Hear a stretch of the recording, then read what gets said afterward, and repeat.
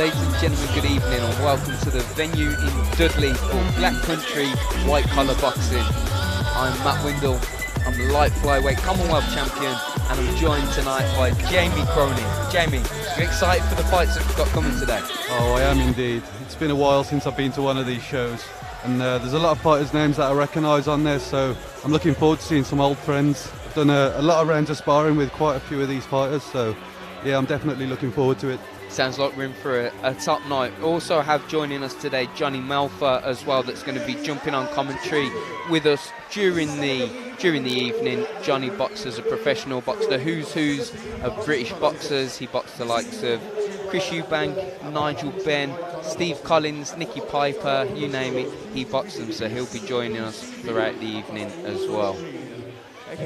We've got our MC tonight, Ben Hovius, who's just joining us and introducing the fighters as we go through the evening. Every item's got the certificate of authenticity, and we also have a raffle. It's £2 a strip, or 3 strips for £5. For your opportunity to step into this ring at the next event, then please do see BCWCB across all social media.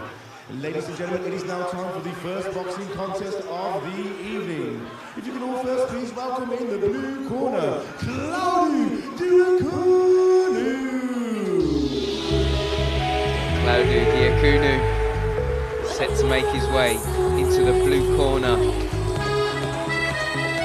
making his debut this evening as well. So, Jamie, how do you think he'll be feeling this evening, stepping into the ring for the first time? I mean, he's 5'10", he's 40 years old, so he's left it a little bit late, so we're going to see what he's got left in the tank here, but chances are he's been around the boxing gyms for quite some time, so we'll see. He might know more than we expect. I imagine as well he'll feel very excited for tonight. Like I say, if you get to 40 years of age and then you decide you're going to step into a boxing ring for the first time. Yeah, it's a childhood dream for some people. Absolutely.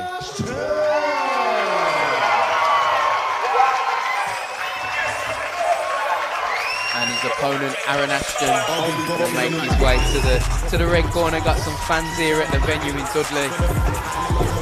Yeah, they're making some noise. 34 years old, a big guy, 6'3", out of Hitter's Gym in Life. He's looking in very good shape today. Looks like he's worked up a sweat backstage, ready for this one. Yeah, he looks very game. Got the baby oil out. Oh yeah, he's ready to go. Referees just checking the gloves. We've got Mazar, our referee this evening, checking the gloves, making sure that the fighters have their protectors on. You don't want to catch a low one if you forget your protector, let me tell you. Yeah, and I know Mazar quite well. He's been around the scene for a long, long time, and he takes no rubbish. Let's all welcome one more time, boxing out of the blue corner, Claudio Diakunu. And his opponent in the red corner, Aaron Ashton.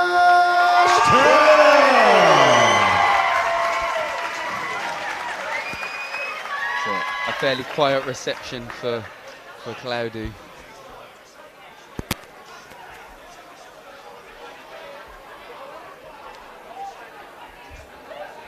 Aaron Ashton with a much healthier response from the audience during the introductions. A height difference between the two as well. We'll see if Claudio's going to try and get on his chest and go for round one. It's quite an interesting fight, actually. I'm interested to see who takes dominance in the ring. Yeah, who tries to take the centre ring. Two big guys though. Yeah, well, Aaron just did well of turning his opponent on the ropes, but Claudio also trying to turn his opponent from the ropes. So, despite it being his debut, and Aaron just having the one fight so far, they look like they both want to be in the centre of the ring, be away from the ropes, which is always sensible. Yeah, they're moving quite well. Was that a big right hand that landed then? Yeah, there's a little uppercut on the inside went in there as well. Claudio's just a little bit too far out for me at the moment. He needs to get his feet closer before he starts jumping in with big hooks, but like that, he's landing because he's on his chest. That was a beautiful left hook from him there. You saw the response from Aaron. despite Aaron being the bigger man though, Claudio's guard is quite high, and he's got his high shoulders as well. If I was Aaron, I'd try and sink a body shot in. Try and put a left hook into the body after his combination up to the head. He's touched him up to the head with 2 or 3, and then you wanna slip a hook into the body. Yeah, it's got a really nice stiff jab as well, it seems. He seems to be keeping him on the end of it. Beautiful combination. Good variation. There he goes with that left hook to the body as well. Good variation. I think the only thing he doesn't need to do is make himself too small and try and get too close to the point where he smothers his work. He's got the reach advantage. There you go with the left hook to the body. Yeah, that was nice. He leaves his chin up in the air a little bit One as left he comes hook to forward. the body, and Claudio already's looking like he'd like to be at home on his PlayStation tonight. Yeah, definitely. He's looking tired already. Yeah, it's nothing worse than being tagged with painful body shots. You can almost be brave through a headshot. Body shot's different story, but Aaron Ashton will be going back to the red corner right now, and he'll be happy with that work. So if you was in the blue corner now with Claudio, what would you be suggesting that he does? Right now, I'd say he needs to take some deep breaths. I mean, he needs to keep his head moving, I think. Aaron's got a really stiff jab, and he seems to be keeping him on the end of it. And once he lands that, he puts his shot together really well. So yeah, see that beautiful left hook there? It was a little slip and a left hook. That's what he needs more of.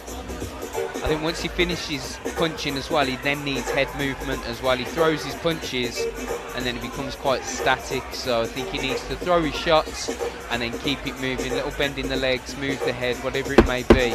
But we need some movement coming from him once he's finished punching.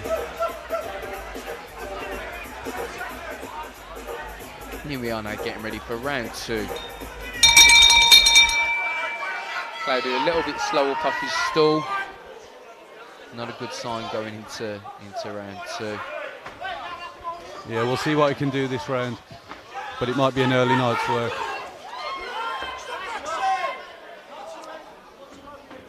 Referee just warning the fighters there for the back of the head.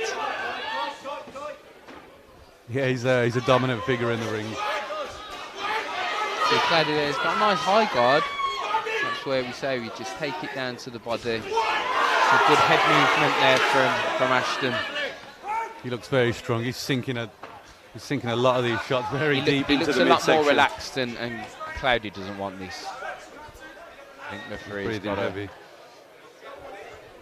I think when the referee shows signs of waning, I think it should end it. He's giving it his last hurrah now, but I think the end of the fight is nigh, to be honest with you. And this is where it's really important that the corners know. Look, he doesn't want to know. This is where it's really important. Yeah, there we go. Brilliant. Good call. That's the right decision from the corner. Maybe could have come a little bit sooner, but yeah, that was important to do. Well, it was a good performance from Aaron. You can only beat who they put in front of you, and he got the job done. Absolutely. Within the distance. That'll be a moment for him to savour as well, because there's his first victory, so this will be a memory for life now for him. Yep. Yeah, good head movement coming into that set. He seemed a lot more relaxed in that second round. I don't know if there's any tension going into the first round of the fight, but he seemed very relaxed in that second round. He's coming with some almost, dare I say, Mike Tyson style head movement that he was trying to imitate, and as much as anything, I think he just broke the heart of his opponent, Claudio Diaconu. He just broke him down, I mean, physically but mentally as well. Yeah, I mean, when you land your biggest shots on someone and they don't even blink, yeah, it can be quite disheartening. So I think that's what happened to him. Very disheartening. And in a moment, our MC for the evening, Ben Hovis, he will announce the official results as both fighters come and meet in the centre of the ring. There they go now, referee. About to raise the hand of the winner, which we know is Ladies and gentlemen, Aaron please Ashton. put your hands together for both of these boxers. The referee stopped this Good contest. performance. In the I'd like to second watch him round again due against to a corner more tougher retirement. opposition, Ladies I and think. gentlemen, your winner in the red corner, Aaron Ashton.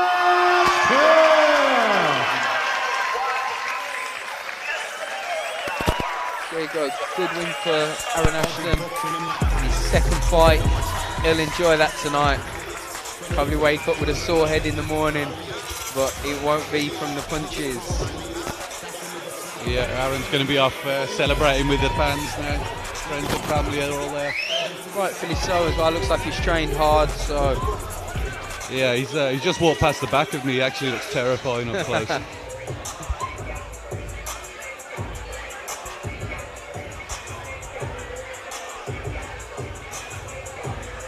So yeah, it's a great way for us to start the evening off though. For our second fight, we're going to have Kyle Keenan versus Connor Cartwright for the super welterweight title. So by all accounts, that should be a barnstormer. I'm really looking forward to that one. Yeah, I know Connor quite well. We've done a lot of rounds of sparring. The first round I had with him, he was 14 years old and he hit me so hard with a left hook on the cheek. But I always look forward to watching him fight. He's always in exciting fights. I feel like you want to get him back for this left hook. I feel like like you're gonna get him back at some stage. Yeah, we've already spoke about this. I might jump in at the end of the show actually. So we'll see Challenge if him he's for the still belt. here. Challenge him for the belt if he wins. For the super weight title championships. This contest will consist of 3 2-minute rounds. Ladies and gentlemen, let's welcome first boxing out of the blue corner, Connor Cartwright. We've also been informed that we'll be coming off Facebook as well after this fight. So anybody that's joining us on Facebook, you can head over to the Black Country White Collar Boxing YouTube channel, the link for which is in the description. Yeah, Connor, he's not shy. He will get in there with absolutely anyone. Yeah, I'm not sure what gym he boxes for. He's boxing at a Ripper's gym. Yeah, he's been around though. He's known by absolutely everyone in the West Midlands. 100 fights it says here. Not sure about that, but yeah, we'll see what he's got. Yes. Makes way in the red corner.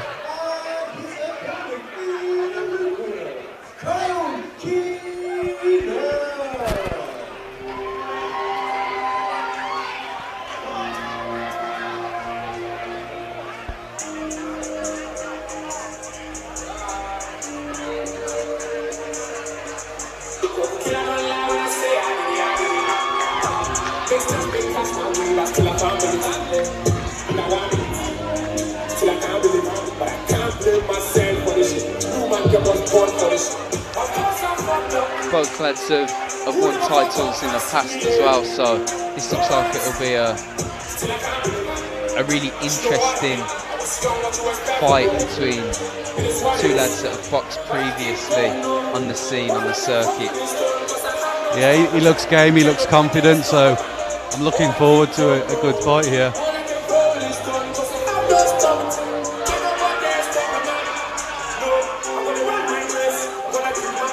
Yeah, I don't know why I don't know any of the lads tonight really, but I've got a good feeling for this one. I'm excited for this fight.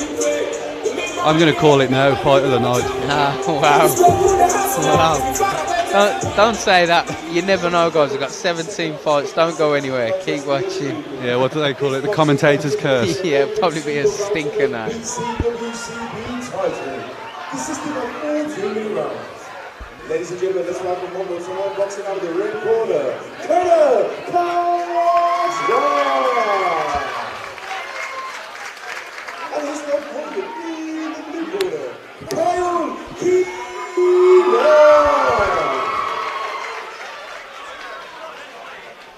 Looks like there's a good respect between the two lads as well. Yeah, it looks like they've got the same face tattoo as well. Yeah. Don't know what's happening here, if there's some concern about the gloves, or the gloves do look like a bit of a different size or something to be honest. But Yeah, those gloves. Okay, yeah. So it's a change of gloves for the blue corner. the blue corner's probably got the. It looks like he's got 16. Yeah, I was going to say, looking at them, it looks like he's got the wrong weight gloves on, or certainly a different weight of gloves to his opponent. And of course, we can't be having that. So, got to make sure that everything's even and fair. Have you ever had this, Jamie, where you've been in the ring, you've been ready to go, and then you've had to wait around at all? Yeah, I've actually had an opponent pull out in the ring when I've been standing opposite him. It's a little bit disappointing. I was only about 14 years old at the time. It was I think it was my first fight actually, and I think he looked at me and he was terrified, mate. So he got out. But yeah, well, there's a T-shirt, isn't it? It says, "Never fight an ugly man, so you got nothing to lose." I'm gonna take that as a compliment. Got straight out of there. Yeah, I had one once as well where I think it was in the Midland finals back in my amateur days, and we're in there, we're ready to go, and I think he realised he hadn't got his box on. He had to go and get his protector. Yeah, it's an important bit of equipment, that. Especially when he's fighting me. Yeah. The body snatch out, you never know, he might accidentally slip on low by mistake. Yeah, no comment. Yeah, it is straight. I've always found it as well when boxers get up off their stool and then they realise a few seconds into the round or halfway through the round, whatever, that they've not put the gum shield in. That's another one, because I've had, in total amateur and pro, 77 fights, and not once have I ever come out to the ring without my gum shield. So I always find it bizarre when a fighter gets up off the stool or gets into the ring and they've not got their gum shield in. Yeah, I think with the lesser experienced fighters, they're just 100% focused on the fight and not the actual safety of it. They just want to start throwing bombs. Even when I was a novice, I was like 98% focused on the fight and 2% focused on my teeth. Yeah, I mean, they're quite important, really. Nobody likes a gummy smile. No. Nobody likes a gummy smile. And here we're going to get the second contest of the evening underway. A lot of respect shown thus far between the two fighters, but often it is the case that when boxers are very respectful with each other, John Murray and Kevin Mitchell springs to mind. There can often be a really good contest, and it could be a war of attrition. Yeah, two proud fighters as well. These guys will not want to lose. I watched. I've actually remembered. I watched the guy in the blue corner fight on the last show about 3 months ago. He had a good showing of himself. Yeah, Kyle Keenan boxing out of the blue corner. Got his Susie Wong shorts on as well, and they don't come cheap. So he hasn't paid for some Susie Wong shorts if he's here to mess about and to lose, that's for sure. So both lads are going to go for it. Oh, they're really trading it up now. They're letting their hands go. And it's still only round one. Yeah, this is a 4-round fight as well. So they might want to save a little bit of that for the third and fourth. I hope they've been training hard throughout their training regime. I'm sure it has been rigorous. Both lads are in good shape. It's hard to make the weights that they do if you're not training hard. The amount Conor fights, I think he just uses fights as his actual training. Yeah, I don't think he even trains anymore. Probably sensible, to be fair, when you're doing a lot of fighting, you're fighting most weeks. The last thing you need to do really is be sparring as well. There's no need. One fight sharpens you up for the next fight. Yeah, it makes sense. I guess it's how there's some good action here. There's some big shots, some heavy leather being traded. I mean, this is completely separate to the actual boxing, but I must admit I'm kind of intrigued by the face tattoos here, because like you say, it looks like they've both got the same one, and it's not very commonplace that you see anybody with facial tattoos, never mind two boxers that are fighting each other with the same face tattoo. This fight was just meant to be. Mirror images of one another. If we end up with a draw, I'm going home, that's it. Oh, that was a nice right hand from Connor. Yeah, the pace has just settled down a little bit. Both lads just kind of Getting in the groove. They've both got plenty of experience now, so they know they can't burn themselves out in this first round. Nice body shots from Keenan as well during that round. There you go, both lads are both of the lads here just been feeling it out as well. They had a little gunslinging match in that where they were throwing shots, but then during the second minute of that round they were just having a bit of a jabbing contest as well and having a boxing match. So it just shows that the lads can fight when they need to fight, and they can also box when they need to box. Yeah, I'm not sure what the corners are saying now, but they'll be getting all the advice they need. They're both taking in some deep breaths, but I'm pretty sure they'll come out for the second round game and ready to go again. Yeah, well, Kyle Keenan has taken to the stool, as most boxers do, but Connor Cartwright has decided to stand. He's opted to stand in between rounds. Here we go for round 2 of this super welterweight title contest.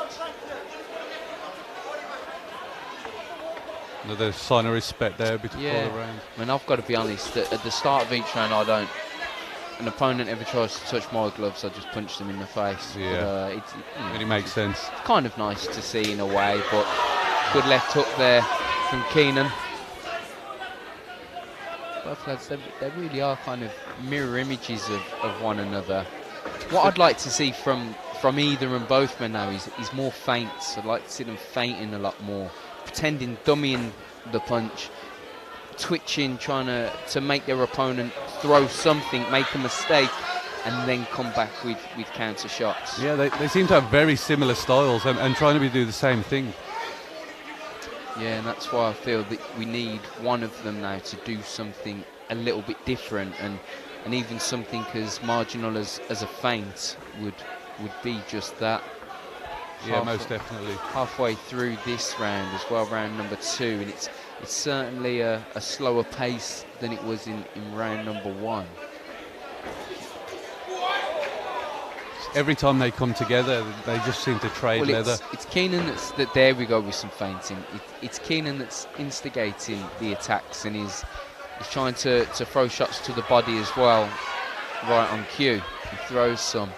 But then what I'd like to see is, instead of him popping right back up where he started, is to move around his opponent and then to throw some shots again. You have some phase work, throw some faces, but there's a little bit less coming back from Connor Cartwright this time around. Yeah, Connor's waiting just a little bit too long. Yeah. Throwing some big shots now, though. He's trying to steal it with the last 10 seconds there, I think, Cartwright.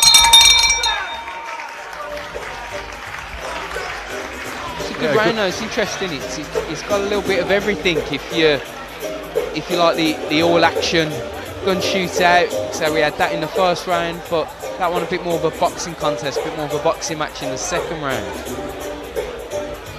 Yeah, it just seems like Connor's waiting a little bit too long. Yeah, he was thinking too much about that, and he looks a little bit fatigued now in his corner. I mean, standing up in between rounds is all well and good, but sometimes you can try to be a bit too macho for your own good. Fitness has always been one of my strengths as a boxer. When I go back to the corner, I'm more than happy to sit down, chill out, get my rest, and then get up and get out and get at it again when you need to. So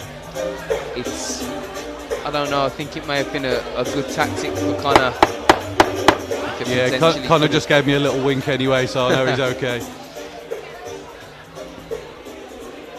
Getting ready for the penultimate round of this contest. It's for the super welterweight title of the Black Country White Collar Boxing. I remember, if you are watching us on Facebook, that this will be our final contest on Facebook, but you can continue watching the rest of the show over on the Black Country White Collar Boxing YouTube channel. Yeah, Connor's coming, he's took the middle of the ring this time. It's the first time he's done that. Stiff jab. I think he's his corner have told him that he needs to be a little bit more dominant and assertive for this round. Yeah, it can really snap you out of a lull when the corner give you the riot act. Yeah, and you do need that as a fighter. You can't be allowed to feel sorry for yourself, not by any means. It's all well and good being friendly with your corner in between fights and all the rest of it, but ultimately, they've got a job to do. They need to bring the best out of you. More than anything, you need the truth in the corner. Absolutely. That's one thing I like about boxing as well. You very honest people involved in the game, and most people will tell you exactly how it is. Yeah, I can agree to that. Good shot there from Cartwright. Good shot, beautiful. But Keenan also trying to go leather for leather. It's a bit more of a toe-to-toe round again, kind of dropping his hands. Don't know if it's Machismo, if he's trying to get Kyle Keenan to come in on the back foot a little bit more now, coming into this second minute. Yeah, I think it's a mixture of fatigue and just trying to slip a few shots there. Nice body shot there though from Cartwright. I'm glad I'm not scoring this fight though. It's me close. too, to be honest. I mean, I know we sat here commentating on it, but sometimes we're spending so much time talking about the fight, I'm kind of not paying too much attention to who I think is winning. I feel as though Keenan certainly won round 2. That's been the clearest round so far, but maybe this has been a round for Cartwright. Little wink from Cartwright to Keenan at the end of that round, so he seems to be enjoying it, and plenty of respect remains still between both lads, and as is often the case, that respect will just grow round to round. So you can see there he's showing for the right hand to the body, left up to the head, but Keenan coming back with shots as well, which is always important. Yeah, they're throwing their shots with real intent in that last round, but it's what we want to see. We're all here. It's a blood sport at the end of the day. Absolutely, the fans come to be entertained, gladiator style. But so far, so good. It's an entertaining first fight which ended with a stoppage. And it's been a fantastic second fight here between Kyle Keenan and Conor Cartwright for the super welterweight title. So you would expect this to be a really intriguing contest, and it has been just that. Both lads implored to touch gloves before the last round begins. Here we go for the fifth and final round.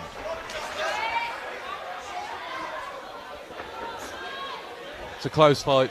Connor seems to start pretty fast. He got a really nice jab when he uses it, but clearly he likes to throw bombs even more. Yeah, it could be argued as well that even though we've only had the 3 rounds thus far, that both lads need to win this round as well. It could be argued. Nobody has won dominantly enough in the rounds to say for sure, yes, we've definitely won this fight. Because even if it's 2-1, if the one that's losing thus far takes this round, it's 2-2, we've got ourselves a draw. So this is a round that is needed by both boxers, I feel. Yeah, I mean, they're both trying so hard. It's one of those fights where you don't want to send one home a loser because none of them deserve it. No, and I dare say it because the lads may listen to this back and think, oh Matt, why didn't you keep your mouth shut? But I think it kind of has rematch written all over it as well. Oh, I'll definitely watch this again. These lads could be dancing partners for a long time, perhaps. Yeah, Conor utilising the southpaw stance there. Yeah, I feel as though Keenan in the first minute or so has been busier with his hands as well. Conor's trying to look flashy, trying to nick it. He's got a lot of experience. Conor calling him on there. Turning southpaw, but missing wildly there though. Not too much longer left of this contest yet, and he's just looking for ones now and eye-catching shots. Yeah, we're just coming up to the last 10 seconds. If I was Keenan, I'd try and have a flurry. Yeah, both fighters need to take this. Yeah, who wants this now? Great contest there, really, really good between Kyle Keenan and Connor Cartwright for the super welterweight title for the Black Country White Collar Boxing here at the venue in Dudley. We've got a packed crowd that are loving the boxing that's been going on so far, and that's only fight number 2. Yeah, great fight. I'm interested to see who's won this one. I'm not sure who I would pick, to be honest. Who would you pick, Matt? I think I would go for Kyle Keenan. I think that's who my heart's kind of telling me. Yeah, it's a difficult one to score. We are about to come off of Facebook now as well, so remember, if you are watching us on Facebook, please go and find us on the Black Country White Collar Boxing YouTube channel, the link for which is in the description. And we're coming off Facebook any moment now. Yeah, I feel like for that last round, Connor just tried to almost blag his way through a little bit, just steal it. You know, he was turning southpaw and he was throwing out flicky shots. But I felt as though Kyle Keenan was just outworking him a little bit, really. And Kyle, this sounds. Yeah, I think. So, go on, no, you go, mate. Cheers. Yeah, I think both boxers were getting quite tired, and they were kind of doing whatever they could to get through the fight. They're ready for the announcement now. And it sounds strange to say for a lad that's 21 years old, but Connor was just trying to old man him a little bit. The referee wants to congratulate both boxers on a well-earned fight. Ladies and gentlemen, after 4 rounds, our judges have reached a decision. To the new BCWCB Super Welterweight Champion, in the blue corner, Kyle Keenan. Kyle Keenan takes the Black Country White Collar Boxing Super Welterweight title. Yeah, he's up on the ropes. He's really relishing in this glory right now. For him. Proud moment for him. I have to say, I think that's probably a fair decision. It was a close fight. You almost couldn't argue it either way. But yeah, Connor's not phased. He'll go again. He'll probably be out next week, actually. So I'm not concerned.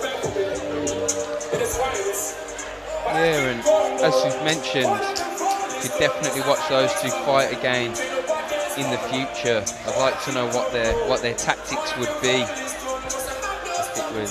if it was going to happen again. Ladies and gentlemen, what an incredible start to this evening's event, brought to you by BCWCB. Next 2 boxers are getting warm and ready. We're here this evening raising money for Birmingham Children's Hospital. BCWCB. This event has been brought to you by BCWCB, raising money for Birmingham Children's Hospital. We want to say a huge thank you to this evening's show sponsors, Bromsgrove Steel. Thank you.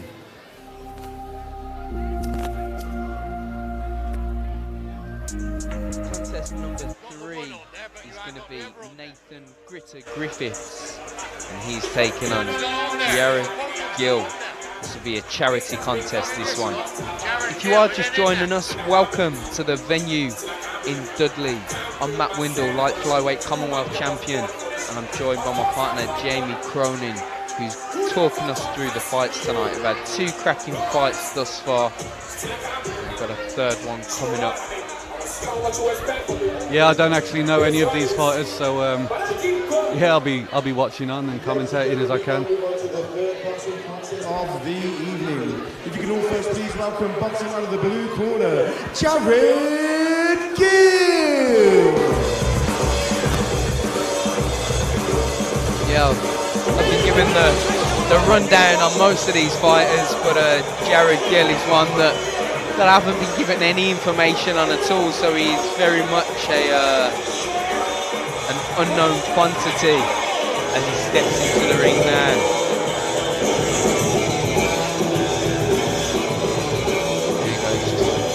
Feeling out the ring. Yeah, he's rocking the Nike Hyper KO as well. Beautiful pair of boots.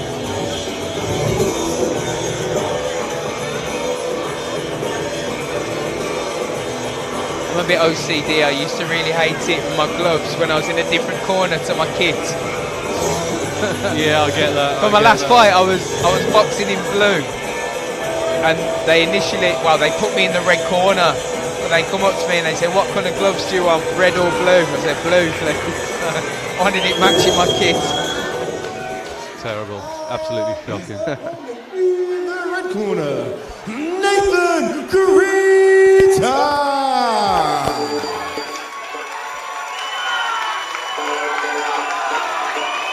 So Nathan Gritte, he's 34 years of age, 5'11". He's also fighting out of Ripper's Gym. Tonight is his debut, so he's stepping into the ring for the very first time. Yeah, he looks confident as well. He's got a nan on the back of his shorts. Not sure why that is, but he definitely wants people to know about it. These are the moments that you have to relish, you know. He's making his debut.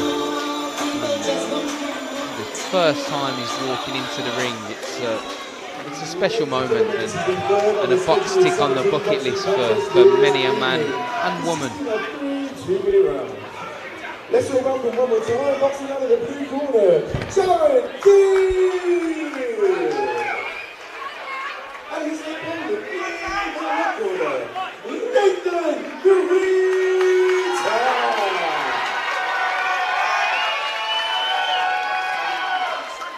Here we go for this 3-round contest.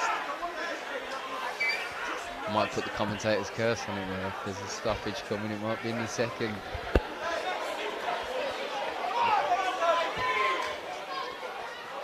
Intriguing matchup. Yep, I think we're ready to start. Reminder, this is our charity contest as well. We've got a couple of these for you this evening. Yeah, I'm not sure if they call a winner on this. Both lads trying to work the jab nicely though in the early stages. Don't want to wind up too much. Yeah, both lads moving nicely though, taking their time. Yeah. Oh, just as I say that. Yeah, they start steaming in. Landed some nice shots then. There was a nice uppercut left hook Yeah. went in from the red corner. I'm not sure they're. I'm not really sure what Jared, if he wants to go to the trenches. It looks at the moment like he wants to keep it long and just keep boxing. But it is only round one, so I don't blame him, to be fair. Lovely backhand there, just keeping it with sharp jabs. Little trickle of blood coming from the nose now as well of Jared Gill. Yeah, he's keeping that right glove close to the chin though. And he's keeping his chin tucked in though. His head's coming quite. Gets a little bit flustered under the pressure. Yeah. Holding on, probably the smart thing to do right now. If this wasn't a charity contest, then it was kind of an all-out boxing scrap. That's what I'd want to do. You just want to get on his chest, wear him like a cheap suit. That's what you'd want to do. Is just make it rough and rugged and horrible for them, really. But yeah, he's pulling back a little bit of ground now. Yeah. He's landing some nice shots. From the centre of the ring, when he has the ring to his back and the ring is biggest at his back, like now, really good, nice and sharp. Yeah, has Nathan emptied the tank a little bit at the start of the fight? Then when the heavy fire comes at Jared, he comes up high. He seems to go into almost meerkat mode a little bit, and he comes up high, and his chin comes in the air, and it's not the best. He needs to just sit down when the punch is coming at him, make himself as small a target as possible. Yeah, he's sucking in that air in the red corner now. He looks okay though. He looks okay. It was a good first round. Had a little bit of everything. Both boxers had success. Both of them were boxing, but then we also had the sort of gunfight a little bit as well, where flurries and combinations were being thrown. So round one had a little bit of everything there in contest number 3, which is a charity contest. Yeah, Jared choosing to stand as well, but I'm a little bit like you. I've never really understood why. No, I don't think from a mental perspective it plays any mind games to your opponent. I don't care what my opponent does in between rounds. He could do the worm for all I care. I'm coming out to to fight when the bell rings, and when I'm able to have my rest, I take my rest. Yeah, he's come out looking a lot more dominant this round, Jared. He's landing some nice shots. If Nathan is able to sustain an attack and a flurry, what will Jared do then? Will he go into his shell a little bit, or will he come out firing? That's what I'm interested to see. Yeah, Nathan gets very wide with his shots. He's he gets very wide when he lets his hands go. Named Gritter, so he'll be gritting onto the gum shield, I dare say, and trying to grit out a performance. There we go, catching some clean shots there is Jared Gill. Yeah, Jared doing a not great job of holding then, getting caught with quite a few shots around the sides of the head. Protect yourself at all times as well. It's no good looking at the referee. He can't really help you in there. Yeah, they both look out on their feet and then they come firing back. It's a bit strange. Demonstrates that they've got a big heart as well, and both lads want this. Referee just having a little word with both fighters.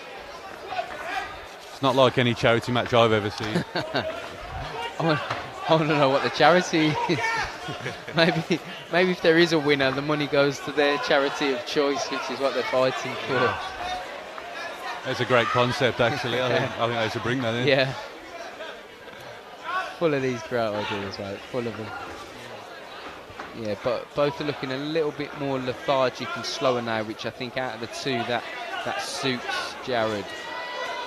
Yeah, Jared looks a lot more confident this round. Yeah, I think he's a lot more relaxed with his shots, whereas Nathan really winds up and puts a lot into all his shots.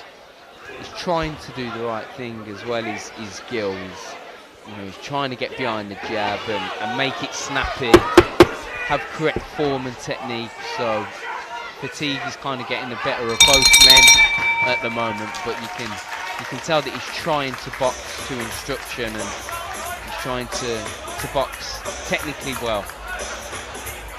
There's a bit of a jabbing contest there between the two lads in the clips being shown here, and then Gritter just letting his hands go there, just throwing shots, uppercuts and everything going in. Yeah, taking deep breaths. Seen fights like that outside the Stourbridge Lion. Uppercuts and everything going in, uppercuts, headbutts and elbows all going in. But not in this match. This is a charity contest and both lads are boxing tremendously well. Yeah, Nathan seems to be breathing a lot heavier than Jared right now though. So we'll see how that goes into the last round. Yeah, it's interesting. I mean, if there is or was to be a winner, it's arguably 1-1 at the moment. So, and if there isn't a winner of this contest, I'd be interested to watch this fight again with a winner with some bigger stakes. Nice body shot there from Gritter. There he goes. He's coming out with a flurry for this third and final round. Yeah, I think he knows he lost that last round. He's landing some heavy shots now, though. Yeah, Gill wants to instigate the clinch there, just buy himself a second or two, which I don't blame him for. Yeah, it's important to not be too brave and macho all the time in boxing. You need to know when you've got to take hold of your opponent. It's an important part of the game. It is a discipline and a martial art at the end of the day. It's not just a street fight where you just have to swing out. Some big shots landing there from Gill as well. It's a really intriguing fight this. I'd like to see it over even some more rounds or had the head snap back there. Yeah. Gritter just trying to get on his chest for this round. He's definitely feeling the pace, but he's working through it. Yeah, Gill 1 minute left of this contest. He's coming in with his head a little bit there as well, but you know, we're fighting at the end of the day. It's not a tickling contest. Yeah, both fighters are digging deep right now. Neither of them are letting their hands go on the inside, which I'd like to see from one of the men, just to show us who wants it the most. I think they're both happy to get a rest. But again, Gill there trying to get behind. It's a nice 1-2. Still sort of technically boxing better. Nice snappy jab and throwing the 1-2s out. But yeah, it's when he puts the 3s and 4s together, he opens himself up to the counter. Gritter's snapping his head back more as well, landing the more dominant shots, the big right hands, the left hooks. He's working the body there as well on the inside. And he's really, he looks the bigger, stronger man in there, does Gritter. Cracking contest though from the two lads, and it's very evenly matched as well, which is important in any level of boxing, but certainly at this level, having it evenly matched is such an important part of the game. Yeah, it was a good fight. Nathan spitting the gum shield out there straight away. I know that feeling all too well. It's on the floor. That's a fantastic contest, so I would definitely be interested to see that fight again with the lads. Like I say, when there's maybe a bit more at stake, a bit more for them to fight for. But although it was a very even contest, I feel though Gritter is probably the bigger man, and that Gil could probably make a lighter weight if he wanted to. So maybe it's not one for the future, but perhaps. Our MC Ben Hovis is ready with the announcement anytime now. Gentlemen, please put your hands together for both of these boxers. The referee again wants to congratulate both boxers on a well-done contest. Both lads. Ladies and gentlemen, after 3 rounds, the judges have reached a decision. To the winner, in the red corner, Nathan Gritter Griffiths. Really is that contest, which I think is fair. Yeah, he's loving this one. You can see him. His family and friends are going mad. They'll be on the Instagram stories and the Snapchat later on. For anybody's watching, if you do want to tweet in as well, you can get at me at Matt Windle Poet on Twitter, and you can put it through and let me know how you're enjoying the night. We'd love to hear from you.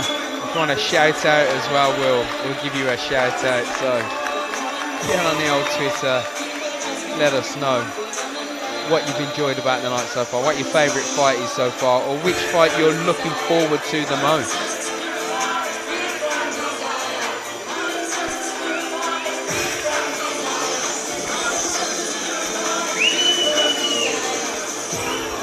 There we go, the crowd are going nuts. I just took a moment pause there so you could hear the music and the atmosphere here at the venue in Dudley. Yeah, it's really heating up. We're going back to the announcer, Ben, now. We've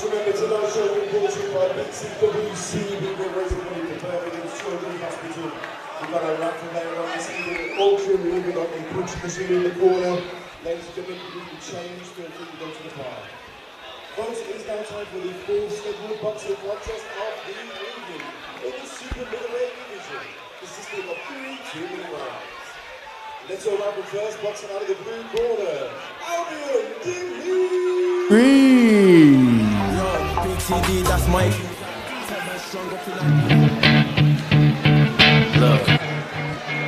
Albion Demiri making his way to the ring for our 4th contest of the night. Yeah, classic ring walk song as well. Yeah, he's 24 years old. Lives in London. No fight record for him, but he looks buzzed. He looks up for it.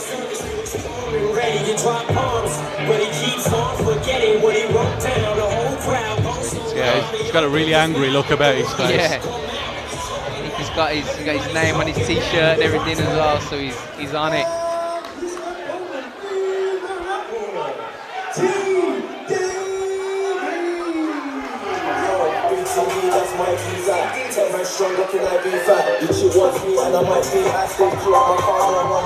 Tom Davis, 27 years of age, 5'10". In ringside boxing in Redditch, which is where he lives. He's got a boxing record of 1 win and 1 defeat from 2 contests, and he last fought in May. Both lads eyeballing each other. as he gets into the ring. So Oh, we like a bit of needle. this looks like it'll be a tasty affair. Looks like it'll be a tasty affair. It does. Albion Demiri got into the ring. He looked well up for it, and he looks on it as well. Now he's standing in his blue corner. And Tom Davis, the same. Looks like there's, I don't know if there's any words been exchanged before the fight, but there looks as though there's maybe a little bit of 17 this evening, a super middleweight bout consisting of 3 2-minute rounds. Let's all welcome one more time, boxing out of the blue corner, Albion Demiri. And his opponent in the red corner, T. Davis.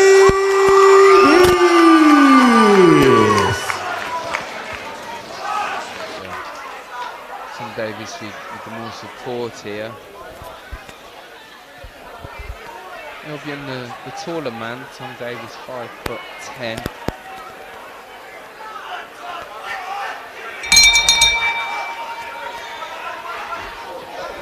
Straight out to the centre of the ring. I got a feeling this is going to heat up very quickly. There we go. Right into the body, left hook straight away, and return with the left hook from Albion as well. Not scared to let the shots go, yeah, either fighter. We'll see if they're like that in the third round though. Yep. Often fighters come out and it's all guns blazing to begin with, and they calm down very quickly a lot of times as well. But a good start so far by both lads. Both lads trying to do the right thing as well, work behind the jab. Yeah, Tom's a little bit far out when he throws his shots. Yeah, his feet aren't close enough before he attacks that body. Both guys trading leather here, big hooks coming from both fighters. Body and head as well there from Albion, which is always nice to see. It's not often you see people working the body in these fights. No, and it's something I'm a big advocate of. Just coming up to the end of round number 1 then here. It's been an intriguing round. Both lads had their mean-mugging faces on at the start of the contest, but they haven't just gone crazy. We are attempting to box. Yeah, there's not much landing at the minute, is there, Tom? No, a lot of shadow boxing going on. We've just got 15 seconds left of round number 1. I think both fighters are telegraphing their shots quite a lot. I'd like to see someone straighten up the shots and throw some stiff ones. I feel like Tom especially is already starting to feel the pace and thinking about pacing himself as well.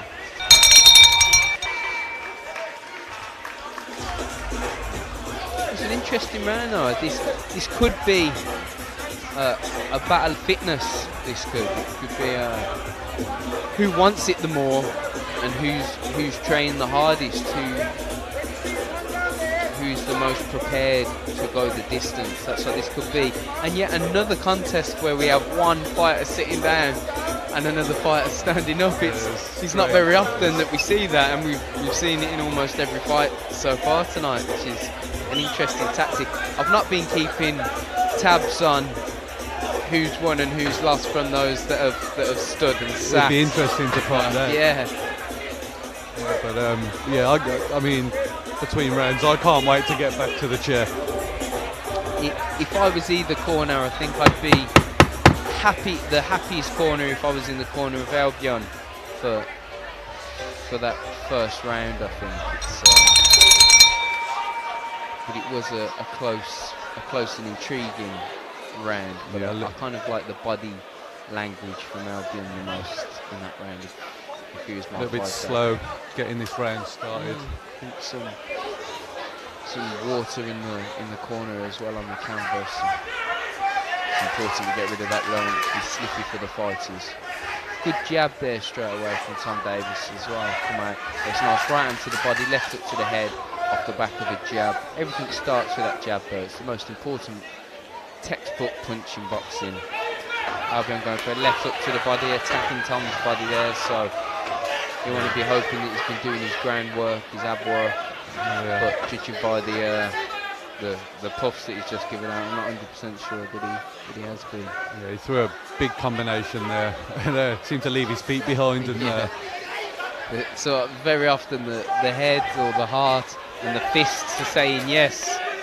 And then often it might be the heart and the fists are saying yes. And the feet and the brain is saying no. Yep. Feel as though Tom's just looking for a big one. He's trying to just telegram throw there. Look like that. He's trying to throw a big right hand that you can telegraph it. You can see it coming 10 seconds before he throws it. He could do with disguising it a little bit more. Yeah, Albion can tighten that coming in. Jabs. It can really hurt Tom. Albion's meeting fire with fire as well. He's been trying to box using his jab nice, but he says, okay, I'm going to start throwing big right hands. We can do that as well. Nice uppercut there though from Tom on the inside, and he just tries to launch in behind the left up. But a good backhand. He's much better when he stays technical and throws textbook shots, is Tom Davis. Yeah, I think both fighters could take advantage of how tired the other one is right now, but they just don't have it in the tank. Nice backhand there from Albion. Good round there, good. Round number 2, very interesting. Coming into round number 3, could be a case of who wants it the most. Yeah, they both have their little burst, don't they? And then they try and have a rest. But I think either guy needs to take advantage of those rest breaks. That's what needs to happen. Is one of the fighters needs to instigate an attack, and then instead of then going, right, okay, I've had my attack, I'm going to have my little bit of rest now. When their opponent throws punches, they need to throw punches with their opponent and go with them. And then when their opponent finishes throwing the punches, they need to continue and put the pressure on and move forward. But to work when your opponent wants to work, and then you also have to work when he doesn't want to work. Yeah, I think they need to tell Albion in the corner, you don't need to empty the gas tank every time you throw punches. Yeah. You can throw 1s and 2s, but it seems to be 6s and 7s. Yeah, same with Tom as well. When he throws his punches, he kind of really loads up. There's not been a big variation of the power of his punches.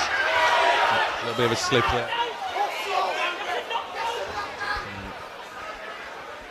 Albion hit the canvas, but referee's not called a knockdown there. Tom Davis's supporters are being vocal ringside, cheering him on. Ready to turn and throw a right hand then. Yeah, Albion's still got that mean look on his face. He's a serious looking guy. He certainly looks the fresher of the two. Tom's jabs are a lot more pouring now, a lot less in his punches, I feel. Yeah, Tom looks like he's carrying a little bit of weight around the middle. Might be slowing him down a little bit. He's huffing and puffing though. I'd love to play a game of poker with Tom, because I feel like I'd know exactly what hand he had and when I could go all in and when I had to put a... Oh, lovely uppercut though. He landed an uppercut on Albion then, but Tom's got a jump on him here. He's felt that one. Yeah, Albion was rocked to his boots. There we go. He's still got 50 seconds or so of this round left. Tom needs to find the energy from somewhere, and if he wants to win this contest, he's got to jump on him. But it's Albion still forcing the action and coming forward. Yeah, he's come a long way, come all the way from London, but he does not care. No, that's it. You don't travel from London and come here to lose. That's for sure. You want to win at all costs. But it's been a good little scrap though. Not the best boxing, but still a good scrap. No, you don't need good boxers to make a good fight. Both lads have tried, which is the one thing that I've liked. Just their skill set has been limited, but he's hurting Albion with shots though. Tom's landing, and you see Albion's eyes just rock a little bit. For me, Albion will take the win there. He will take that contest. But if I was Tom, I'd be devastated, because to lose because your opponent is better than you that's something as a man you have to accept. But to lose because your opponent was fitter than you, because you wasn't fit enough, that's something I'd really struggle to cope with. Thankfully, I can say I've never experienced that, but it's something Tom will, if he does lose this fight, will be disappointed with himself in, I'm sure, because he had the potential to win this fight. If he doesn't know, we'll see. Ben Hovis is about to announce the winner. Again, the referee would like to congratulate both boxers on a well-good fight. Ladies and gentlemen, after 3 rounds, we go to the referee score a decision. For the winner, in the red corner, Tom Davies gets it. That last round took it for him, the bigger shots. Yeah, by the skin of his teeth The there. cleaner Very punches. Definitely though needs to go back to the gym and work on his fitness, because you do know he's got a lot of potential there as Tom Davies, but he doesn't want to lose fights in the future just based on fitness. So if he can improve his fitness, if he's won that fight there on points with his lack of fitness, he potentially could have forced the stoppage had he have been fit. So that's something he definitely needs to work on. Getting those road runs in, getting the stamina in those legs and in the lungs.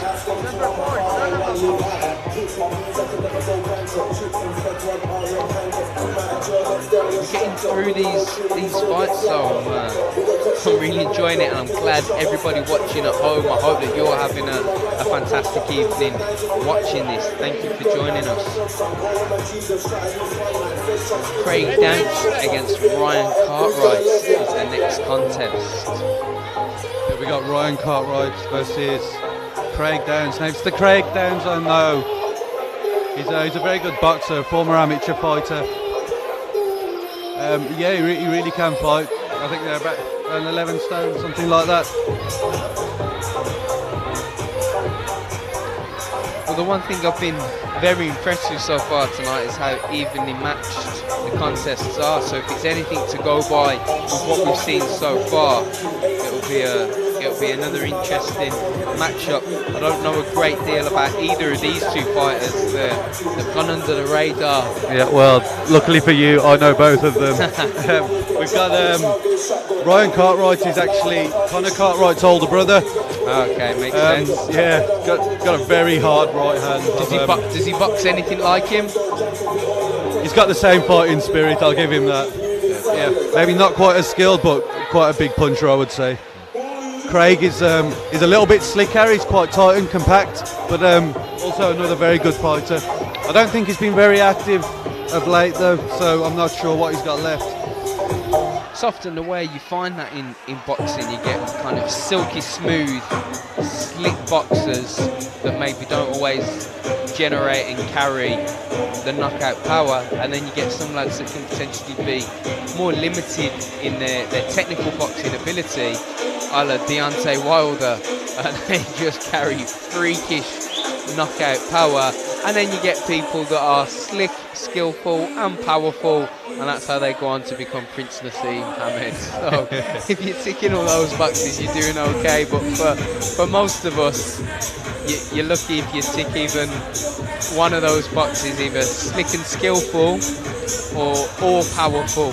It's very difficult to tick both. Sometimes as boxers we don't even tick one of them. Yeah, definitely. I think I was one of those fighters. I just trained incredibly hard. Yeah. I won most of my fights on a war of attrition, but it's one way to win, and there's many different ways that you can win a fight in this ring.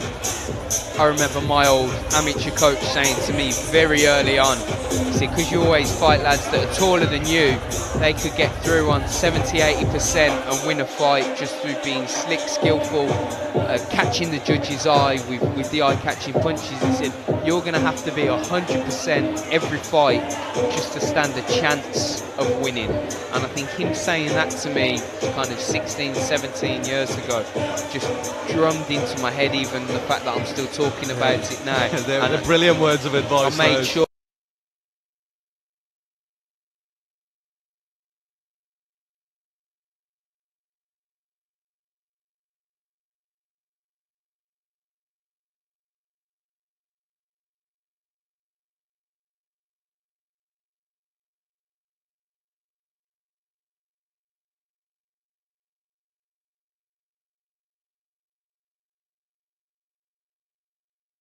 Your last fight, that was 2 weeks ago, was it?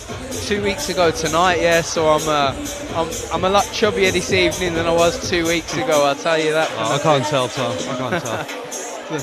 In the light flyweight division, so it's the penultimate lightest weight in the world. It's a weight so light it isn't even recognised within Britain and Europe. I'm Britain's lightest professional boxing champion. This contest will consist of 4 2-minute rounds. Ladies and Gentlemen, let's welcome first, boxing out of the blue corner, Ryan Cartwright!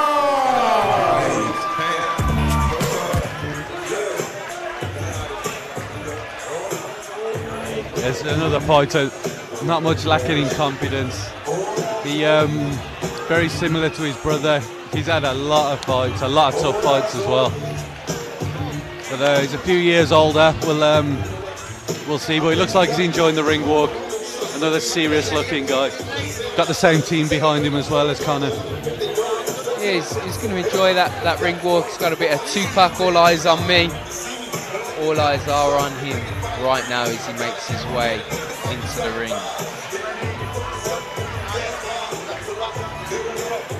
It's a light middleweight contest as well.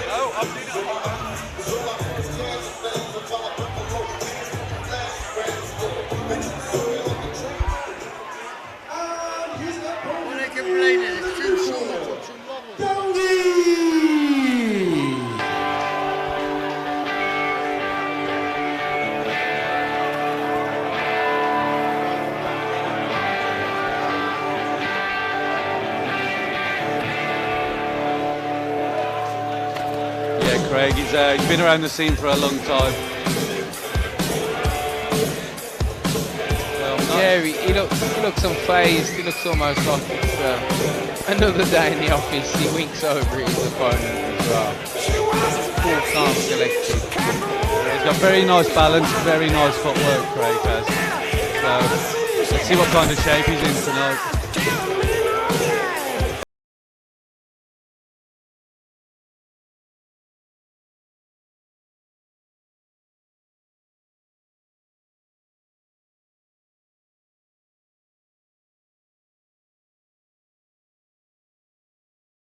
Relaxed. Ladies and gentlemen, this contest is for the vacant BCWCB Light Middleweight Championships, consisting of 4 2-minute rounds. Let's all welcome one more time, boxing out of the red corner, Ryan Cartwright! And his opponent in the blue corner, Dudley! Contest is 2-minute rounds. We have another championship on the line then, coming into contest number 5. Referee just gives his final instructions to both boxers. Referee has spoken to the boxers prior to them entering the ring this evening. But he always just gives the final instructions when they do the face-off in touch gloves. Yeah, these fighters know each other as well. They've definitely sparred together.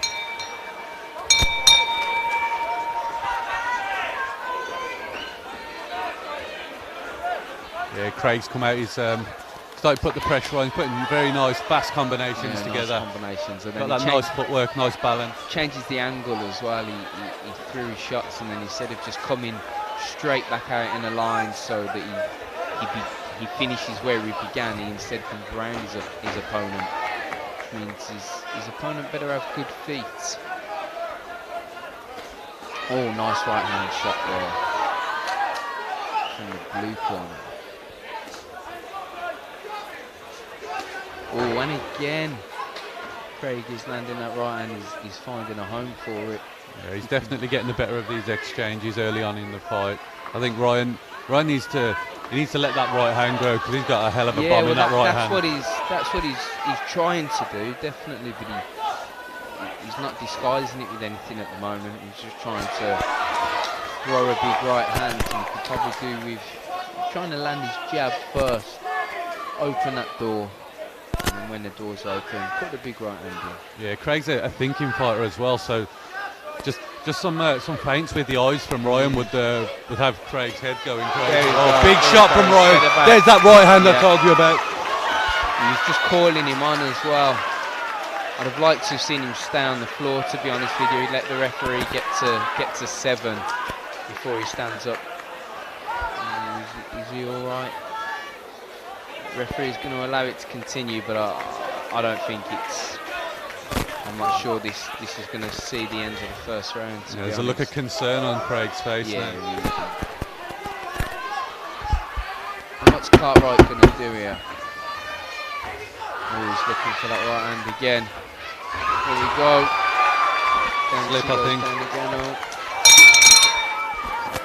His legs still aren't fully with him though, so I'll be interested to see what he does in the corner. And another fight here that's opting to stand in between rounds is Ryan Cartwright in the red corner. Dancy's got all the fighting spirit in the world, but feel as though he may be a little bit too brave for his own good.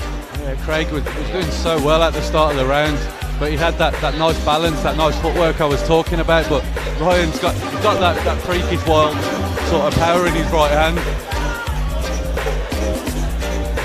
Yeah, the medic has been in and seen him as well, and he's just given the thumbs up. So Blue Boy is okay to continue for now, but he looks quite disappointed with himself as well. I think obviously he knows he got caught and he'll be disappointed with the fact that he did get caught, but you've got to put that to the back of your mind now. It's happened, you've got to move on, you're in the middle of a fight.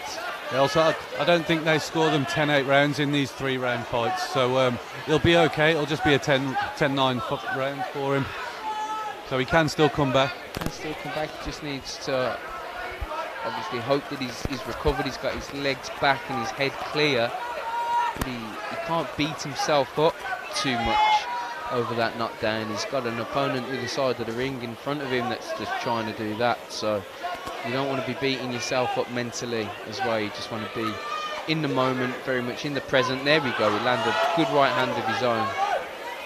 Yeah, Craig's got to watch out for Ryan's got a little tell on his right hand. He'll cock it back a little bit before he throws it. There we go. Referee's ready to. That was a big shot. Craig felt that one as well. I think the reason why it landed with more the inside of the glove, it was a little bit more of a slappy shot, which is why you heard the sound reverberate throughout the room. Had that have landed with the knuckle part of the glove right across his jawline, could have been a different outcome. Craig just seems to have lost his confidence. I know no he can box so confidence much better than this. Yeah, he has no confidence at the moment, and that's what I'm saying. Between rounds, he looked like he was almost beating himself up. But the trouble is, he's coming on to the right hand as well. Craig he's moving to his left, so he's coming on to Cartwright's right hand. That's not what you want. I don't know what the corner was saying to him in between rounds. We can't hear them, but if it was me, I'd have been telling him, you've got to start moving around to your right, so you're coming away from your opponent's right hand, because otherwise you're just going to keep eating them like that. And every time he's firing back well, he's showing lots of heart, but every time that he does get tagged with a backhand, you can see it physically affects him. Letting his hands go though, showing a lot of heart and fighting spirit at the moment, he's dancing. Looking around, that's interesting. Yeah, was there a knockdown in that round? I can't remember. No, I don't think there was. No, I think Craig took some heavy shots though. He's trying to give as good as he gets as well though, fair play to him, you know. He looks low on confidence, but he's not looking for an out. He's not looking for an excuse to get out of there. I think they was probably aware of Cartwright's big backhand before the fight. They probably worked to try and not get caught with it. So then when you do get caught with it in the first round, you feel most disappointed in yourself. Like I say, once that does happen, you just got to get over it and move on. Yeah, he's looking very confident in the corner. Ryan is now. He's bopping to the music. He's ready to go. Yeah. He's lucky he's got that equaliser in his glove, because he's not actually boxing better necessarily out of the two boxers. Okay, last round now. Let's see if Craig can pull it back a little bit. He had a better second round than he did the first round, that's for sure. And he's fainting there. He just needs to step right, he needs to come away from his opponent's backhand. Yeah, I think some body shots wouldn't go amiss either. No, Some he's trying there, but he's nice popping straight back on the jobs. line.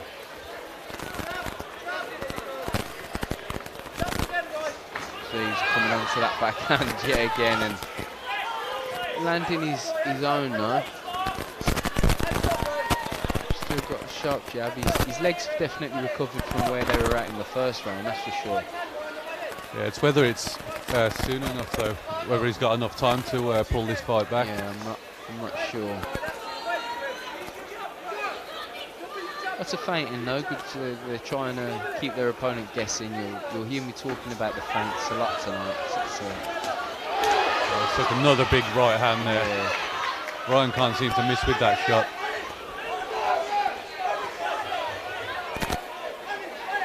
But he just needs to get the clinch and turns Cartwright onto the ropes.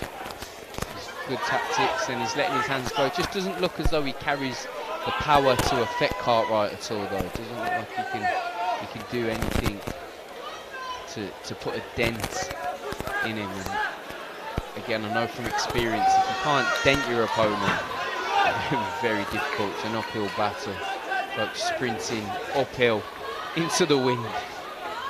You can do it, but you're not going to get the best results. Is he going to make it through this third round? Looks like he is. Yeah, we're going to see the final bell. There we go. I think Craig's going to be very disappointed with himself there. He'll know he can box so much better than that. Sometimes as well though, you can only box as well as your opponent allows you to box, and it's one of those things sometimes where it's one of those things where you're able to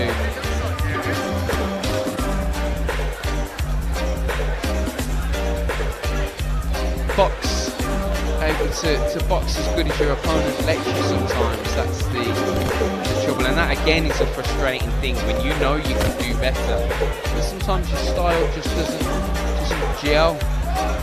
Doesn't gel with your opponent. Your opponent's just got your number on that particular night. Here we go, we're entering the last round, round number 4, this title contest. Yeah, I think Ryan's going to go out and try and grab this one with two hands now. He knows he can hurt Craig, and he's done it multiple times. I think he's hurt him in every single round so far. He can empty the tank now as well. He can let his hands go and try and win in emphatic fashion with a highlight reel if he wants to. Yeah, I'd like to see him change the trajectory of that right hand just a little bit, just to throw Craig off. Maybe even throw a couple to the body. Here we go, he's starting to open up, which is what we were just talking about. He knows he can allow his hands to fire now, because yeah, he looks like he can smell blood now. Yeah, He'd like to get the stoppage.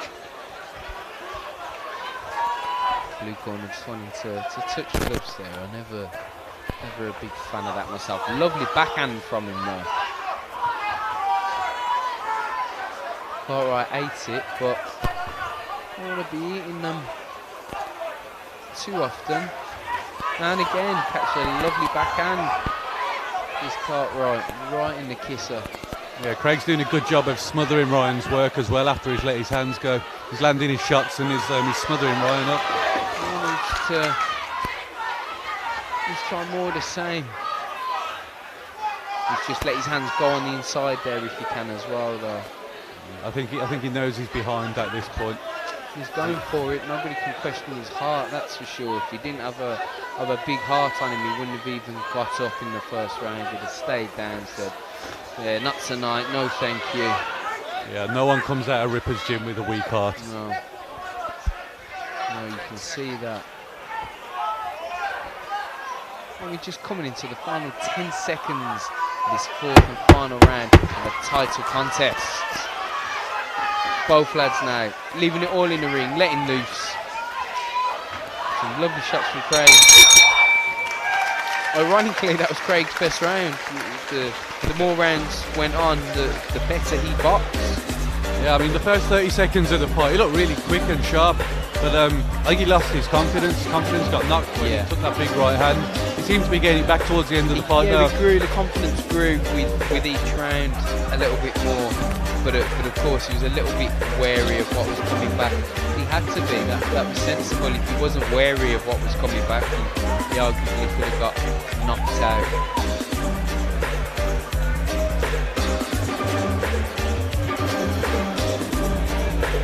Really intriguing last round as well. I think that's some of the best fitness that we've seen tonight. Just see the overhand right there for the knockdown. Yeah, I think at the end of the day both fighters wanted it. They left it all in the ring. We're going to see. Yeah, Ben Hovis is just speaking to the referees in the seat for the night. So scorecards, it looks like they're in. He's going to announce the winner in due course. The red corner look very happy though, so they know something we don't. The red corner look very happy.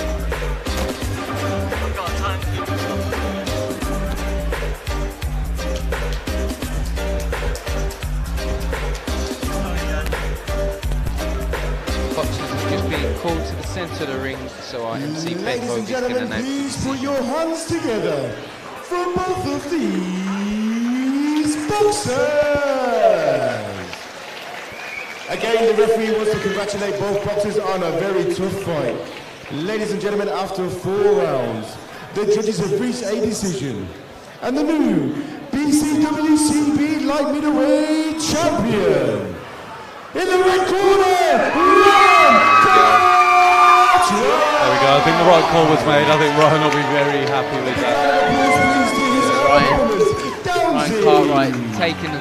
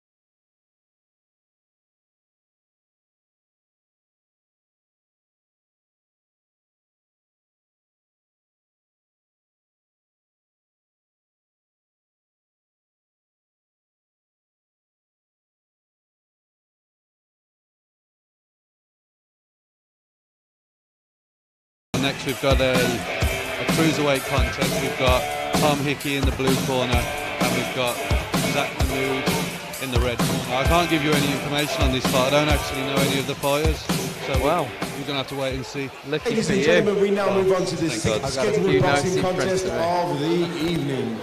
Well, first, please welcome boxing out of the blue corner, Tom Hickey.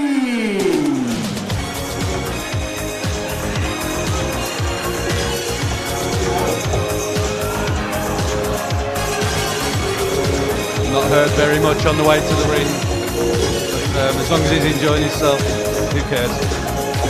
Tom Hickey is 21 years of age, he's 6'1", Kings Norton, South Birmingham. He boxes for Ringside Boxing and Fitness, and he has a record of 4 wins, 5 contests. However, his last fight was the 19th of November of last year, 2021. He's been out of action for almost a 12-month period. And his opponent, ladies and gentlemen, boxing out of the red corner, Zach Mahmood. Now everybody go to our breakfast. Zach Mahmood is 6'4", a little bit taller than Tom Hickey. He's from Stafford. The gym that he boxes from is Elite 2000. He and Tom Hickey both have the same fight record of 4 wins and 5 contests. So their records are about to differ in about 3 rounds time. Yeah, I think I sense a little bit of nerves in the blue corner, but as soon as those punches start flying, I think they all go away. Ladies and gentlemen, this is the 6th of a scheduled 17 boxing contest this evening in the cruiserweight division. Consisting of 3 2-minute rounds. Ladies and gentlemen, let's have the one more time boxing out of the blue corner, Tom Hickey. I'm going to try, mate. I don't actually know how to work it properly. And his opponent in the red corner, Zach Mahmood. Remind them about 10 seconds. As long as I'm watching this round, do what we want. Referee calls both fighters to the centre of the ring for his final instruction. See if it works. Did it work? Did he say it's going to work? See, that timekeeper should have been on the screen. Should have been. There you go, both lads again look very respectful with one another before the contest. Usually promises a good fight when that is the case. Tom Hickey been out of action for 11 months. How will he start? It looks like he's going to start very fast indeed. Oh, the bombs are flying here. We're going to look forward to this one. No messing around there from Tom Hickey, who, as I mentioned, has been out of the ring for 11 months, but no immediate sign of ring rust. Just come straight out, looking to throw big bombs. But Zach Mahmood also firing back as well. Yeah, landing some nice shots there. There's one way to get rid of nerves, and I think that's it. Yeah, definitely find some early success, start landing some big bombs early. The nerves soon. Sometimes you just need to land a little bit of leather to get your confidence in the ring. And also sometimes, as mad as this may sound to people back home, but you need to feel a little bit of leather sometimes to allow your nerves to disappear as well when you realise that the punch is coming back at you. Okay, they're maybe not as bad as I thought they were going to be. That helps you warm into the contest as well. Yeah, I mean, as soon as you feel that lever, you realise you're not made of glass. Yeah. And you're happier to let your own hands go then as well. Zach Mahmood just complaining to the referee there, saying there was a shot round the back of the head. Just signs of distress early on in his first round. He needs to move out of the corner. He's getting bullied a little bit here. He's a bigger man as well. He needs to assert himself. Yeah, he's definitely the boxer of the two. Tom Hickey more the brawler. Zach Mahmood trying to use the outer circle of the ring, get on his toes, but he there's nothing so far that he can use to keep his opponent off him. Trying to be fleet-footed and have some good skills, which he is demonstrating in pockets, but wasn't enough to win him that first round. Click on +1 there. +1. You've gone to round 2 now, you're ready to go. So start and stop again, yeah? If I was in the corner of Tom Hickey, I'd be saying to him there really more of the same. Perhaps increase the head movement, change the levels, go up and down with both your punches and your legs as well. Get a bend in those legs, take your head off what we call the centre line. Because the corner of Zach Mahmood, I've been saying you've got to put a bit more spite into these punches. So it's all well and good boxing on the back foot, that's fine. When he wants to throw his punches, he's got to hold his feet a bit more, dig in the punches so that his opponent feels the sting of the shots. And then he can get back on his toes and start boxing on the back foot again if that's what he wants to do. But when he opens up, he has to sit on his feet a bit more and throw the shots. Ready for round 2 here. I think the blue corner will take some confidence from that, knowing he can hurt Mahmood. Yeah, he's cutting the ring off nice as well. I don't know how long he's kind of been just in the gyms for, but he certainly looks better than a lad that's only had 5 fights. I know he's won 4 of those contests, but he's cutting the ring off nicely. I'm impressed by that.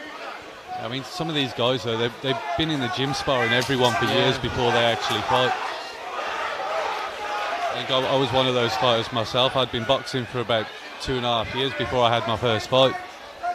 It's something that a lot of people don't realise, you know, because if you want to start football, for instance, you can go football training with your best mates on a Thursday, and you could be playing come Sunday, and people don't realise that to box, whether it's amateur, professional, or even at a white-collar level, it's something that still requires a level of dedication, and it takes up so much of your personal time. You have to be dedicated. Big shots there coming. And Tom Hickey. I think he's going to get the standing 8 count now. Yeah, it's counting him. He's not looking happy in the red corner. No, he's shaking his head. I'd just stop this contest. Whenever you see signs of distress coming from the fire, he doesn't want it anymore. It's all over. Yeah, fight's over. Zach Mahmood opted not to beat the count. Tom Hickey wins his first fight in 11 months to make his record now 5 wins from 6 contests. And the doctor is in the ring now just to check over Zach Mahmood. It's okay, Zach Mahmood now losing his temper and punching the ring corner, but of course he'll be disappointed. But when the referee was counting, he shook his head and he didn't want to fight on, so that's how it goes. Zach could be disappointed, but he can come again.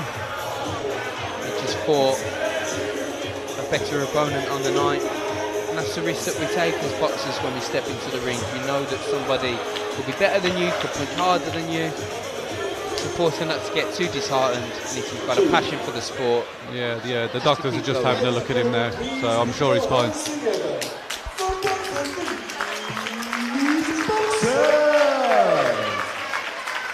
The referee stopped this contest in the 3rd and final round to the winner by a corner retirement. In the blue corner,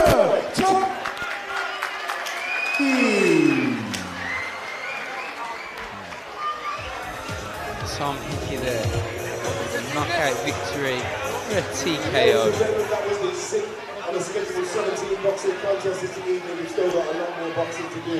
Feel free to all yourself. Disappointed, he's dejected, but he's okay, so he can come again. 3-2, 1-2.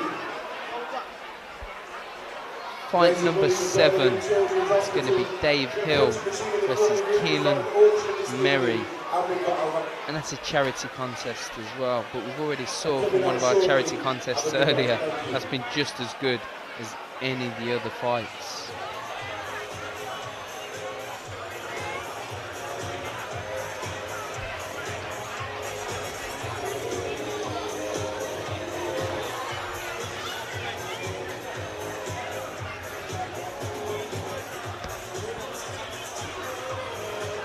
So now, because contest number 6 ended with a stoppage, our boxers for number 7 will just be finishing their warm-up, because they're now going to have to come to the ring a little bit earlier than initially anticipated. And that's why we just have this little wait as we go through the transition period. We can't rush the fighters too much before they're adequately warm. They are the ones getting into the ring at the end of the day. Yeah, I think we're almost ready to start now. Yeah, it looks as though one of our fighters is up at the stage and is ready for our MC Ben Hovis to introduce him to the ring. I'm real good and ready to go.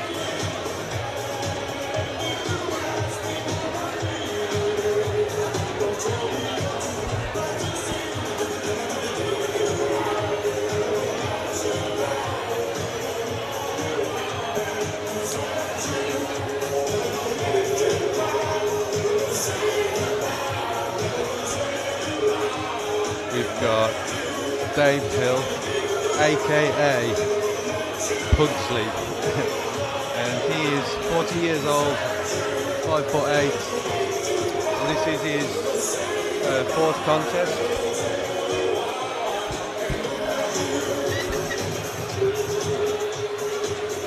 Yeah, Keelan Merry, he's 25 years of age. Here we go with our introductions of the fighters. If you can all first please welcome, boxing out of the blue corner, Keelan Merry!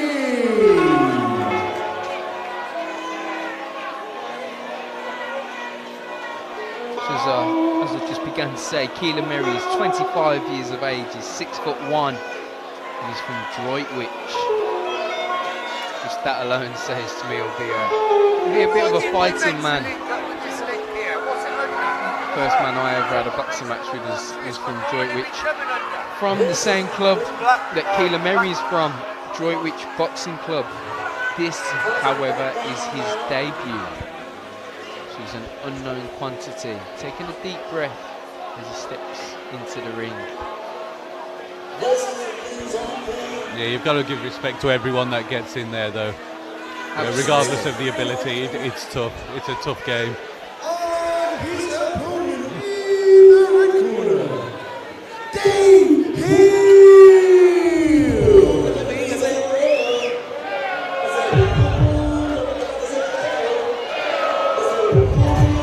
Again, Dave Hill, he's only 5'8", he's from Cheltenham, Battle Down Gym. He has 1 win and 2 losses in 3 fights. You imagine being the shorter, stockier man. He'll be coming forward, trying to get on the inside and work the body of his opponent, Keelan Merry.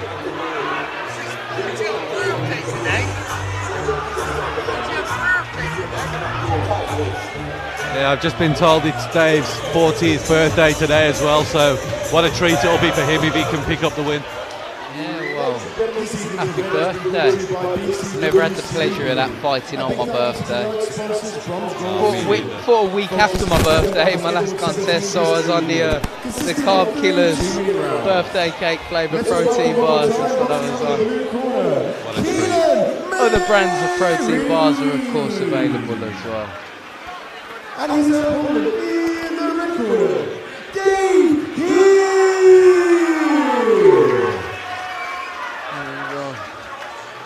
Both lads ready. Deep breath again from Keelan Merry. Looks a little bit nervous. Think maybe just needs to ease himself into this contest. The man in the blue corner from Droitwich. The question is the man in the red corner from Cheltenham going to allow him to settle into the contest? Come out, both touch gloves, and away we go. Yeah, boxing out of the southpaw stance. Let's see what he can do. There isn't as much as a height difference as the notes tells us, that's for sure.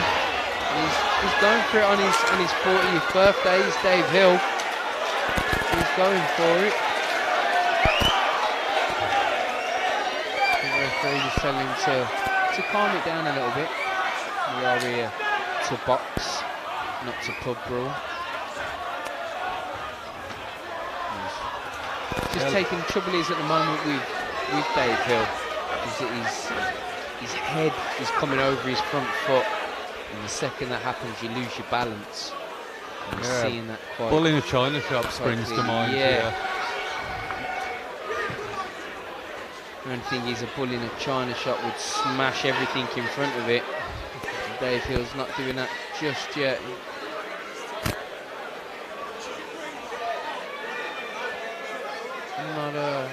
I'm not sure he's feeling this, and that's just going to allow Keelan Merry to grow in confidence. Of course, I don't know how he was feeling, but he looked a little bit nervous, did Keelan, which is understandable before the contest, but that will certainly allow him to grow in confidence. But Dave Hill, I don't think he wants this. If I was Keelan now, you've got to be sensible, but I just want to apply the pressure, put it on Dave and test his heart a little bit, see if he does want this. Look, I'm not sure he does. He needs to be just a little bit closer, just pressure with the feet, and I think you'll tire him out. Again, a lot of feints, triggers, twitching of the gloves.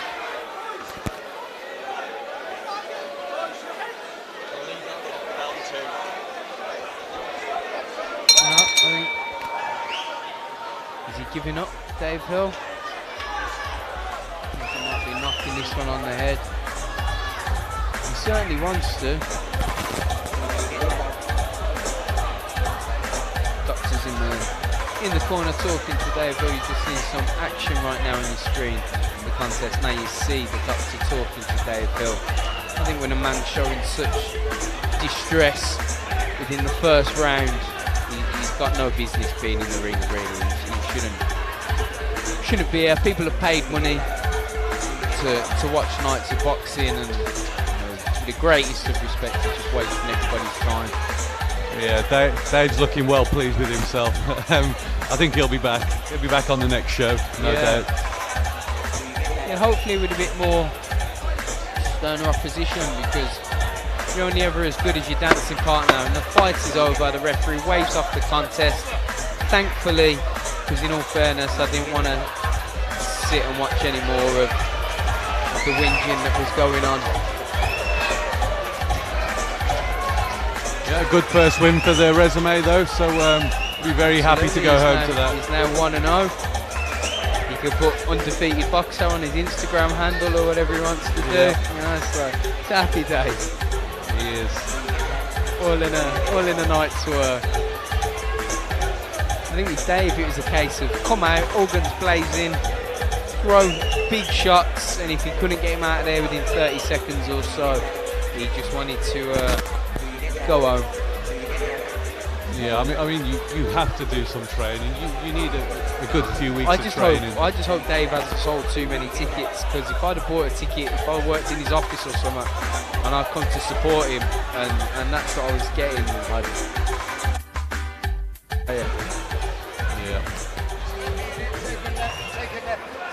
Ladies and gentlemen, please put your hands together for both of these boxers.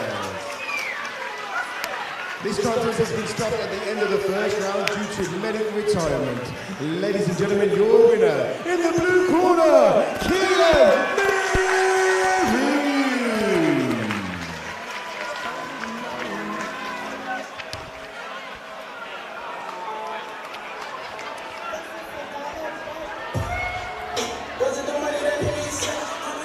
There we go, it's the first win for Keelan Merry on his debut. He'll certainly be hoping for onwards and upwards, bigger and better as he moves through his boxing career. Yeah, you can just see the happiness in his face as he walks away from the ring now. he'll gain some real confidence from that win. For our next contest, we've got a light welterweight contest. It's a light welterweight title fight. So I'll be hoping in the light welterweight division, both of the boxers will be in a bit of better shape than what we witnessed during that previous contest. That fight will be between Nico Obeidi and Owen Neeson. Again, it's the same as the previous contest because it was a stoppage. Bout number 7. The fighters for our 8th contest just need a little bit more time to warm up, which is understandable. Don't want to rush anything. Try to be real, some niggas will put on money and shots a lot. Give me a favor, I need you shots, I need you show you us. Sunny a better time. But yeah, looking around the venue, looks like everyone's having a good time. I wish I could join them actually. Gonna get a few double JD and Cokes over this way, please. Oh yes, please. Commentary may get a lot more interesting if that happens. Exactly. No, I'm under strict instruction not to drink. Got to behave myself. My car keys are in my pocket, so I'm alright.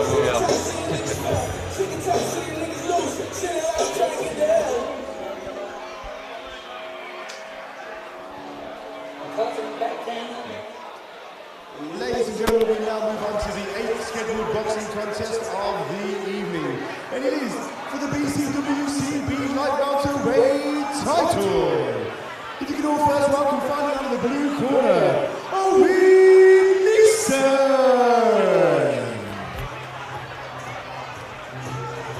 Owen Neeson making his way to the ring. He's 22 years of age, he's 5'8". He's from Colville and he boxes for Colville Boxing Gym. He's a good lad, so you can't be too distracted by his record. He has 4 wins, 2 draws and 2 losses from 8 contests, so a pretty 50-50 record. He last boxed of May of this year. But he is a good lad, I've been told. I've got first-hand information. He's a good boxer, and you can't always judge a book by its cover when it comes to boxing records. Records are for DJs. It's not just about winning and losing. It's also about who they've boxed, Jamie. Yeah, definitely. And, so in the red corner we've got Nico. He's from the Bordersley Green Boxing Gym. Is that right?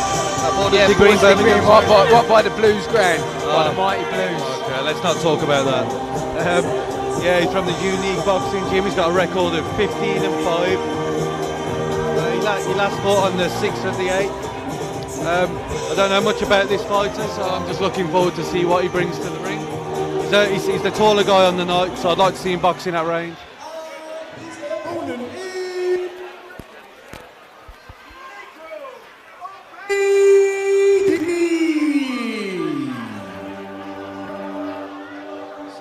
Obeidi has mentioned boxing for the Unique Box Gym, record of 15 wins, 5 defeats from 20 contests. So both of these lads know what they're doing. One with 8 fights under their belt, Owen Neeson, the other one with 20. So they've done this before.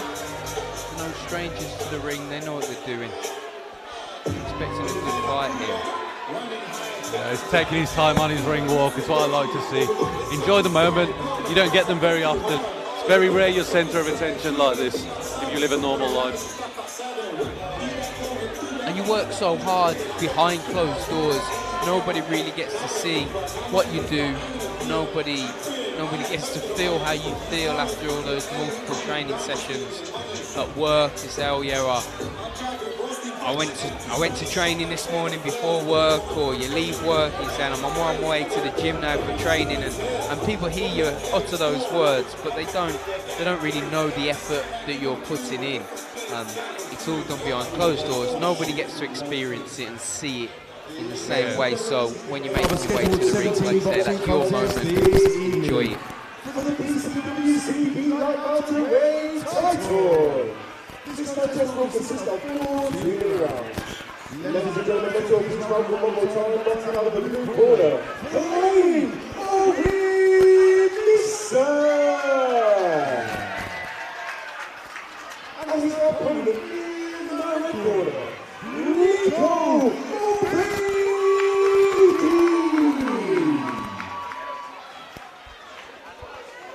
So we have Flaming Owen Neeson against Nico Obeidi. You can see a tint of auburn in Neeson's hair, which I assume is where the nickname Flaming comes from. We'll see if he is as flaming. Looks good straight off the bat. Both lads looking in good shape though. I'm happy to see. That's what I said previously. Yeah, it's being the lightweight contest. I was expecting the lads to be in much better condition than the previous fight, and I'm glad that is the case. Yeah, even these low-level titles, I like to see fit fighters. If you're fighting for a title, you should be getting fit. And if you're just getting in the ring in general, you know, I mean, I understand some people want to kind of tick it off the bucket list and all the rest of it, but this isn't. This is a dangerous sport. This isn't for everybody. You can't just wake up one day and decide, oh yeah, I want to get in the ring. It's not jumping out of an aeroplane where you have someone strapped to the back of you and they do it all for you and you get to experience it. If you're not prepared to put the work in the gym, then you don't want to get into the ring badly enough. Yeah, these guys look like they make good dancing partners. We've got one tall, rangy on the back foot, and one that wants to come forward with good head movement. Yeah, it's everything you want from a boxing match. Switching his stance as well, Neeson, but he moves back to the orthodox position, which is where he's most comfortable. He's working inside well. Yeah, I mean, I don't like to see it too much, the switching stances, unless you are a proper switch hitter. I mean, it just makes no sense. You can get caught when you're changing stances and it can end the fight. In my experience, I've noticed that, and this wasn't the case for Neeson but when opponent can switch, it's often because they're running out of ideas with the way it was, what they was doing. So instead, they try and switch to do something a little bit different. But I also like to see the majority of fighters, especially at this level, just stay in their one stance. Yeah, that's right. Nico's boxing really nice on the back foot here. I like his jab. I like his controlled, comfortable stance. Yeah, it's a really good, intriguing round, and it was quite a silent crowd when the bell rang just to end the round. But I'm a bit surprised by the lack of noise in the crowd, because that was a really good boxing contest for me. I really enjoyed that first round. Yeah, definitely. It's been some of the best skills we've seen so far tonight, I think. Yeah. Obeidi now, I feel, just has to do something to just. And he had a good round. He didn't box bad at all, but I think now he just needs to go up a level and make Neeson respect him a little bit. Neeson just walking forward. He's up off his stool now, bouncing. Even that's part of the psychological, the mental warfare. He's up on his stool. He's ready to go. Yeah, he looks amped up. He's definitely ready. Flaming's ready to go. Yep. Obeidi taking every second that he can afford to. Yeah, I don't blame him, to be honest. I'm exactly the same. On the stool, very slow to come out as well. But yeah, he's got to hit Flaming Owen Neeson with something to get his respect, to try and deter him a little bit from coming forward, because there he's working body and head lovely with left hooks. Trying to work the body as well. Both lads actually working. Yeah, Neeson's managed to close the range a lot better this round. Yeah, doing very well. He doesn't seem to have any respect for what's coming back at him by Obeidi. Obeidi's boxing well and he's working the body nicely as well. That's much better. But Neeson. Yeah, I'd like to see Nico throw an uppercut, maybe time him coming in. Yeah, there. Oh, there you go. Yeah, it's one of those contests. As a commentator, you could end up just being get caught watching it a little bit, you know, instead of talking through it. It's an intriguing contest, and I'm captivated by it. If I'm honest, I'm having to force myself to talk, because as a boxing fan, a boxing purist, I just want to sit and watch this one, to be honest. Yeah, it's a nice fight. They're gelling well. Yeah, it's lovely. Neeson just needs to work his hands on the inside a little bit more there. He's coming in and trying to force Obeidi back, but just using the head to which Obeidi looked and complained at the referee. Again, I mentioned I'm not a big fan of that myself. I think you're in there, be fighting, you've got to get on with it. But the referee did tell Neeson, but he's still coming forward. Yeah, both landing nice shots. I feel the heavier shots are coming from Neeson though, which might play a factor on the scorecard. Yeah, I think it depends what the judges like. Neeson's throwing the heavier, more thumping, thudding shots, but Obeidi's also got that eye-catching style, which some judges like as well. So it really is an intriguing contest, and again there's a lack of noise coming from the crowd at the end of round 2, but this is the contest I've enjoyed the most thus far during the night. This is fight number 8 of a stacked card that we have for you here at the venue in Dudley for the Black Country White Collar Boxing. Yeah, it seems like we might be running into Sunday here. Yeah, I think that's definitely going to happen. Hopefully what we need is someone to put their hands in the pockets, buy all the stuff that's coming up on the auction nice and quick, and then we can proceed with the boxing action, which is what we're all really here for. Yeah, there might be some nice early Christmas presents there. Yeah. Some boxing memorabilia. Yeah, fight number 8, so we're pretty much halfway through our fight card today. We need some smiling as he receives his final instructions. Obeidi up off his stool a little bit quicker this time. Ready to go. Round 3 in this enthralling contest between Flaming Owen Neeson and Nico Obeidi. Yeah, I'd like to see a little bit more head movement from Nico. Oh, there you go, just as I say it, he starts moving his head. Commentator's curse. Yeah. I would say, I mean, with both of them to be honest, but I would certainly expect Neeson to have had some form of amateur pedigree. But looking at them, I think they've both probably trained at amateur boxing gyms as well. Lovely shot there from Nico Obeidi. If you're a left hook to the head, followed by a left hook to the body, that's not an easy combination to throw. One made famous by the likes of Ricky Hatton, and it was a beautiful shot there from Nico Obeidi. Yes, really nice, tight, compact fighter. Yeah, it seems to be working for him, although Owen Neeson managed to take it well, though. He took those left hooks well. He's taken the body shots well thus far, which is a testament to his conditioning.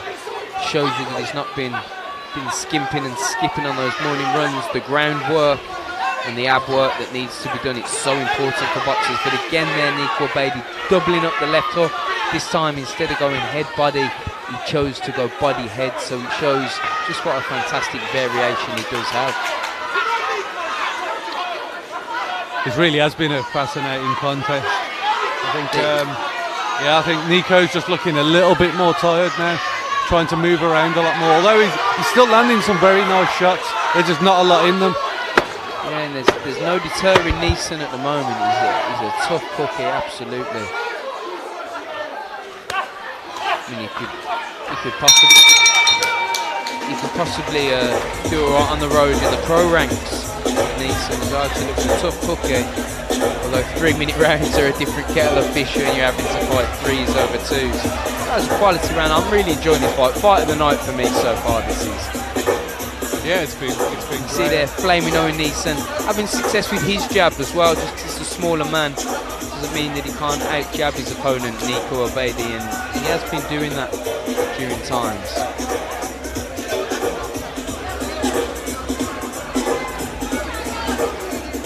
I'm really excited for this 4th round. I'd like it if it could continue, to be honest. I'd be up for watching this as a 10-rounder or a 12-rounder. Yeah, I mean, I'm enjoying this one. I think Nico looks like he's ready to leave now, though. Yeah, I think this will be a tough round for him.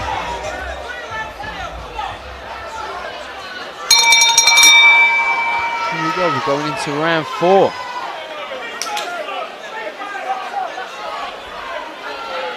Can either man break the other man's heart, spirit, will, determination? We're about to see. Again, Nico working the body head nice, and as the taller fighter, it's really difficult to do that when your opponent is smaller than you, to find a home for the body shots and then bring it up to the head. But Nico Obeidi has done that really well. Had lots of success with it during this fight. I just don't know if he's been out-hustled, out-fought a little bit by Flaming Owen Neeson. Yeah, however this ends, I think I'd like to see both of them back in the ring. They both clearly got some natural ability. I think Neeson's just a little bit too strong for him, but you get that sometimes with the shorter, more compact fighters. I would love to watch this fight again. I really would. Both lads could go back to the gym, maybe get even fitter, and go again. Flaming Owen reminds me of one of my opponents, a guy called Conor Blackshaw, who fought for the English title. He contested for the English title, big Conor from the East Midlands, and short, compact, comes forward, difficult to deter. Flaming Owen Neeson is very much. How did that fight go? Thankfully, I won. I managed to get on my jab, get on the back foot, and managed to push him back at times as well when I wanted to go through the gears a little bit. Yeah, but, it seems like Nico's trying to hold his ground just a little bit, but I don't think he's got the strength. Like Nico, he looks incredible. Not Nico, sorry. Neeson looks incredibly strong. Yeah, well, he's a very strong, compact fighter. Good head movement there as well. Good defensive skills. It's often something that's overlooked with come forward fighters is their defensive prowess. But a lot of shots can be taken on the gloves, or the slips can be marginal. Some good defence and attack from both of these fighters. Fantastic. Well, I'm glad I'm not a judge on that one, but Flaming Owen Neeson feels as though he's got it for sure. He just jumps up on the corner post and salutes his fans. Yeah, I think he won that one. I think he asserted his dominance a lot more. Yeah. He pressured Nico back to the ropes on multiple occasions. I like he's got a really nice double left hook, body and head. He landed that quite a few times. Yeah, the blue corner certainly looks the happier corner of the two. But, I mean, Nico Obeidi did not do himself or his gym a disservice by any means. That was a fantastic contest, a contest worthy of being for a championship belt. But again, we've said this a couple of times already tonight. I hate repeating myself, but it could have rematch written all over it. You know, because I personally would love to watch that fight again. Yeah, I think Nico will be leaving the ring thinking he could have done a bit more, but you know, I think both fighters left it in the ring tonight, and they put on a great fight. I think people enjoyed that. I mean, it's a bit counterintuitive, but the crowds were actually quiet for this fight. But I think it's because they were so interested. Yeah, it was the best fight of the night for me so far. Yeah, we're almost halfway through a stacked bill here at the venue in Dudley. Owen Neeson once again saluting his fans, getting them going. Yeah, both fighters will be looking to take that belt home tonight. Plenty of respect, but I think Nico Obeidi knows, looking at his body language. Yeah, I think you're right. He definitely looks like he's got some amateur experience there. And after 4 rounds, this contest has been scored 39-38, and being fighted by the referee. Ladies and gentlemen, you are the BCWCB welterweight champion. In the blue corner,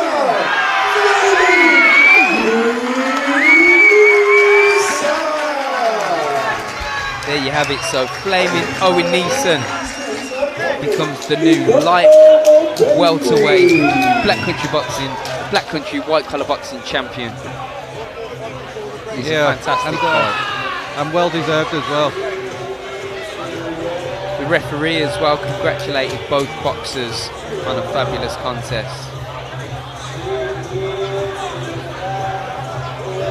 Well, look at this one fighter putting the belt on the other fighter. I mean, that's what we like to see. Real respect there between the fighters. So you see so much in boxing is respect.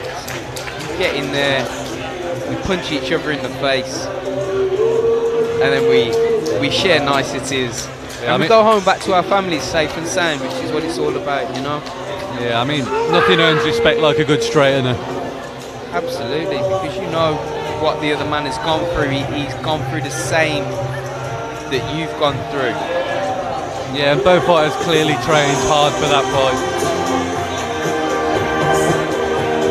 You both felt that same pain, and when you know that another man has been through the same as you, how can you not respect him?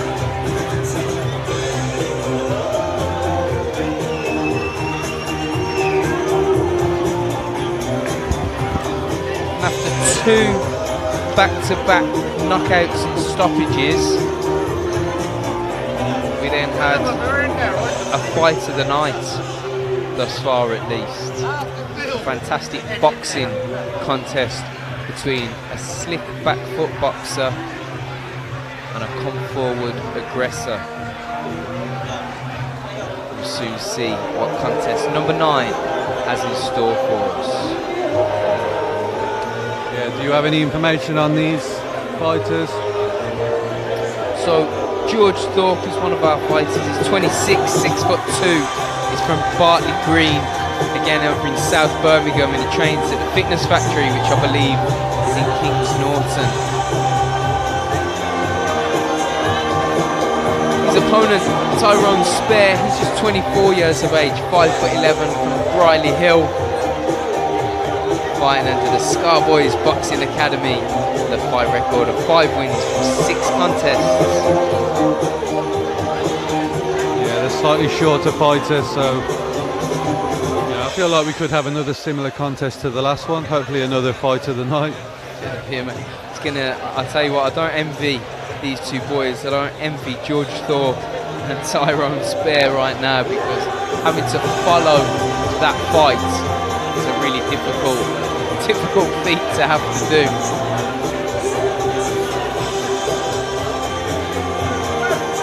Yeah, both fighters have fought quite recently as well, so they should both be in decent shape for this fight. Yeah, that's it. George Thorpe fought as recently as the 7th of October, which is just 2 weeks ago. Tyrone boxed in July, so both lads are active, should be sharp, fit, ready to go during this contest. Contest number 9 on our card tonight here at the venue in Dudley for the Black Country White Collar Boxing. Yeah, ages 26 and 24, so both in the prime of their life here. They'll be looking to pick up a win. Yeah, this for the English light heavyweight title as well, so big stakes for them tonight. They'll be wanting to win this championship. It's one of the reasons I got into boxing was titles and belts. Growing up as a youngster at primary school, I loved wrestling and all the championship belts that come with that, and then as I got older I transitioned into boxing, and that's something that really got my juices flowing, was having the possibility to fight for and win championship belts. Yeah, why don't you tell everyone what it feels like to pick up that title, the Commonwealth title, wasn't it? The last one you picked up. Boxing contest of the evening. And it is for the BCWCB Light Heavyweight Championship. Ladies and gentlemen, the first boxing out of the blue corner, George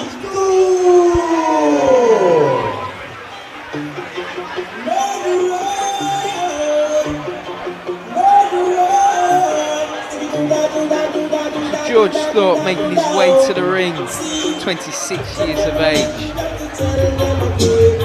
He's had 12 contests and only 1 defeat from those 12 contests, 11 victories. So he'll be entering the ring as a confident man. Boxed most recently just 2 weeks ago, so he should be fit, should be sharp. Yeah, 11 wins and 1 loss, not a bad record. I'm not sure how often he fights, whether he's just made a comeback or that was a long run of fights that he's had recently. Tyrone Spare!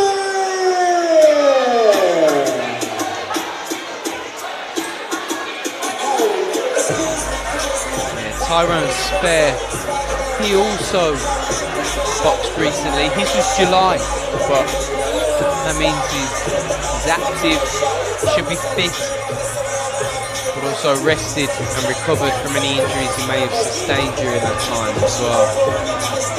Yeah, he looks ready, he looks game. He's got some serious calves on him as well. Never skip leg day. Rides his bike to work, rides his bike to the gym. That's it. He's enjoying this. He doesn't look like he wants to wait for the bell. He looks like he's ready to go now. Yeah, he's going to go now. I'm very much like that.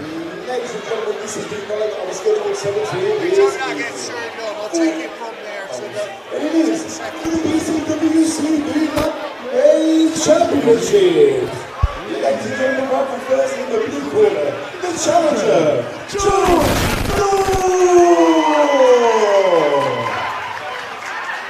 and his opponent in the red corner. Ladies and gentlemen, your current BCWCB Light Heavyweight Champion, Tyrone Spear!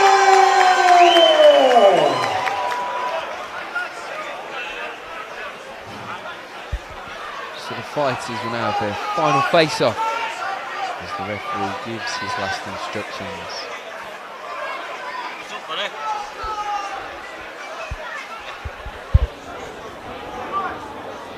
Here we go, Judge Thorpe doesn't look very intimidated by Tyrone Spear. He looks ready to fight with his title. He won't want him to let that go anytime soon, and he comes out with a cracking body shot straight away. Yeah, it was a lovely right hand to the body there. He's targeting that body with the right hand straight away. Jumps in with a left uppercut to the head as well before working the body. George Thorpe's face already reddening in the opening 30 seconds of this contest. Yeah, Spear looks like he really wants to put the pressure on here. Switch southpaw straight away as Thorpe. I'm not sure that's a good idea, and he's gone back to orthodox. But again, he's just moving around to his left. There's no variety to the way that he's moving. Yeah, he needs to let his hands go. He needs to gain some respect here. He's just getting pushed around the ring. Yeah. I'd like to see Spear cut up the ring a little bit better though. Yeah, they're both just going round in circles. Yeah, I'd like to see Tyrone just take a step to the right after he throws his shots. Maybe he's moving left onto the backhand. I'd like to see him step right as well. But he lands a nice backhand himself there, catches Tyrone. But Tyrone working his left hand well, throwing a nice short uppercut on the inside.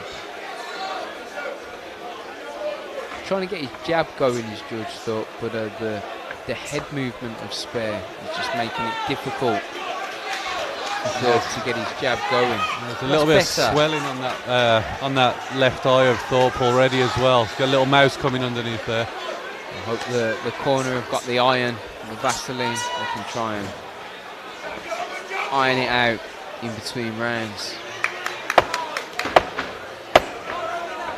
This round has flew by. We're into the final 5 seconds now of this contest. Yeah, I think Thorpe needs to land something big. He needs to gain some respect in there, otherwise he's going to get bullied. Respect at all. Has he decided to stand in between rounds? See, after a round like that, we've mentioned this a few times tonight, after a round like that, I want to just sit down, catch my breath, like Tyrone Spear is doing right now. Yeah, Tyrone threw a lot of punches in that round, but he seems to be the fresher of the two right now. Yeah, this is his title as well. He's obviously trained hard. They always say the easiest part of your bid of becoming a champion is just that. The easy part is becoming the champion. The hardest part is then remaining the champion, because once you are the champion, you're no longer the underdog. You've got that target on your back. Everybody's coming for you. Yeah, I think Tyrone is fairly confident with this fight so far. I don't think he feels like he can be hurt or pushed off. But yeah, there seems to be a little bit of concern in the corner of Thorpe right now. I'm not sure what's going on. Yeah, there seemed to be too much done with his little mouse either. So we'll see if that worsens as we go through round number 2. But he lands a big left hook early on 2 or 3 early on in round number 2. Yeah, he's landing some nice jabs at the start of this round though. This is what he should have been doing from the start. Yeah, he's obviously received some decent instructions from his corner, but the corner can only do so much. They can give you the best instructions in the world. If the boxer doesn't want to follow it and implement those tactics, there's nothing the corner can do. But as of right now, Judge Thorpe has been listening to his corner. He's been trying to follow through with their instructions. Yeah, can he maintain it for the duration of the round? It was a really nice little trade-off there. It seemed like neither fighter could miss. Yeah. Tom looks so red in the face. Yeah, some nice angles coming from Tyrone Spare as well. He's just moving to the side of his opponent nicely. Thought he's got his hands back up now. He needs to keep those hands up, protect himself at all times. You don't want to give the referee any excuse to jump in and stop you. Yeah, if I could have one criticism of Tyrone, I'd say he's a little bit one-paced. Yeah. I think Tyrone's his style phases would suit him to throw a selection of shots, 2, 3, maybe 4 punch combinations, then move out at an angle or round your opponent and then go again.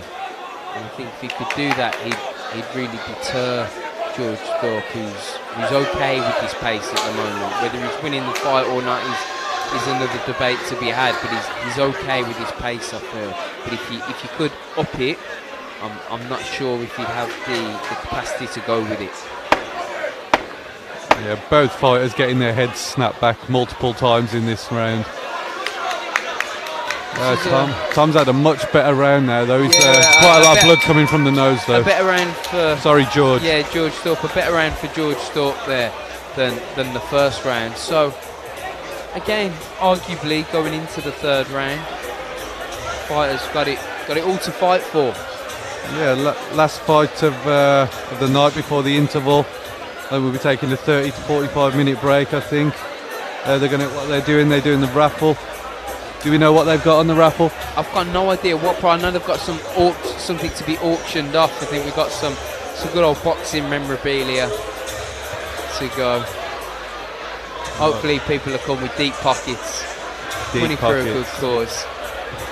You can get through it, get back to the boxing action. That's why I'm here, you know. I want to watch the fighting, never mind the auction.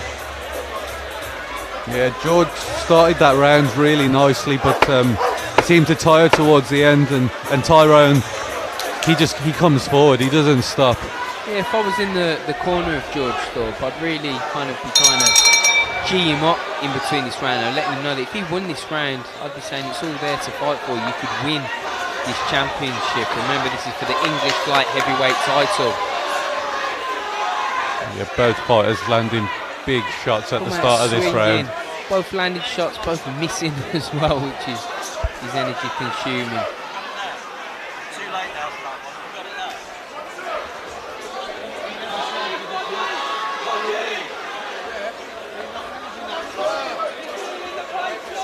Oh, nice body shot there. Nice body shot from Tyrone Spare, and I think George maybe felt that right uppercut into the solar plexus, and then Tyrone Spare jumps in with the left hook, but he landed it, and he's having a lot of success right now. George Thorpe bleeding from the nose, little mouse under the eye. He won't look too pretty tomorrow, but this is the fight game at the end of the day. Yeah, the corner haven't really done a lot to his face. They should have had the ice out, really. At least get some VAS on it. Yeah, he's taking a lot of flush shots in this fight. He's landing a lot himself. He starts the rounds really well. I just don't think he's got the fitness to sustain it. And again, so many times we've heard that throughout this evening. And there would be nothing worse than losing a fight on your fitness. And not only that, it never reflects well on the gym as well. I started boxing at Worley Amateur Boxing Club, and the one thing people knew about Worley boxers is that we'd always be fit. You know, no matter whether we were skillful or not. Of course, that differed from fighter to fighter, but we would always be fit, always be there for the duration of the contest. And I think when fighters are getting in the ring, they're not just representing themselves, they're representing the gym that they fight for. And if they're not really fit for the duration of the contest, especially when you're fighting for English titles, it doesn't reflect great on the gym. Yeah, I think it's one of the best attributes you can have as a boxer, especially at the lower level. Well, it's one of the things that you can control. That's the thing, you know. Sometimes, yeah, you can try and get faster, but we can't all be as fast as Amir Khan. You can try and punch more powerful, but we can't all be Mike Tyson and Deontay Wilder. But the one thing we can all be is fit, because that just comes down to the amount of time, dedication and effort that you're prepared to put in. So it's something that's completely on you. We can all be fit. There's no excuse for not being fit when you're getting into the ring. Number 7. It's a dangerous sport, and the old cliche, you don't play boxing. You know, so I would never want to be getting into the contest.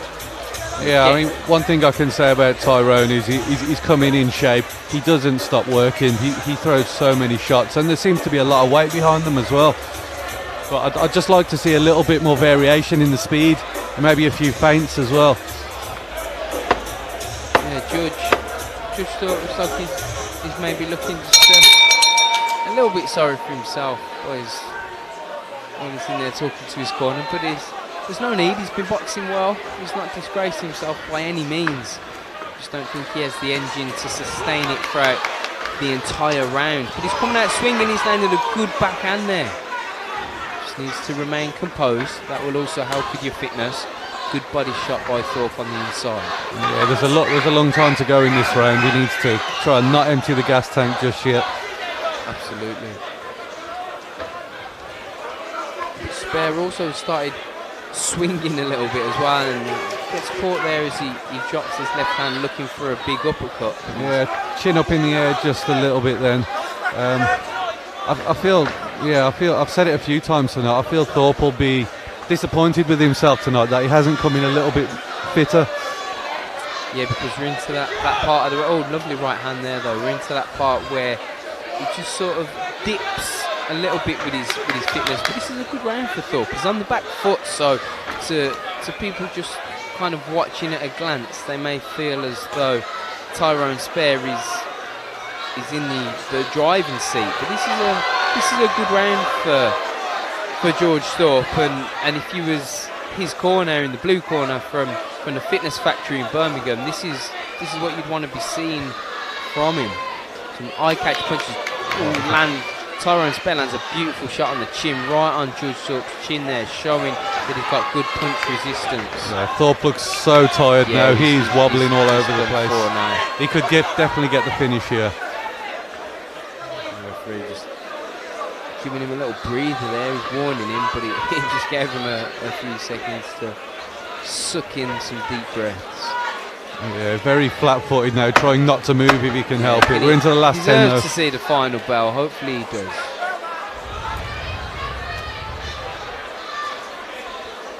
Another good scrap though. It sounds mad, but that was actually a good round for George Thorpe. He finished it as flat as a pancake, bless him. But that was a good final round for him. So yeah, he did. I think he won that one. He just looks so tired as he's moving around the ring. Like I've said it. I am repeating myself. I've said it already tonight. But George is another one that I'd like to play poker with. You know, he's invited to the poker Christmas party because I know I feel like I can make a lot of money off these boys. You know, that's one thing that people don't talk about often though within boxing is having that poker face and staying stern throughout. You don't want to be letting your opponent know that you're tired or that a shot hurt you. And of course it's difficult to hold that in when you are tired or when maybe a body shot does land and you want to grimace. But to the best of your ability, you really need to be able to hold it together and have that poker face. Great respect being shown in the ring as well though by George Thorpe and Tyrone Spare. It's always nice to see, and again we mention it after most of the fights, but when two lads get in there and do battle, or two women get in there and do battle, 9 times out of 10 you earn each other's respect, and it's always good to see. But we will find out who is the English light heavyweight title. His champion is Tyrone Spare going to keep hold of his belt, or will it go to George Thorpe and Kings Norton? Again, the referee wants to congratulate both boxers on a well-fought contest. And ladies and gentlemen, this contest was 4 rounds. for the light heavyweight title. After 4 rounds, our judges have reached a decision. Ladies and gentlemen, your champion, and still the BCWCB light heavyweight champion. So Tyrone Spear taking home his title. He'll be very happy. Oh, the attempted backflip there. I don't think he's got the power in the legs right now. The the 2 words that every champion wants to hear, and still. That's what Tyrone Spear just heard our MC Ben Hovey say. He did a fake backflip, fooled everybody. And he's getting a little boogie on though. Maybe that's where he gets his calves from, all that dancing. Looks like he likes to bust a move. Oh yeah, it's definitely a good way to keep it. So if anybody does want to make a pick, we've got a number of items from Mike Tyson signed items to Savannah Marshall, Daniel Dubois. We have about 9 or 10 items. We have a short interval, the start of our auction, then we do our raffle, and then we move on with the rest of the boxing, ladies and gentlemen. Thank you.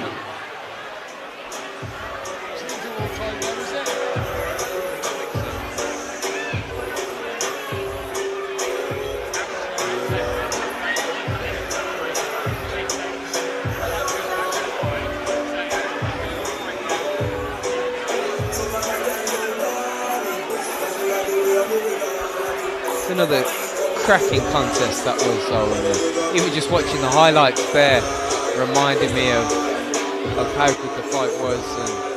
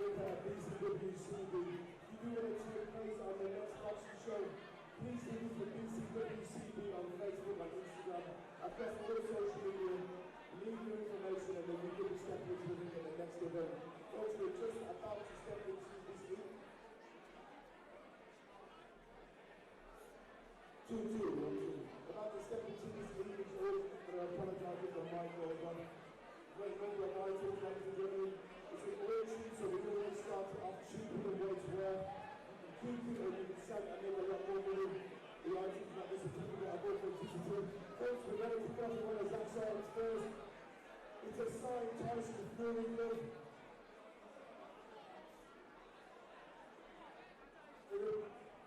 1, 2, 1, 2. Zach Nicholson's got this glove signed by Tyson Fury 3 years ago.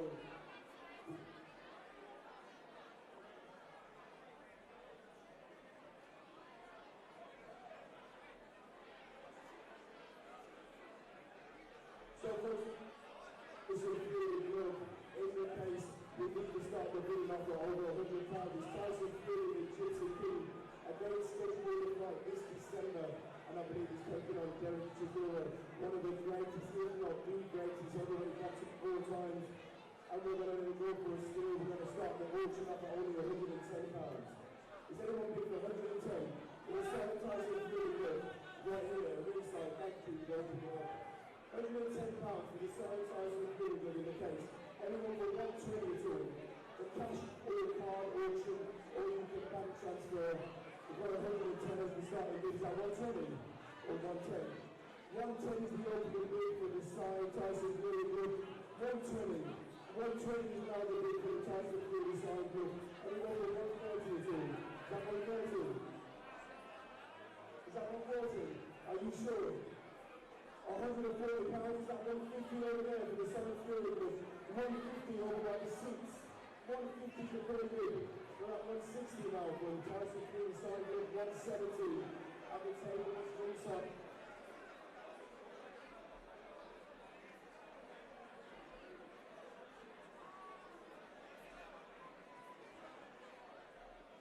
We've got 170s at 180, 180 pounds now at this table. Anyone for 190, 180 people at 190. We're going to round it to 200 by this time. We've got 190, 200. 200 at this table. We're 220, we're at 200 now. For the same Tyson Fury glove, do you want 220? 220 at the same table. Anyone for 240. For the same Fury glove, 240 now at this table. Anyone with 260, cash card or bank transfer, 260 pounds at Rocky's table. Anyone with 280 at all, 260 for the bid for the Tyson Fury side glove, and that's 260 going once. 280 in the seats now good. 280 over there, anyone looking for 300. 280 for the Tyson Fury glove, 300 straight away, no hesitation. 300 quid for the side Tyson Fury glove. Worth a lot more money than each and every fight that he hasn't. 300 things to win and money 320. Well, that's 300 for Fury. 320. 320 at this table. Anyone for 340.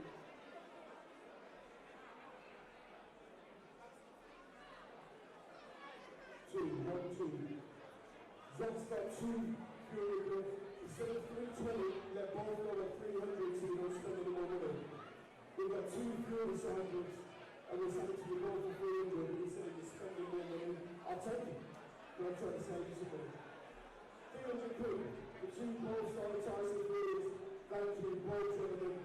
Please come inside, collect your items, cash card or bank transfer. 300 quid for both of these gentlemen.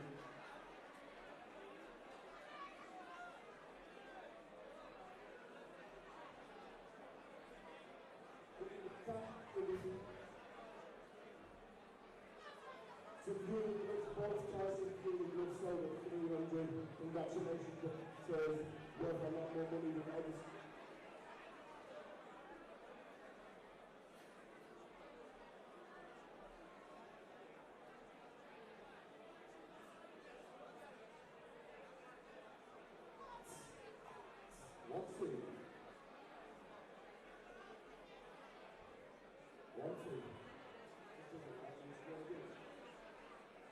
Just so 2,000 Fury gloves back to the Eastern Gentlemen. Please see my colleague ringside with a cap on, or play, cash card, or bank transfer. 2 colleagues ringside to collect your items. Both goods are there. We're going to be in the next item of the evening. Again, if you go on Zach Nicholson's page, you'll see the video of Mike Tyson signing this item.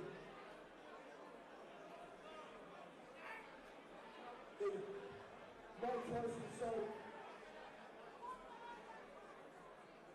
2, 2. Again, ladies and 2, 2, 1, 2. Folks, you can find this sign on Jack Ripper's Facebook page. You have Mike Tyson visiting a long time ago.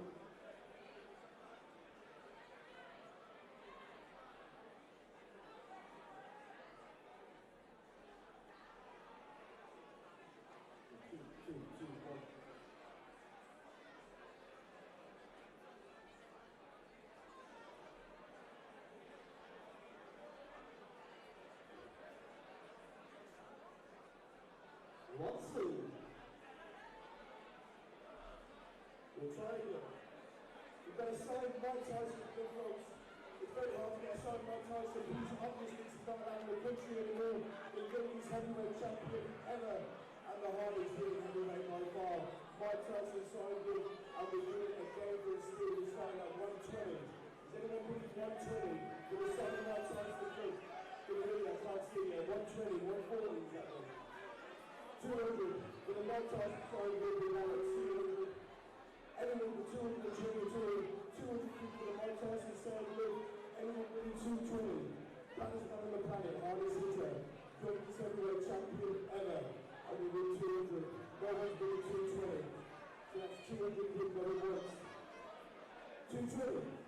220 to the gentleman back in the seat. Stand up for them, we'll make it a lot easier. 220 to the good. Anyone with 240. For the start of my time, we'll have 220. Anyone with 240. Sorry? Who's put 220? Who's put 240. 240 the big guy at the table. Go ahead, 250. Oh, 400 quid for the same Mike Tyson win. One of them to you, sir. 400 quid. It's down to quid. Is anyone going to tap it before it's in? 400 quid for the big going once, anyone for 40. That is my other club.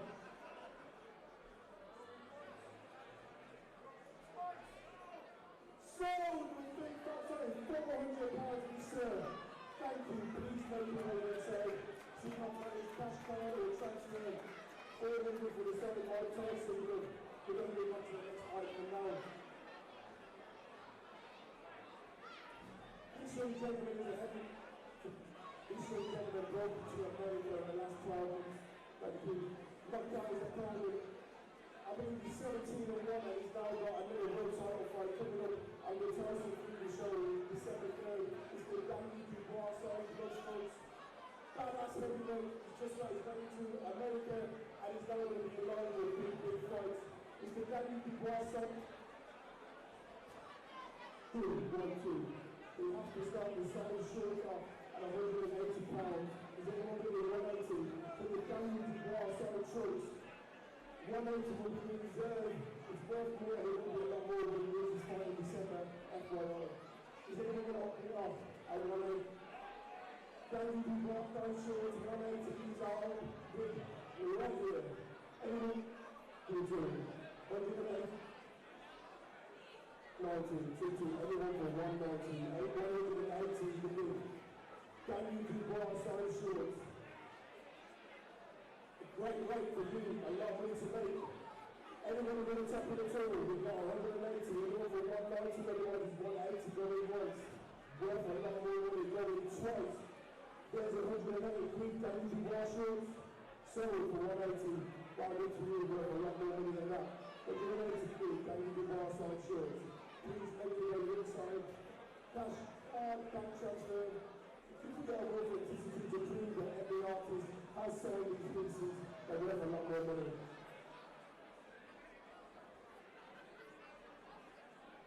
Right then, this might arguably the nicest thing ever. I've typed in before like an incredible record of 48 fights safe, TA wins of 45 knockouts. We've got the signed Frank Bruno, ladies and gentlemen. Britain's greatest heavyweight, the signed Frank Bruno at the reserve for the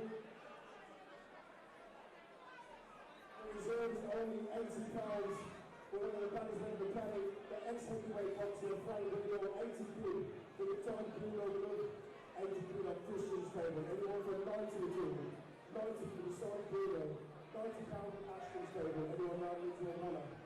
Frank Bruno signed for 100 quid. 100 quid, anyone for 120 120, 100 now over there. Franklin Sonic Look, 120, Christian Stadium, how about 140? 140, no hesitation at all, 140. 140, 150, good luck. 150 is the bid. Anyone from 170, 150 is the bid. Franklin Sonic Look, where are you? 150.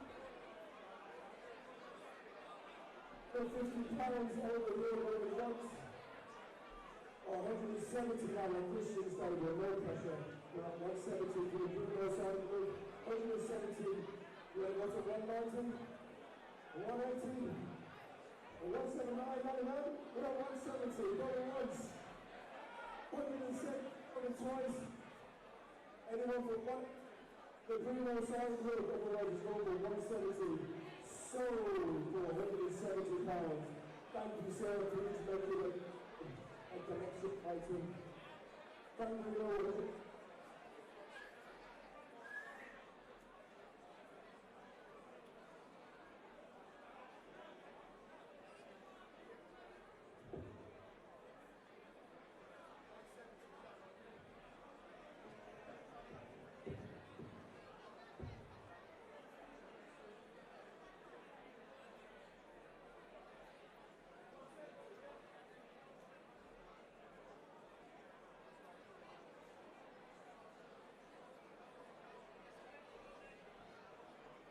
Two, 1, 2. 2, 2, 1, 2. Right, we've still got a couple of items there. This next bloke is a jewelry side bloke. Both boxes signed, so it's worth even more money. One was called Carfox, the other one's called George Rose, and they signed this bloke as a jewelry side bloke. They had 2 incredible fights. They sold out Wembley, 80,000 seats. Carfox, George Rose, jewelry side bloke. But for this side, so we're going to open the building at only £100. Both of them signed it. It's worth more money than if one of them signed it. Carfox and George Rose, 100 quid, this time the inside. Sorry? 150 euro less round. 150 and one outside table for the George Rose Carfox side good. Is that 160? Hey? You get a parent to not get home, I'll take you bid. 150 is the bid, if you go for 170. 170, yes or no? He's better than saying no. Otherwise, 150 is the bid. George Rose, Carfox, Jewel, Sign, Blood, 150 bids the bid. Anyone for 170? Good, 170 over here. How about 190? 170 is the bid, lads. Anyone for 190 tools, George Rose, Carfox, both sided, certificate of premium, 170 is the bid once, 170 is the bid going twice, 180. 180. What? Is it 200? Is that 200 quid? 210? That's £200. George Rose, Carfox, Jewel, Sign, Blood, 200 quid going once, 200 quid going twice. That's sold is Father Sir, please make the greatest extra item.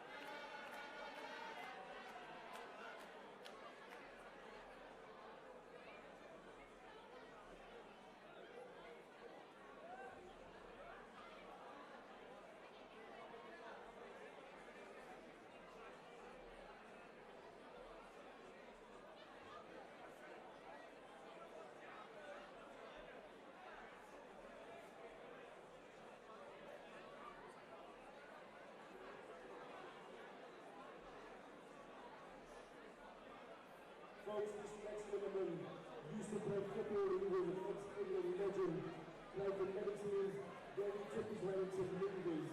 In incredible movers like lock stop, snatch, even more feels like X-Men, running 60 seconds. Of course, it's the Billy Jones song piece, and the iconic film snatch. We've got the Jones side item from Snatch, Lockstock, ex-pro footballer, incredible legend. We're going to start with putting up only 60 quid. He's giving 60 quid for the side Jones Snatch piece. 60 right there, nice and easy. Put your hand down there, man. 60, 70, is he winning? For the Billy Jones, 70 quid, 60, here's 71. 80, cannot count from this distance. 80 please the bid. For the Billy Jones piece, anyone from 90. 90 quid over here now, 90 quid for the same Billy Jones piece. Anyone going to round it to 100 quid. 90 quid for the colour bid now for the Billy Jones side piece. Iconic from Snatch. That's 90 quid going once, unless anybody raises their hand and makes some noise. 90 quid going twice. £100. Really got 100 quid, sorry lads, 100 quid to last minute bid, how about one time? That's £100 once, £100 on it twice for the Billy Jones side item. So for 100 quid, right into you sir, please make your way inside, cash card, bank transfer, up to you sir. And the certificate of authenticity. We're going to go back to football now folks. The only in the world to ever score a hat-trick in a World Cup final. Person ever, Sir Jeff Hurst. 1977 World Cup was England, and they won 4-2, the only person ever to score a hat-trick in a World Cup final, and they won that game. It's the Sir Jeff Hurst side item. We're going to start off at 65. Who's been 65 quid for the Sir Jeff Hurst side item? 65. Anyone for 75? 75 quid now for the Sir Jeff Hurst side piece. Anyone for 85? That's 75, 85 now, anyone for 95. So Jeff Hurst, footballing legend, Larry Ryan is going to be a winner. That's a winner now, 100 quid. What's the 10? 110 now for this Jeff Hurst side piece. 20, 110 for this Jeff Hurst piece. That's 110, going once. That's 120, you're putting this in.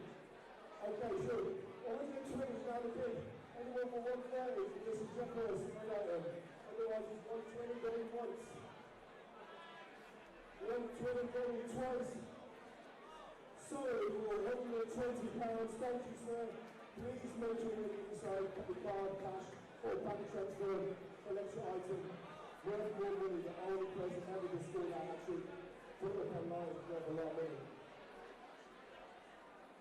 We've got a little more piece, ladies and gentlemen.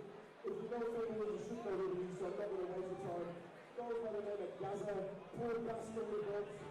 Playing with his day.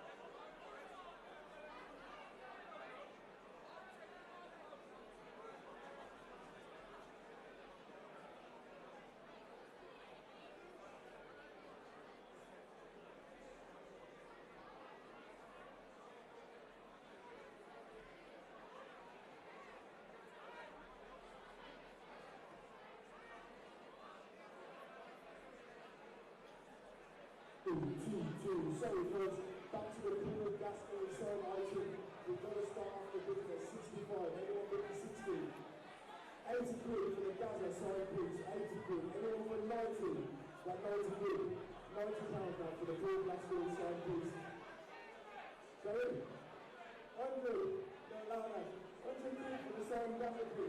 110. 110 for Paul Gaston, the 120. As 110 quid. 110 here. 120. 120. 110 then. We got 110 going once for the Paul Gaston side item. 110 going twice. Sold for £110. Paul Gaston, thank you. Please make it a ringside for the item. Sooner rather than later, so we don't make you do. 110 for the Paul Gaston side, please.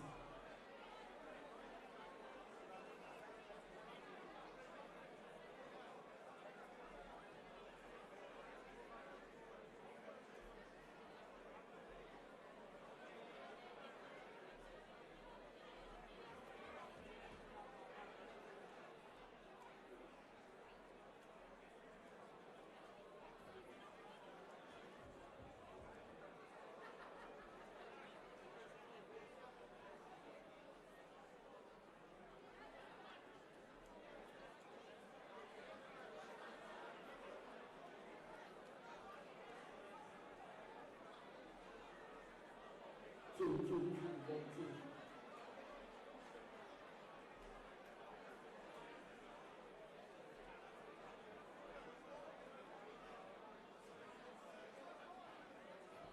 1, 2. Ladies and gentlemen, I'll try not to move, so I'm messing up the microphone.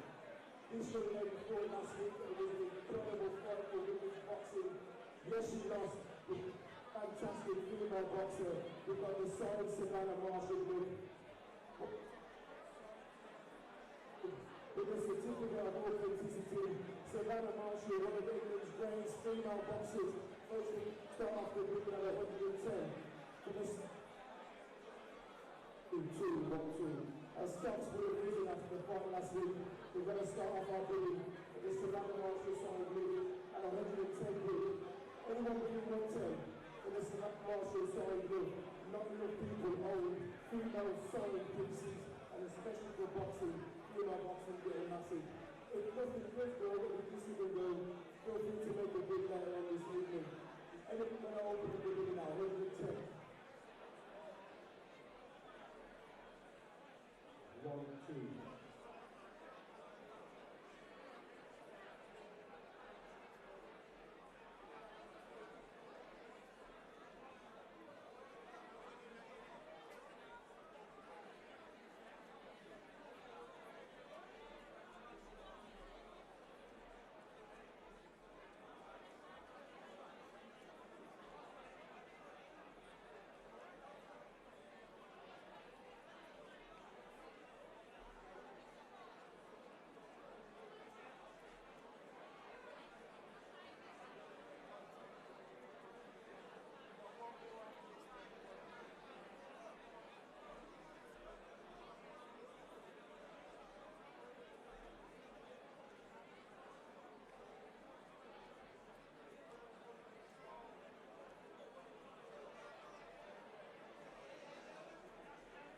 Last chance, ladies and gentlemen, we've got the Savannah Marshall.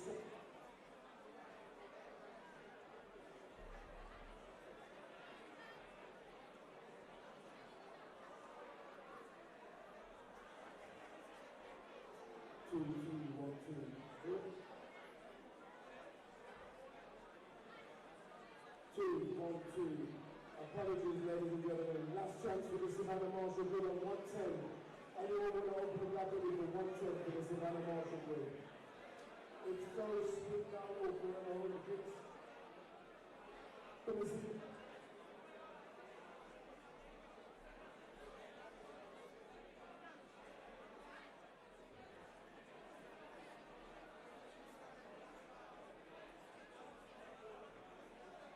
Two. Folks, there's one more item with the microphone lets me say what I need to say. It's a Peter Beardsley signed pick.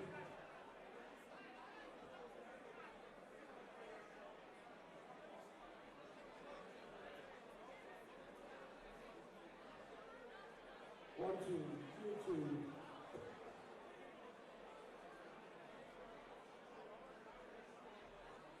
Right, we're nearly there. Paul Gaston's best friend. Peter Beardsley, if you know football, you should know who it is. It's the second Peter Beardsley canvas, England legend and we're picking it up only 50 quid. Who's bidding 50 quid? For the Peter Beardsley signed piece. Then I'm going to open up the raffle for the Peter Beardsley piece. Looks like we're rolling it on. We've got Peter Beardsley and we've got Savannah Marshall. You want to make a bid 8 quid? 50 quid. Peter Beardsley, we've got it open. Thank you. 50 quid. Anyone for 60 now? 50 is the opening bid for the Peter Beardsley piece. £50 on the once and go on to 60. That's £50 going twice, and that was sold for £50. Thank you, sir. Please come inside and collect your item. Apologies for the microphone, folks. In the next 3-4 minutes, we're going to do the raffle. We couldn't collect your prize, any prize you want to. There's 10 prizes. I'm going to put out 10 winners, and then we're going to crack on with the rest of the show. If you bid for an item, please come inside and go out the next 5 or 10 minutes to cash in and collect your goods. Thank you.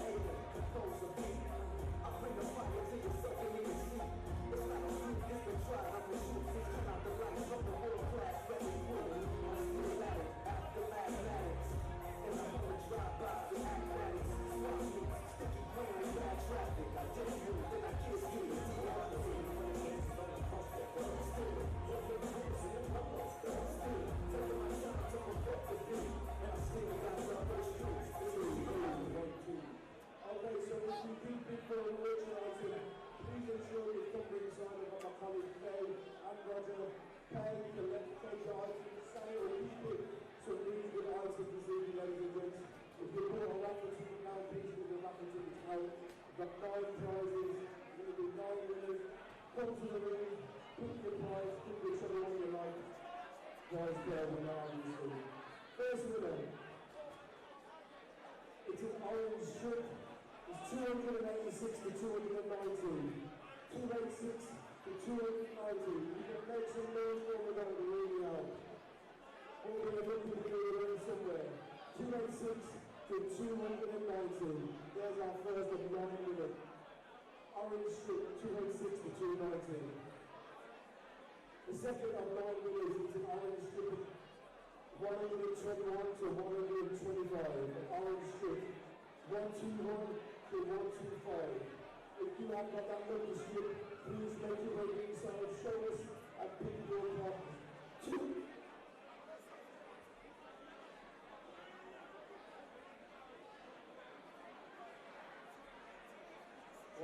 1, 2. 4 minutes is an orange strip, 286 to 290. Fucking five. 121 to it. The next winner.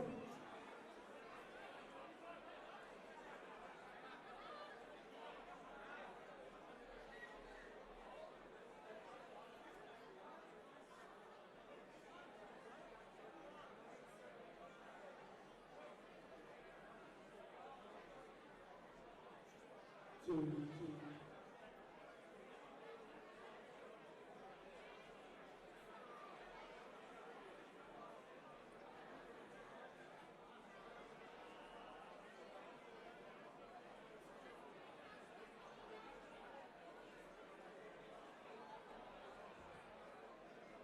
1, 2, okay. 8, 7, 1, 10. I'll say it again if you will.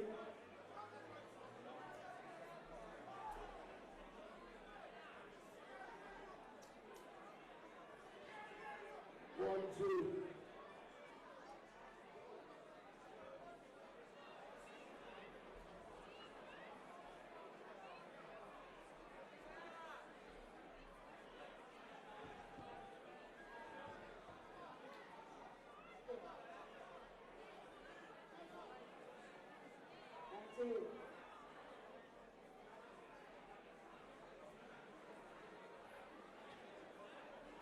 Okay, one of our winners has just received the prize. It's still got an orange strip, 286 to 219. I want to say a lilac strip, 871 to 875. Another lilac one, 551 to 555. We've got an orange one, 126 to 130. 1, 2, 3, 4, 5, we've got 4 more. 286 to 219, orange. 126 to 130, orange. 551, 1 to 555, lilac. 871 to 875, lilac.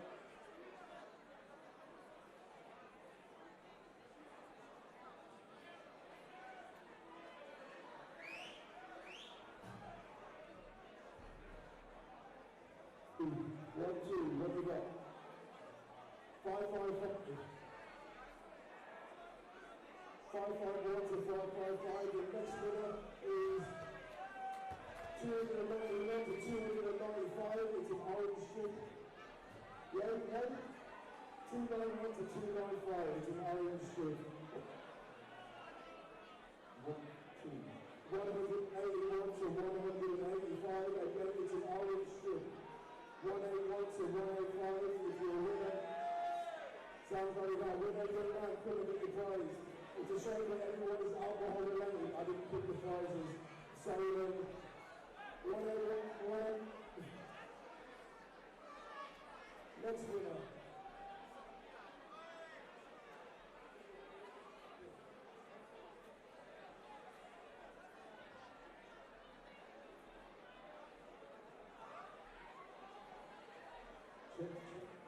Check. 2. Sound check. 1, 2, 2, 2, 2, 2.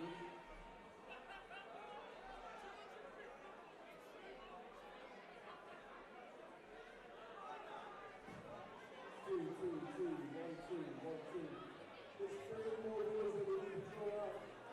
It's an orange ticket, 221 to 225. We got a winner, big man, looking at the prize. 2 more winners.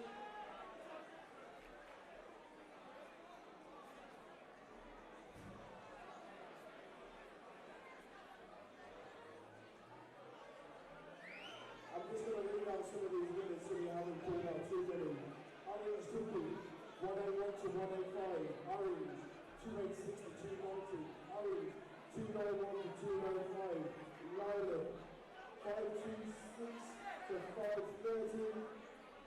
871 to 875.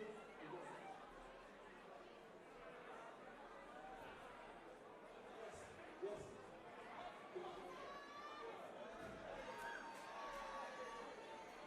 Still got like 4 more winners to redeem their prize, and still got Savannah Marshall sold there. I think that's the only item available. All of your auction memorabilia is sold. Welcome to all of you that bought your items. Those who've got a couple more raffle winners, and then we're going to commence for the rest of the show. That was a magical words. Please don't forget we've got the punch. We've got the punch machine in the corner. We're raising money for Birmingham children. Shout out to the Birmingham Children's Hospital this evening. And the poetry by Zach Ripper at BCWCB. Thank you.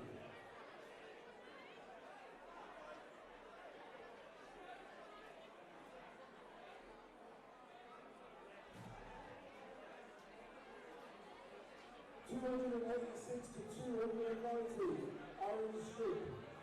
Do we have a winner? 286 to 290. Do we have a winner at all?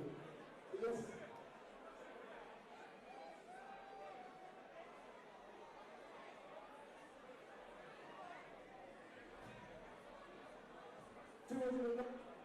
286 to 290, it's an orange strip. 286 to 290, how many prizes are left? 286. 276 to 280. You got a winner? With 30 all winners. Open for it tonight. Thank you, ladies and gentlemen. Please make sure you got yourself a drink. We're going to come back to the second half of this evening show.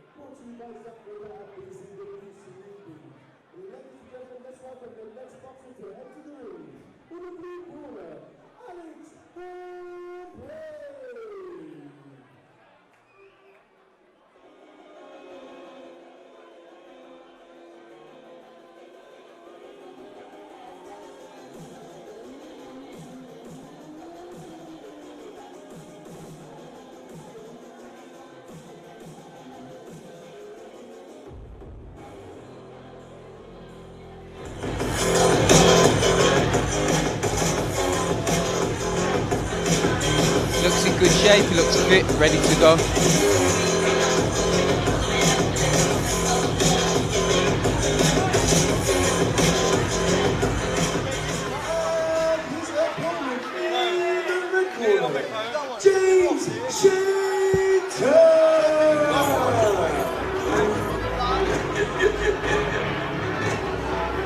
James Shenton now making his way to the ring. These fights are last-minute contests that's been added to the card, so we have absolutely no information about these two fighters whatsoever. No background, don't know their records. But they both look in good shape. They look up for this, they look like they've been training. And if the first half was anything to go by, we are going to have a fantastic second half of boxing for you this evening. It's going to take us right through the night. I hope you've got your pizza, your curry, whatever it is that you're eating. I hope that you've got it. Enjoy yourself, put your feet up, open a can of something. I think we're both a little bit jealous of that right now. Yeah, I'd love some snacks right now, really would. Terrible service here. Yeah. Blame Zach. Anyway. Someone get me some M&Ms if you're local. Yeah, the fighters look ready, look up for this. Intensely staring at one another. That feeling at the start of a fight, the nerves. I think it was Barry McGuigan that talked about this bit right now that's happening, where you're about to start punching your opponent in the face, but you're not there just yet. That's the moment, that's the buzz he loves the most. Straight out to the centre ring, jumping in, Alexander Bray with left hook straight away, no messing around. Yeah, these guys mean business tonight. They are. Backhand. They're really going for it. Similar frames as well, tall, wiry frames. It's often strong, that tall, wiry frame. Often got like that farmer strength. Holding for dear life is Shenton on the inside. Don't blame him. Wants to keep it rangy. Get behind the jab. Shenton looks like he's the boxer of the two. Alexander Bray, despite having a similar frame, he looks like he's hurt his shoulder. Shoulders gone. No, shoulders popped out. You need to.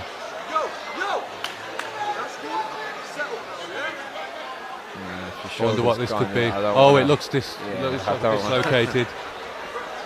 You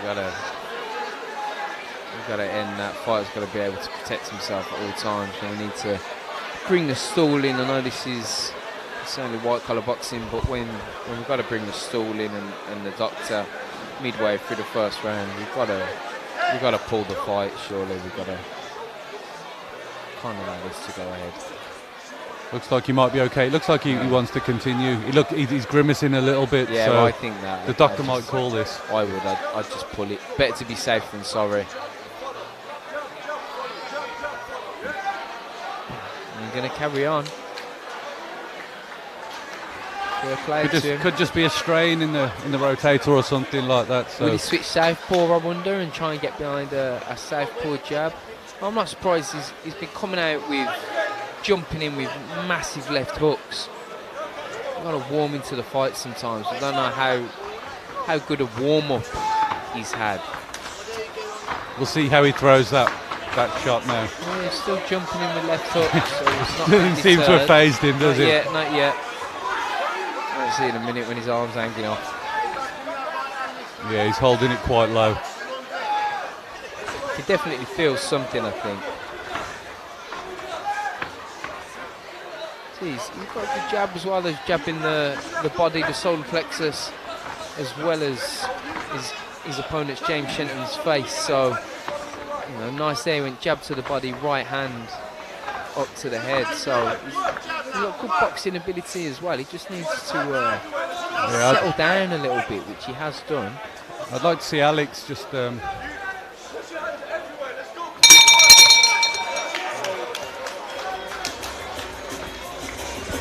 So hopefully in the second round he settles down a little bit. My money's on the fact he probably comes out crazy like a lunatic for sort of 15, 30 seconds and then calms down again some more. Yeah, definitely. I think Alex should be using this to his advantage. The fact that James might be injured. Sorry, my fault, James. Well, what I did, this sounds horrible, but we're in a horrible sport. We're fighting, and now that Alex Hombre has showed those signs of distress, for me, he's got a target now, a target on his shoulder. And if that was me, I'd be coming in behind a stiff double jab, and I'd be aiming that double jab right into his shoulder, and then coming over the top with a looping right hand or trying to work his body from there. But then when we get on the inside and we're clinching, I'd be pulling on his arm and just doing everything, all the roughy tufty, horrible stuff. And that may sound not nice, but we're in the ring fighting at the end of the day. Yeah, it isn't nice, you know. I don't like it personally when people say he's a dirty fighter, someone's a dirty fighter. I think fighting is dirty, you know. It's a bit of an oxymoron to be a clean fighter. No, as long as you're fighting within the rules. Within the rules, and also just whatever the referee's allowing you to get away with. If the referee's allowing your opponent to, you know, maybe put a low shot in, for example. It's no good looking at the ref for help. You just put a low shot in yourself.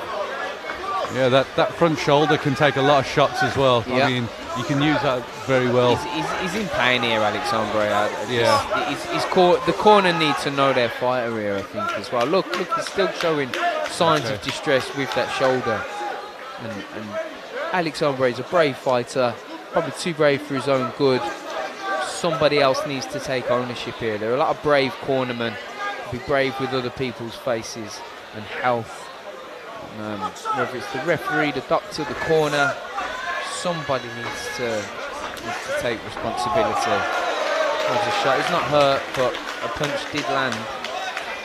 It's a real shame because he started so well, so explosive, and it's kind of took his confidence away and from his him. momentum as well. But yeah. I think it's also that explosive start that he done himself a mischief, because he just comes swinging for the hill windmill.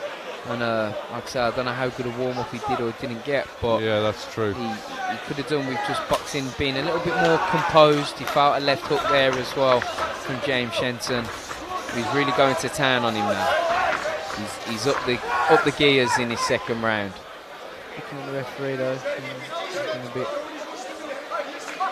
a bit angry. Look. Down to the last 30 seconds of the round now. Yeah, I mean, Hombre was just looking at the referee there, and felt like he wanted a bit of help for some. But look, every punch that lands cleanly is having an effect.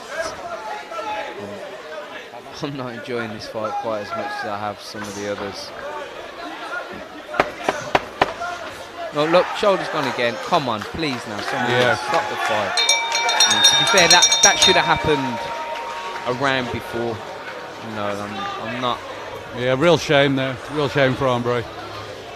I mean, no disrespect to the level that we're watching tonight as well, but when it's just at white collar level, there's no need somebody risking serious injury. And the second he showed signs of distress in that first round, the referee, the doctor, the corner team, whoever it was, the fight should have been stopped in the first round. It's as simple as that.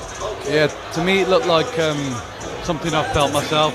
I'm quite dependent on my left hand as a fighter. I've been orthodox. I'm orthodox, but I'm left-handed, so I'm quite dependent on that. And it looked like he threw an awkward left hook, and he might have strained his rotator cuff or something along those lines. But it can be quite painful, more painful than you would think. Like Oscar De La Hoya, a left-handed orthodox southpaw, and of course his left hook was his best punch as well. So yeah, I think he just needs to be a bit more compact with it. That's the thing. He was just swinging for the fences. It was high, wide, and not very handsome some of the times. And he's done himself a bit of a mischief with how wild he was with the punches. But the one thing that we must say about Alex Hombre, he never wanted to give up. He wanted to fight on and continue. And he's certainly done himself proud. I just feel as though other people involved with this contest should have taken ownership and saved the fighter from himself. Really, that wasn't a good one to watch. Ladies and gentlemen, the winner in the red corner, James Shenton. James Shenton won't care though. He gets his hand raised. He's the winner of this contest, and he moves on to bigger and better things.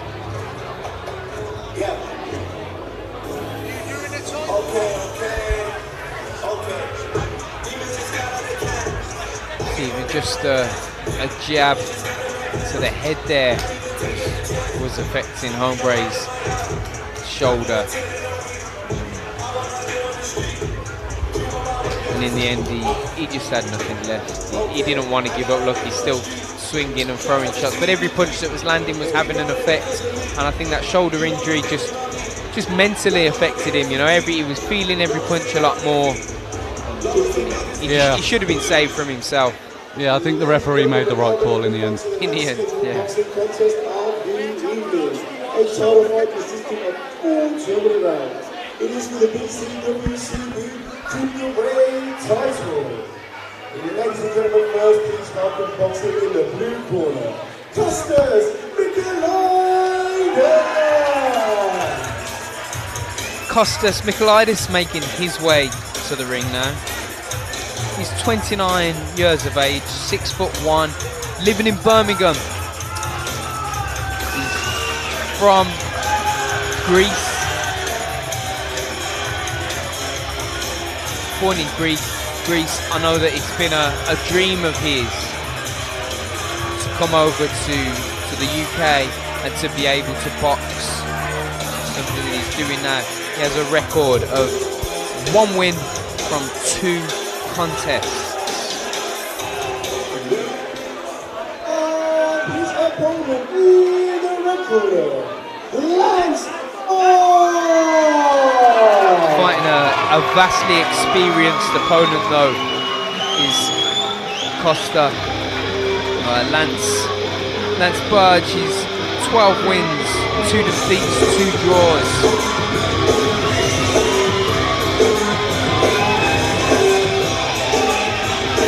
Seems like he has a lot of support here as well at the venue in Dudley. But it's cruiserweight title fight for the Black Country White Collar Boxing. Sign of respect for the 2 fighters.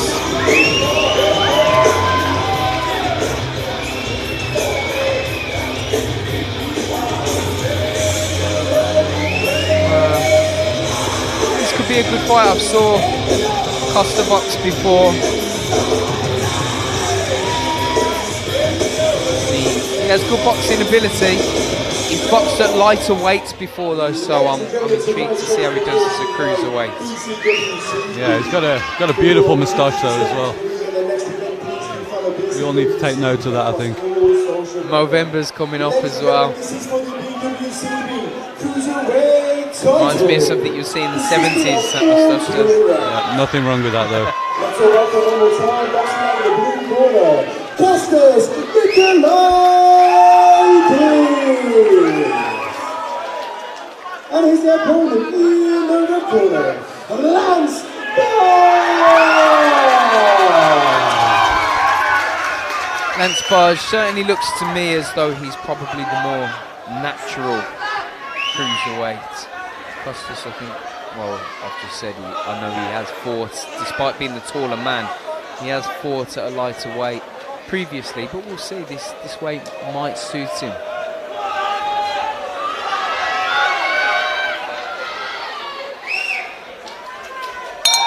And we begin this first round of boxing for the Black Country White Collar Boxing Cruiserweight title. Both lads starting off behind the jab. It's nice to see that they're not just going all guns blazing, especially when it's the big lads, because it only needs one of them to land a punch and it can have devastating effects. Yeah, it's refreshing to see a fight start so slowly, actually. Jabbing, parrying, blocking. Yeah, I think the heavier you get though, the more you've got to be wary of what's coming back. Yeah, no Captain Costas there. No, Costas has also been doing some training at Kennelly's gym in Northfield, South Birmingham, where I've trained for a while as well, not too far from where I live. So if I ever can't make my gym for any reason, I can get a little session done down at at Canelli's, and Costas often down there training. Have you seen him fight much? What can we expect from him tonight? Yeah, I think he likes to have a fight. He believes in his strength and his power. He believes that when he lands, he has the ability to put people away. But as we've seen tonight, he's also able to box, and he's got a good chin on him.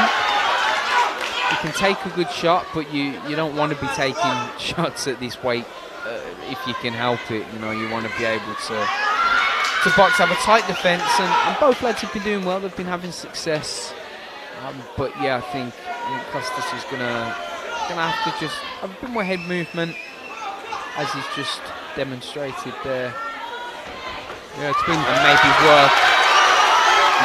quite a timid affair up until the body now. of Barge. Seems to be heating up a little bit now. Yeah, Barge warming into this first round.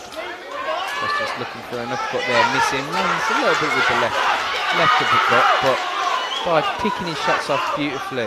He's covering, he's letting Costas hit gloves, and then they're just chipping in with a nice little left hook. It's a scoring shot.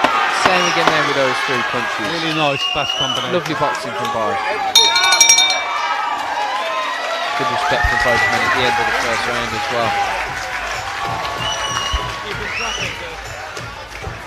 Well, if I was either of those 2 men, I'd be happiest if I was Barge at the end of that first round. He finished stronger. He's asserting himself. Costas started well. Did a nice right hand there, but he just bounced off the chin of Barge. And like I say, Costas believes that he does have devastating power. Whether he does or doesn't, I don't know. I haven't saw any of the fights that have taken place in Greece. But again, I've mentioned the weight. Perhaps if he doesn't carry the same sort of power at his heavier weight, he could be more devastating the lighter he is. That's sometimes the way. I know even myself, I punch harder as I go down in weight as I do when I'm just chubby, if you want to say that. Yeah, I think that happens with a lot of fighters. I felt the same myself when I boxed at middleweight. I felt a lot stronger and a lot more dominant in the ring.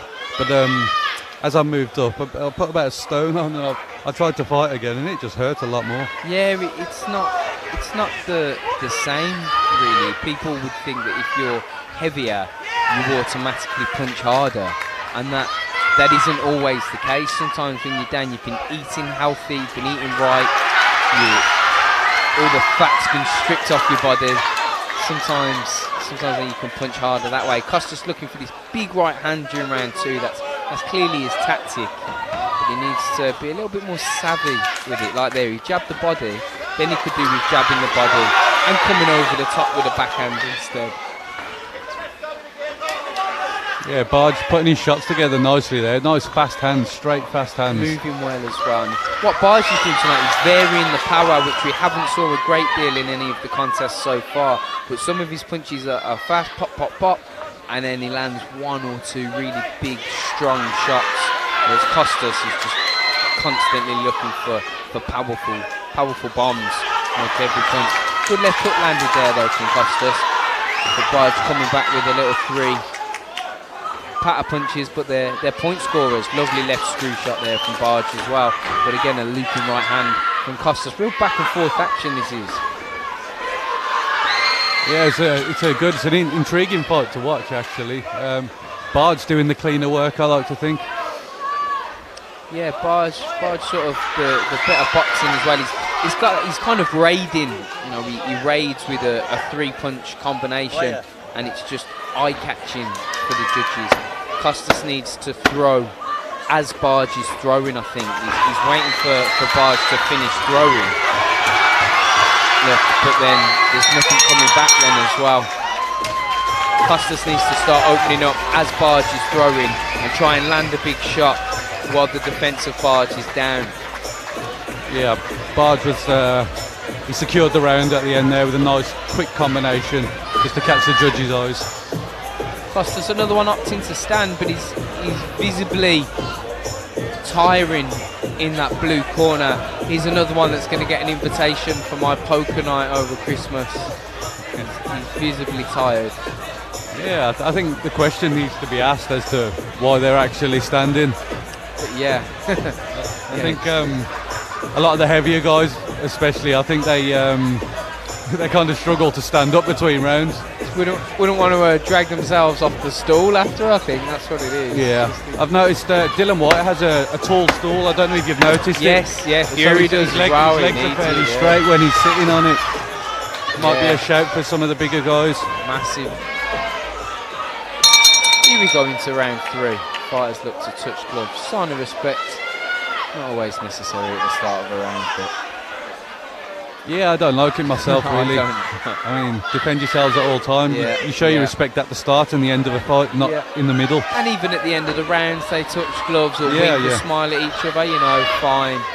I think when it's at the start of the round, you're there for a purpose, and that's to beat each other up. Lovely left hook there from Costas. Barge was unloading, and that's what I was saying in the previous round. He needs to throw whilst Barge is throwing, and he did that there, and he landed a left hook, which noticeably had an effect, an impact on Barge. Yeah, Barge keeps a really tight guard when he's not throwing his shots, so I think to land. Yeah, but Barge isn't throwing, and Costas is trying to land a big looping right hand, and Barge blocks it. Whereas when Barge is throwing, of course, you're open. You can't help it. You throw punches, you leave yourself vulnerable to being hit with counter punches, and that's what Costas needs to do. He needs to throw not so powerful, more flicky, pitter-patter punches whilst the defence is high, and then once he lowers the defence, come back with a harder punch, or tackle shots up to the head and then sink some powerful body shots in as well. We've not really seen much body work from Costas in this fight either. Yeah, I think Costas seems the visibly slower fighter in the ring, and I think it's one of the big factors of the fight. He's probably carrying too much weight. I think that's why. You know, he's not boxed at cruiser before, to my knowledge, and he doesn't look in shape as such. I mean, it's not a body beautiful competition by any means, but he's definitely carrying, you know. And I think if he was at a lighter weight, he'd be having more of a devastating impact on his opponent, because he's a big guy as well. 6'1" is Costas. Yeah, coming up to the end of this round, I think another one for feeling Barge. it. He's on unsteady legs. He's definitely feeling it, as is Barge. So it's not a walk in the park for him either. Costas is visibly tired in that blue corner. Yeah, I think I'd love to know really what instruction he's getting. I'd say for Costas, he could do with varying the power of his punches. That's something he could do. Going lighter to the head and then sinking some hurtful body shots in, or throwing head power shots once Barge opens up and starts to throw.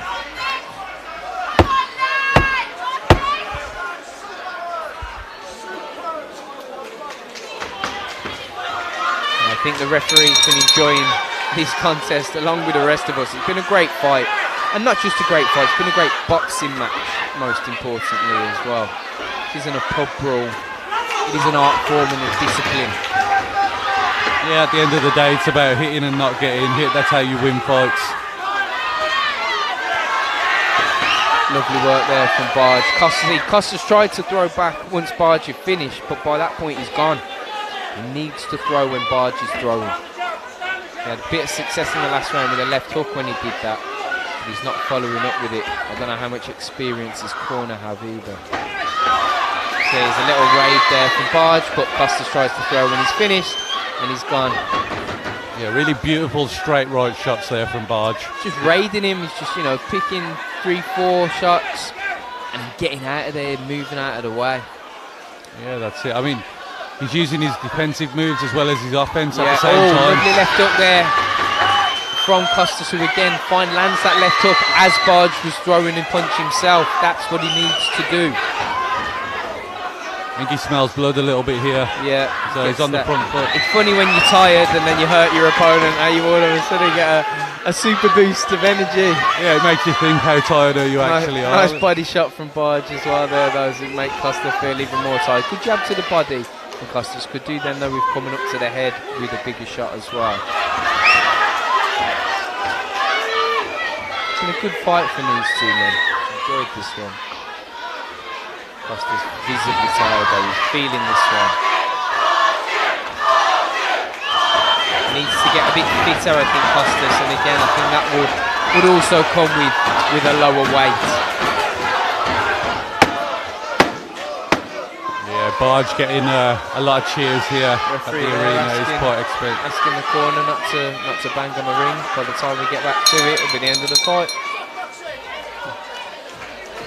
Yeah, another good round for both fighters, in fact. Yeah, it was good. It's a bit of a subdued crowd at the end of that round, but they're showing their respects now and showing everybody here at the venue in Dudley how much they enjoyed it. 'Cause that was a good fight, really good boxing match as well. See there, nice because Bruce's opponent was fighting. The blue corner very animated. I don't know if they think he's got it. Surely not. But, who are you picking, Matt? Are you picking Barge for this one? I think Barge has got that one. I think he has to have that one. He will be the Black Country white collar boxing cruiserweight champion, I think. Costa's very, very tired in the ring there. Looks like he needs a sit bucket.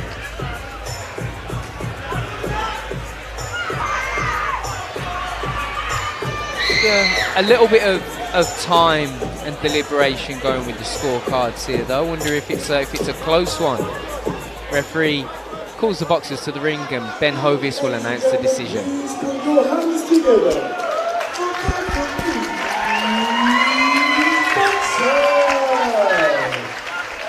Again, the referee would like to congratulate both boxers on a super and competitive contest. Ladies and gentlemen, this contest was 4 rounds for the vacant BCWCB Presents Championships. Ladies and gentlemen, after 4 rounds, we have a winner. A new BC.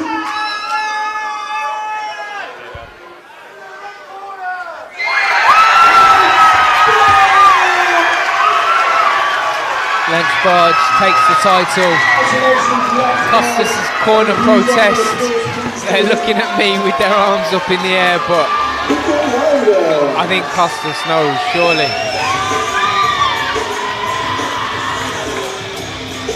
Yeah, people climbing up in the ring now to congratulate a friend or family member. Costas doesn't look to me like a man that thinks he genuinely won that fight.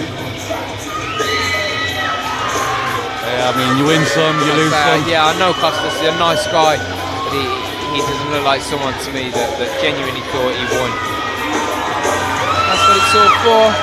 The Black Country White Collar Boxing Cruiserweight Champion, Lance Barge. Imagine him and the fans are going to have a good night tonight after this. Yes. I know when I won my first title, I wore it straight down to the Weatherspoons. Yeah, we had a great time. That's how we do it. Yeah, have a good night tonight and probably not a great day tomorrow. Yeah. So we're moving through to fight number 12. Now we've got an action-packed card. I hope that you're still with us and enjoying it.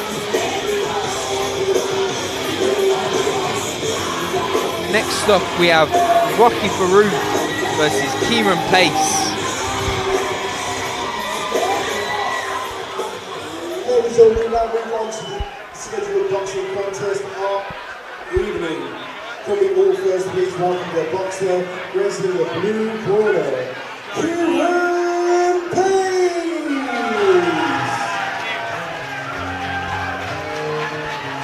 Again, we've been given no notes about these fighters, just their names, that's all we know. But Kieran Pace is making his way to the ring, wearing the red shorts with the white waistband. Yeah, as long as you've got a pair of gloves, Yeah, you can get in the ring tonight. No and problem. gloves will travel. Let's go.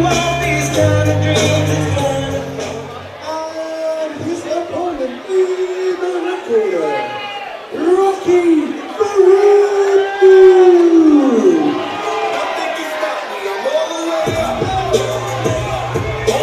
Three rounds. Yeah. making his way to the ring. The man in blue heading to the red corner, and the man in red waits for him in the blue corner.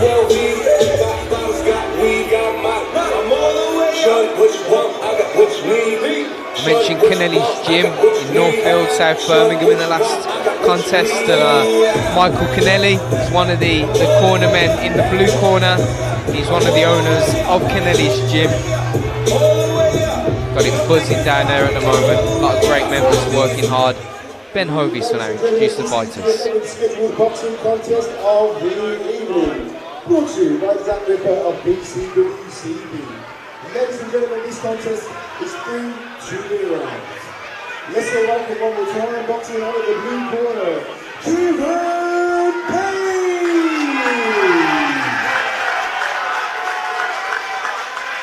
And his opponent in the red corner, Rocky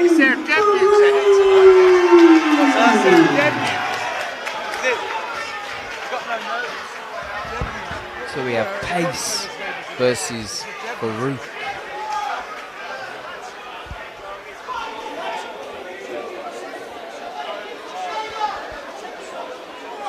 Referee just reading his final instructions to both fighters who look ready and look up for this. They're focused, they're in the zone. Referee just wiping up some of the moisture from the corner.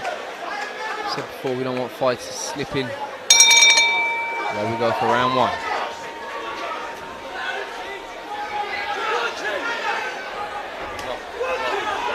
Kieran Pace coming straight out behind a long jab. He's got wiry arms. Wants to use that reach to his advantage. Yeah, Kieran asserting his dominance here. Pushing Farouk back. Trying to control that centre ring, make his opponent work. It's a good tactic, especially in these low-level fights. Yeah, oh, Farouk's been tagged down. He definitely got a couple of backhands there from Kieran Pace. Pace just hitting on the brake a little bit though, referee telling him off, but you know, it's the fight game. Yeah, you know how it is. You get caught up in the moment. You can't hear anyone. And to be fair, the clinch wasn't too tight. He had a free hand, so I think he was well within his rights to keep throwing. Yeah, Farouk threw that one from the back of the room there. Looping shots I've maybe got a cold from the draft. Both lads here, they're going toe to toe. Leather for leather. So he's keeping his distance well though, trying to keep the range his pace. Not getting too close, not smothering his work, because that can happen when a fighter lands a big shot and hurts his opponent. He tries to get too close, ends up smothering his work. So that's not happening for Pace. It shows he's probably got some experience. Yeah, I'd like to see him work the body a little bit more and bring the guard down. Yeah. I think he could get a good stoppage here. Yeah, but a stoppage is definitely on the cards for Pace, you feel, as he heads back to his corner at the end of this round. You'd definitely be saying you can get some nice stiff jabs to the body. Yeah, good shot there as well. He's starting with backhands, but Farouk showing a lot of heart, a lot of grit. He's not prepared to just take a shot and quit. Yeah, he's very flat-footed. I think he's struggling to move out the way of the shots. Yeah, and he's giving up ground so easily.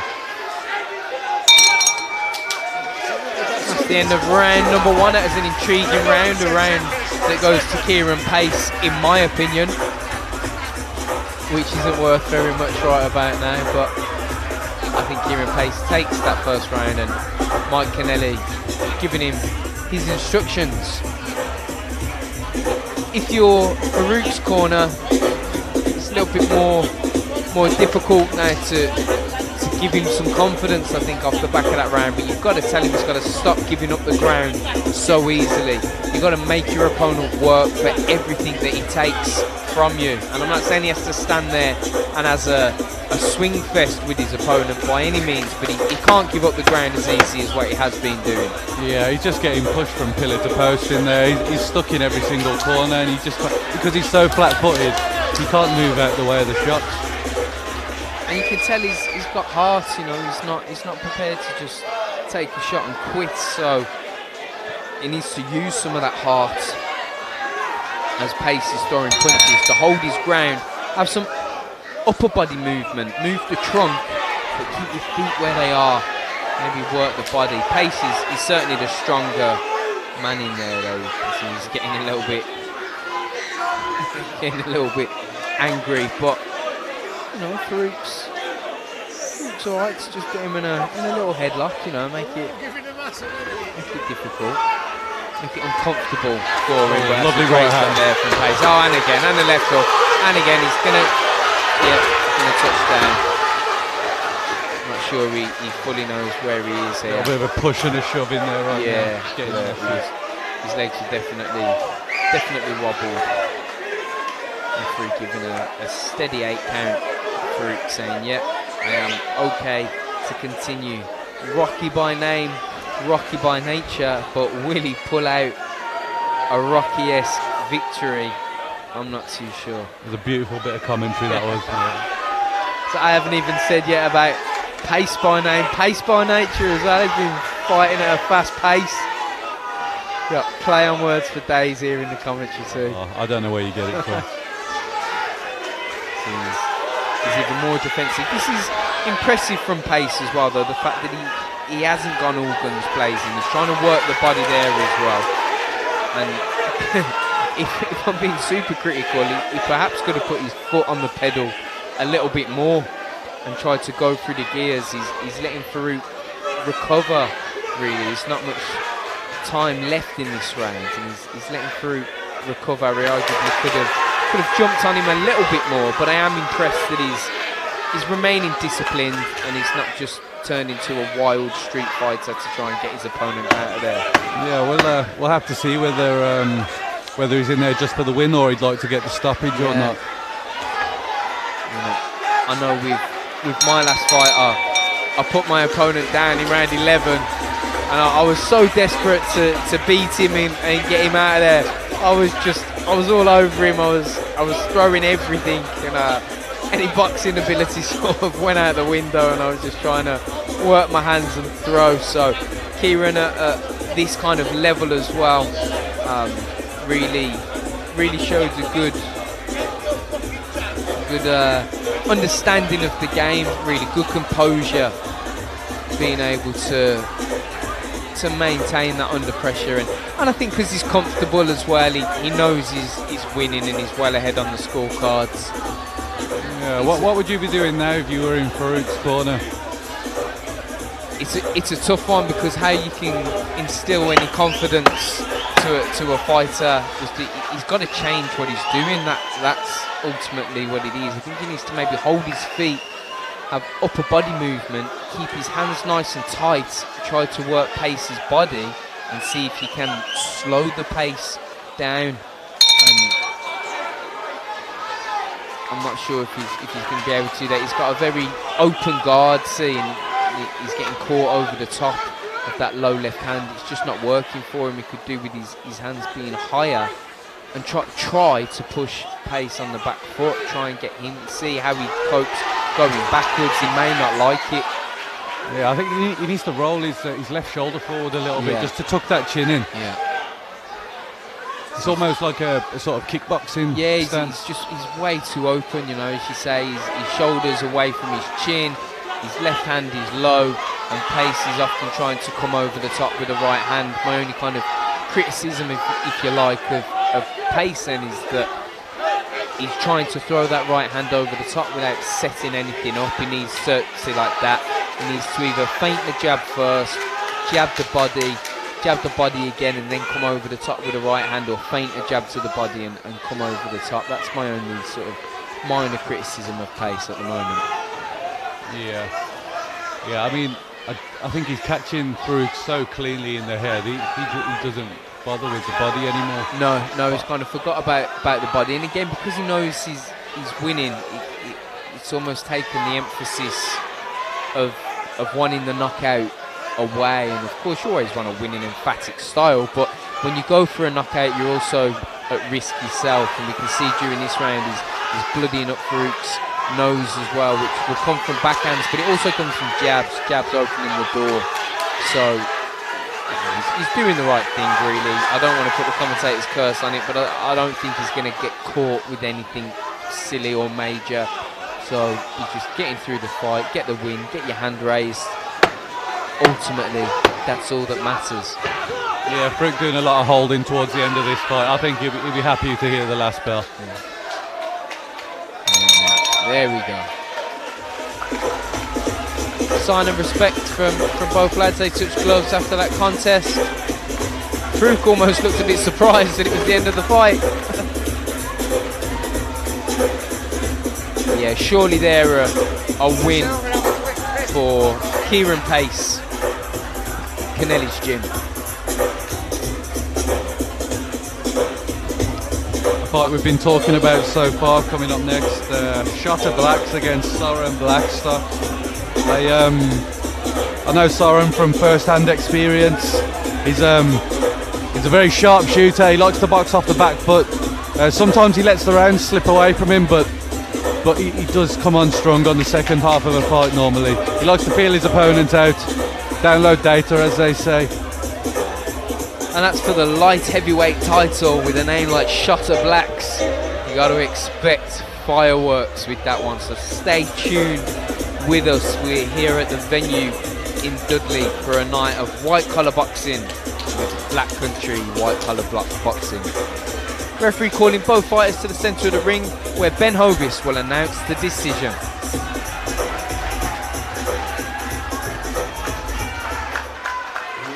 Ladies and gentlemen, please put your hands together for both of these boxers.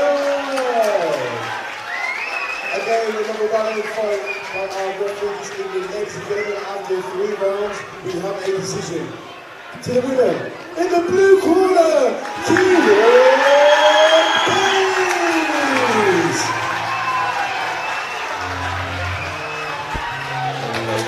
Kieran Pace just waited for the inevitable there, getting his hand raised, covered in Farouk's blood. Yeah, Farouk clearly outmatched in that fight in every department by the looks of things. He needs to work on his defence a lot more. He's not going to have a very long boxing career with his chin up in the air like that. No, his nose will take a tater in, that's for sure. No, reach that game.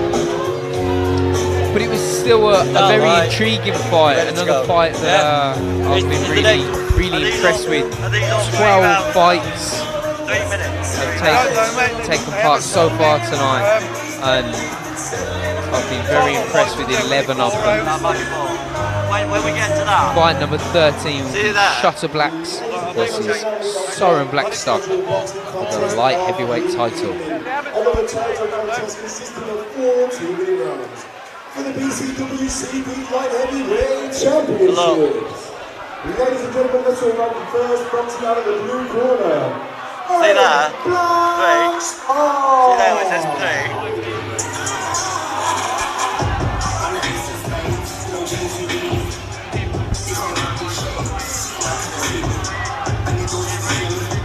Yeah, then after this, we just check them after 3.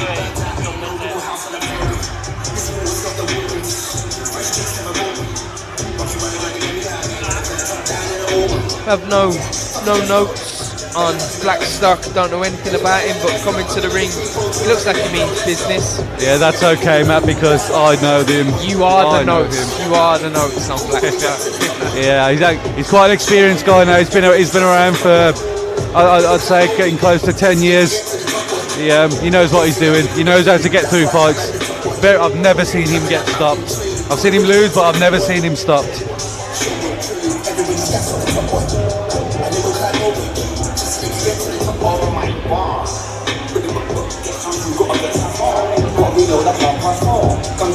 Likewise, no notes for his opponent, Shotta Blacks either.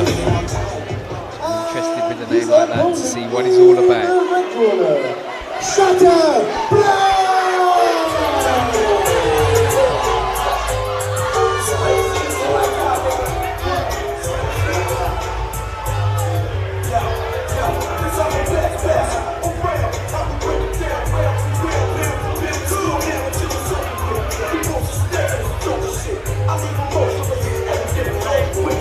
Shutter Black's making his way to the ring. Looks like he's enjoying his ring walk as well.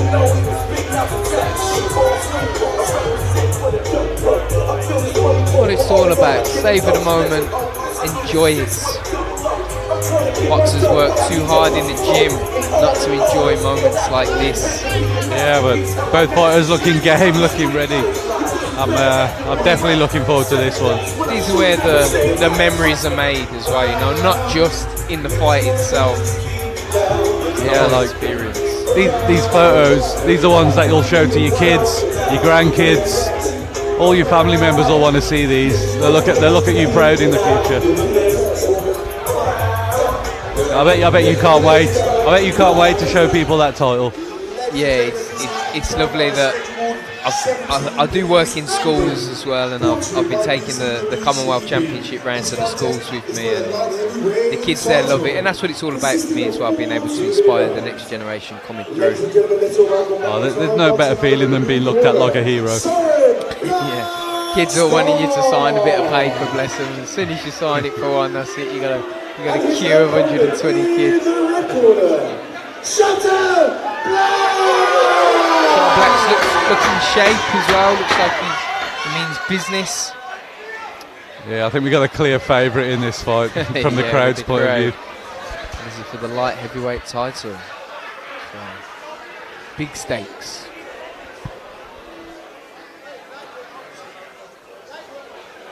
No Dave as well in Shutter's corner, so he's got a lot of boxing experience, coaching experience. Coached before at Studio Boxing Club in South Birmingham. Just moved now over to Redditch. Both lads look ready, hungry for this. Just in anticipation, that moment of silence, that no man's land before the bell rings. Yeah, worst part of a fight this. What is the hold up?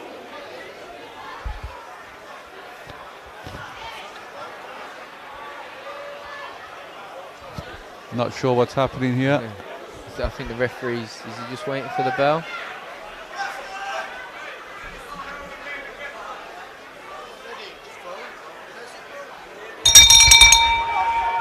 There we go. Oh, Shutter Black's there, a little touch of the gloves and a punch in the face at the same time. Sneaky. But protect yourself at all times. He's got very fast hands, Blackstock has. He gives up a lot of ground though. It's a small ring, so it's difficult when you're the sort of fighter. We saw this already tonight, we saw this in the last fight. When you want to give up ground, it's fine if you've got a big ring that you can move around in and maybe make your opponent miss and shadow box somewhat, but it's a small ring. This ring is forcing action. It's made for a fast pace and to trade, so it'll be interesting to see how Blackstock operates around the ring today. Another one though that's again immediately moving on to his opponent's backhand. We've seen him already moving to his right, which will be his opponent's left. Yeah, Blackstock looks like he's definitely carrying a few extra pounds than he was last time I saw him. I think he boxed at middleweight last time I watched him fight. He wants that light heavyweight title, mate. That's what he wants. Well, you do what you got to do, don't you? Sacrifices, cakes must be eaten, you know.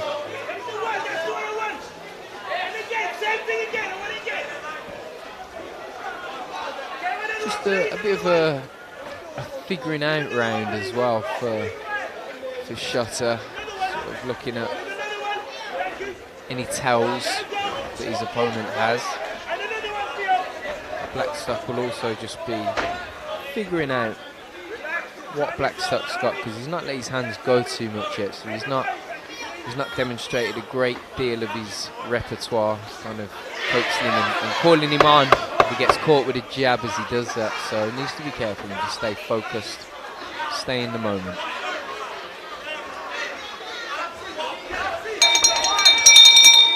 Interesting first round, hasn't caught fire just yet. The crowd a little bit quiet.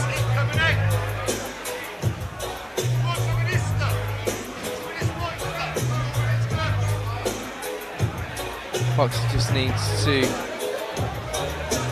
get his gloves taped in between rounds to Soren Blackstock. Let's make sure that the lace doesn't come out of the gloves, because not only then can the glove come off of your fist, which we don't want, but it can also rub against your opponent's skin and cause damage. And we don't want that either. If anyone's getting damaged in the face tonight, we want it to be from legal punches.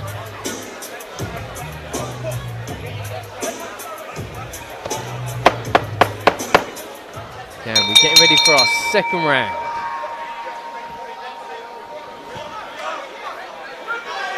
Again, Shutter Blacks come out, sort of touch of the glove and a jab at the same time. Today he's already up in the pace, his Shutter, compared to the first round. Yeah, it's a much faster pace here. We'll see if he maintains that throughout the duration of the round. He looks like he's in good shape. Looks like he should be able to keep it up, but looks can be deceiving sometimes as well. Yeah, I'd like to know his reach. He looks like he's got quite long arms as well. He's got a very stiff javelin-like jab. Yeah, he needs to just throw it more. He's not throwing it enough for me. He just needs to let that jab go, whether it's at the chest, bend his legs, bring it to the stomach, whatever it may be, double it up. But he needs to get that long-range jab out there a little bit more. Blackstock's just kind of trying to old man him a little bit, I think, but like there, he's getting caught with jabs. See, when Shutter throws a jab, he often lands it. That's why I think he needs to throw more and then build off of it. That jab's the foundation. Once you start finding a home for your jab, you can find a home for your backhands. As soon as that jab lands, he needs to put a right hand on it as well. Yeah, Soren can be quite elusive when he does it, but he doesn't seem to counter off it too much. I was just about to say, being elusive is all well and good, but he doesn't win your fights if you're not landing anything yourself. And he's not landing a great deal at the moment. He's moving around the ring, he's being awkward, but there's nothing of any real significance being landed on Shutter Blacks as well. And in that exchange there, for example, even though Shutter didn't land anything of note himself, he certainly would be winning that exchange in the judge's eyes. And also, if Blackstock really wishes to win this fight, he's going to have to change game plan more than what Shutter is, because at the moment Shutter is up in my book. Quite a subdued crowd during this fight. One that just hasn't quite caught fire, but that second round was a lot better, certainly from Shutter, who I think probably did enough in the first round as well, but he just upped the pace in that second round. I feel now though he needs to do the same again. The onus now is on him, because Blackstock clearly isn't going to change plan from what he's doing. So I think Shutter has to up the pace, force the fight, and throw the punches, because he's having success. Yeah, I think he needs a few more feints before he lets his hands go. Shutter does. I think he needs to get Soren thinking a lot more.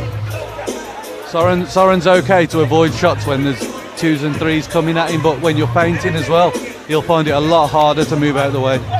Feinting and phases with that as well. As you say, you throw 1s and 2s and he's missing, and then you have to reset, and then you throw 2 or 3 more, and it's a lot easier for him to be able to move out of the way and avoid punches. Whereas if you throw 2-3 punches and then move, change your feet, change the angle, and then go again straight away with another attack, and then if you've got the fitness, go again with a third phase, it's a lot harder for your opponent then to be elusive. Yeah, that's it. I mean, these things come with experience, though. I'm sure you learned that the hard way, and you lost your fights in the amateurs. There's so many fights that, you know, looking back now, it all seems so easy. And of course, we're here sitting on the safe side of the ropes whilst 2 men are trading leather.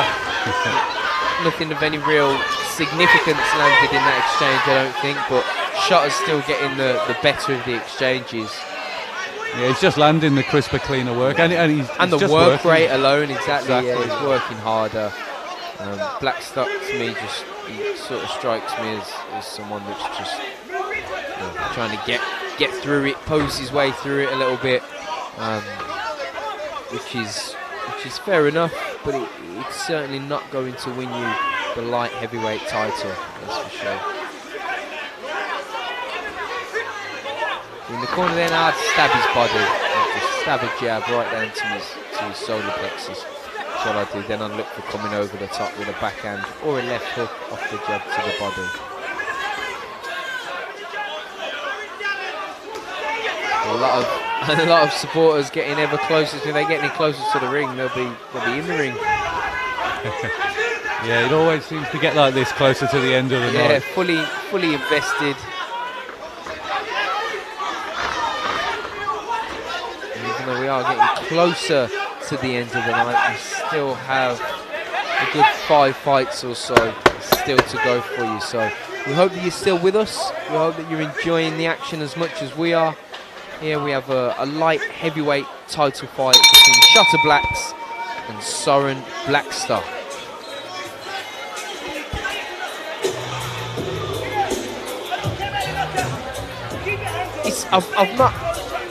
I've not quite seen anything like this before either, where Blackstar's getting instructions in the centre of the ring.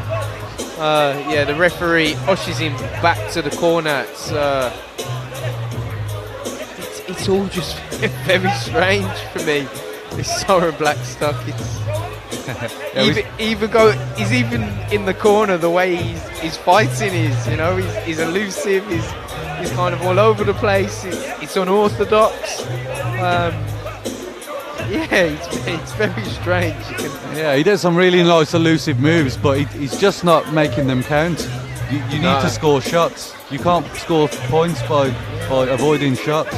I'd love to know what his corner is saying to him. They're all very animated in the corner. They look like they want him to win this fight, but he's then not doing anything when he comes out to demonstrate that he himself wants to win the Black Country White Collar Boxing light heavyweight title. Shutter's the one that looks like he wants to win this. And to me, on my card, he certainly would be winning this for various reasons. Good shots there from Shutter Blacks. He lets his hands go.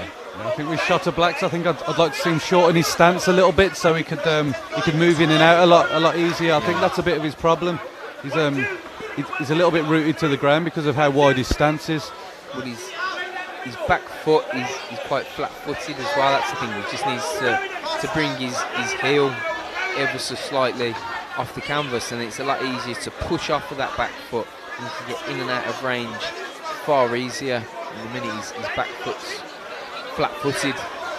Yeah, we used to do drills in my old amateur club. They'd put a felt tip pen on the heels of your feet, and they'd see who were touching the floor with the heels of their feet. It's a good trick to do, because you don't want to be up on your tiptoes, because then you lose power. But just, you know, half an inch or so off the floor, you want your heel up, so it allows you to generate power, but also move in and out of range. But this is better from Shutter Blacks. Yeah, nice right hand there, very quick off the mark. I feel if Shutter Blacks did start throwing more and really trying to tee off, Blackstar would also open up a little bit more, I think, as well. I think at the moment he's in cruise control. Even though he's not winning the fight by any means, he's just cruising his way through it to a points loss. Last 10. Let's see who can catch the judge's eyes. People are shouting to Shutter Blacks finish him, but that's not going to happen. Not tonight, no sir. Yeah, not a bad fight. I'd like to see a little bit more from Soren. I don't know whether it was a fitness thing or maybe carrying a little bit too much extra weight, but he looks like he's got some natural talent. He can't capitalise on it because of his weight, by the looks of it. The whole thing, I just found the whole thing unorthodox and a little dumbfounding, if I'm perfectly frank. I mean, he's getting instructions from a guy that doesn't look like he came dressed to be in the corner. He was standing in the middle of the ring and the ropes. He's mates or someone outside shouting instructions in during each. Yeah, it was very unorthodox, as was his style of fighting. But I don't know. I suppose it depends what he wants, what his aspirations are. If he really wanted to win that light heavyweight title, then he has to go back to the drawing board massively, reassess and change a plethora of things. However, if he's just happy to keep turning up and going through the motions and collecting a little bit of change or whatever it is that he's doing, then fair play to him. Yeah, I was about to say, you just don't know what the motivations for fighting are. It could be the money, it could be the glory. For me, it was always the glory. I always wanted the win. The win was the most important thing on the night. Same with me. I always wanted belts and titles, and for my last fight, when I was fighting for the Commonwealth title, my purse for the fight was just, you wouldn't believe how little I got paid to fight 12 3-minute rounds and be training all year for it, be fighting an unbeaten opponent. The money was appalling, but I wanted to be the Commonwealth champion, and that's all that mattered. And today, Shutter Blacks against Soren Blackstock, there was only one man that I believe wanted to win the Black Country boxing, the Black Country white collar boxing light heavyweight championships, and that was Shutter Blacks, who I think will be announced as our winner. And the new BCWCB light heavyweight champion, in the right corner, Shutter. There we go. Shutter Blacks is the new Black Country white collar boxing light heavyweight champion. Yeah, the right decision made there. He put in more work. I think it was as simple as that. Yeah, he's the one that wanted it. He's the one that tried to win.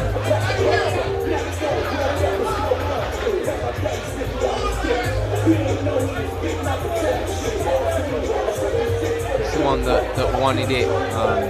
Looks like there's a little bit of unhappiness in the blue corner, but surely it's not the decision of the fight. Surely not. Yeah, not sure what's going on, but tonight's about the boxing, and that's what everyone needs to remember. It's like you say, it's a shame with Blackstock, because he looks like he's got some talent. You know, it's very difficult to make your opponent miss punches, and that's something that Blackstock could do very well. He was elusive, he was slick at times, but I just never believed, I never truly felt as though he wanted to win that title. And for a title fight, that's disappointing, because you always want both boxers to put everything on the line in the attempt to become the champion. There is no better feeling than winning a title, hearing the commentator say, and the new, and having that belt wrapped around your waist. No better feeling than that.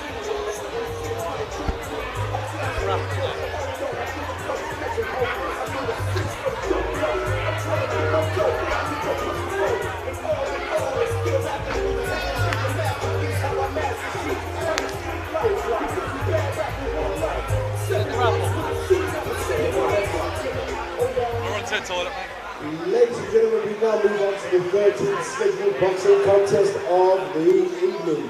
A British eliminator consisting of 3 2-minute rounds. Ladies and gentlemen, let's go back with first, boxing out of the blue corner, Josh Latimer.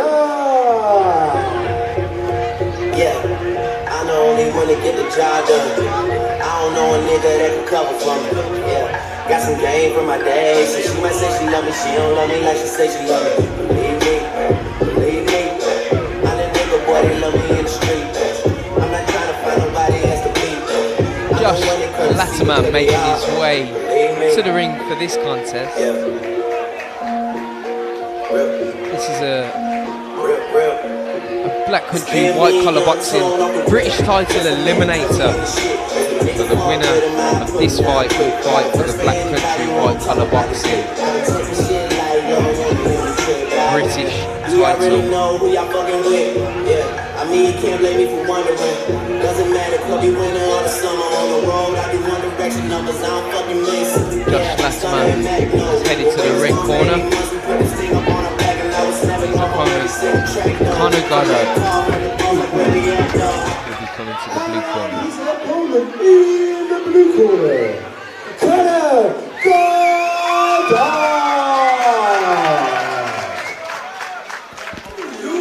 Don't watch that. Watch this. This is the heavy monster sound. The nuttiest sound around. So if you're coming off the street and you're beginning to feel the heat, well, listen, Buster, you better start to move your feet to the rockiness, rock-steady beat of madness. Conor Goddard making his way to the blue corner. The Gunner, 25 years of age, 5'9", living in Leicester, boxing for Colville Boxing Club. He has a fight record of 12 wins from 13 fights. 12 wins, 1 defeat, 1 draw, 12 wins, 1 draw. And he last boxed in April of this year. This is the scheduled 13 boxing contest of the evening. A British Eliminator contest consisting of 3 2-minute rounds. Let's all welcome one more time, boxing out of the red corner, Josh Latimer! And his opponent in the blue corner, Conor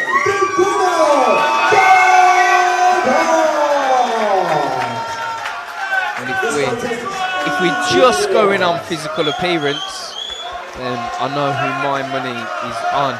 But fights aren't won on physical appearance. Tony Bell, you said before the David Hay fight, this isn't a beauty contest, it's not a body beauty contest, so we shall see. Josh Latimer, blue nose, got the Blues badge tattooed on his left calf. Yeah, Latimer's he's been around the block though. He's another one of these guys who've had 100+ fights. The Gunner, Conor Goddard, he's a Leicester fan. He's got the Leicester badge on his shorts. Blues v Leicester.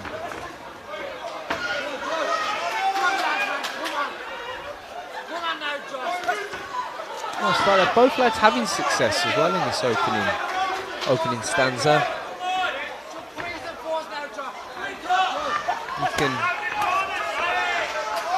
You can tell that Latimer has got experience in the rings. He's very comfortable in there, got his gloves up, he's taking a few body shots, but he's very relaxed, very composed. I think I saw a couple of deep breaths from Latimer already then. Yeah, well, Goddard's been throwing some heavy body shots, so they take their toll on, and even the fittest of men, and with all due respect, Latimer doesn't look like he's the fittest of men.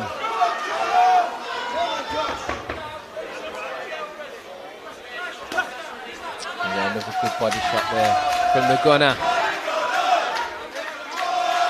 Probably a good tactic, just work that body for all of this round. When he comes out in round 2, he can start switching the attack upstairs. But there you go, he's whipping those body shots in. And they will pay dividends as this fight goes through the rounds. They may not slow you up immediately just from one body punch, but by the time you've landed 2, 5, 10, they soon start to slow you down. Here we go, we're into the last 10 seconds of round number 1. It's been a good round. It's around there that the Gunner, Conor Goddard, has certainly won just on body shots alone. But that wasn't a bad round for Latimer by any means. Yeah, Latimer, he almost looks content to survive the fight actually. I get that kind of vibe from him now. Yeah, I mean, as I mentioned during the first round, he demonstrated that he has got some skill, and you can tell that he's been in the ring many a time. He's very comfortable in there. He's just another one that we've said this a few times already tonight. He's boxing far heavier than what he should be. These boxers, if you're not fighting at the right weight, do not give yourself a chance. For my fights, I have to get my weight right down to the penultimate lightest weight in the world, a weight that isn't even recognised within Britain and across Europe. But I have to do that, and because I do that, I'm the Commonwealth champion. So these fighters maybe have to go back to the drawing board, look themselves in the mirror, decide what they want to do. Before they want to do is kind of survive and fight, then this is absolutely the right way for them to live. But if they really do want to win these British eliminators and championship belts, then they're going to have to get themselves in the right weight category. It's so important. Yeah, my thought process is, oh, nice shot there, nice. They were lovely shots there. Latimer can't really complain. Goddard was throwing some lovely uppercuts as he was on the ropes, and I don't think he really wants this now. It's to touch gloves, but you're not friends in there, I'm afraid, mate. He's going for the kill here. I'd be surprised if this comes out of this round. We've got a minute left to go. Yeah, he's down again. I think he's given up, Matt. If I was the referee, I'd stop it here personally. Well, the referee's allowing it to continue at the count of 5. No mandatory 8 count there. Well, he calls him on, that I'm saying, come on then. But that shows he's got a bit of fortitude, but he needs to throw punches. Ultimately, you're in there having a fight. It's all well and good calling him on. But look, he doesn't want it. The fight's over. He's had enough. Conor Goddard has won this British title eliminator for the Black Country White Collar Boxing.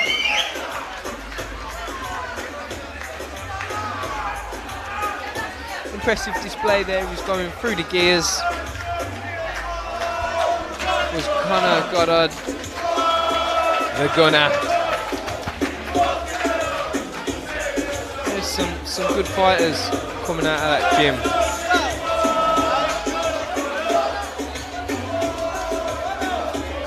Colville Boxing.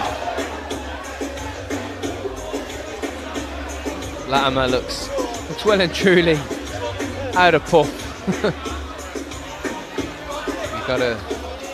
You see the difference. I bet you Goddard has been hitting the road, putting the road work in, doing his runs as well as the gym. Whereas Latimer maybe has been going to the gym and doing a bit of boxing training, but I don't think he's been hitting the road before work, doing his runs. It's so important for boxers to do. Any young, aspiring, up-and-coming wannabe boxers watching this, it's so important to do your groundwork and not neglect the training that you have to do outside of the gym as well. Yeah, there's a lot more to it than just doing a bit of pad work in the ring. The gym work that you do is maybe 50% or less of the amount of training that you have to do. The referee stopped this contest in the very first round. To the winner, in the blue corner,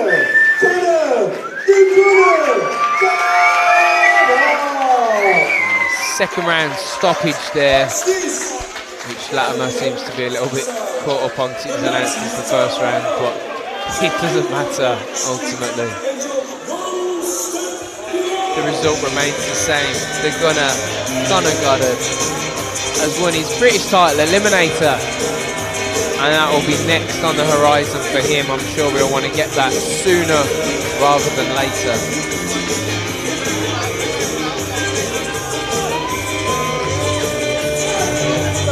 Nice head movement, was eyeing up his shots, thinking about what he was doing.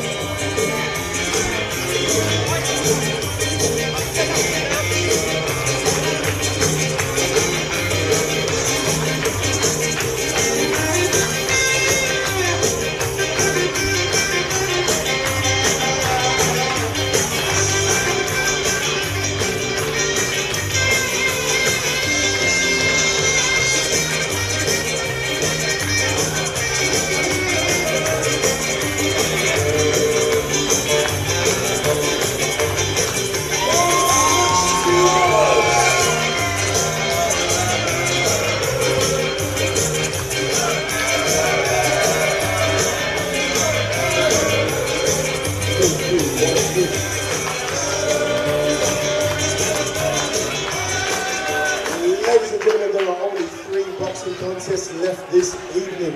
We're moving on now to the 14th of the scheduled 16 this evening, ladies and gentlemen. Scheduled for 3 2-minute rounds. Let's all welcome first, boxing out of the blue corner, Otis Suga! Oris Surga making his way to the blue corner. This is an international contest.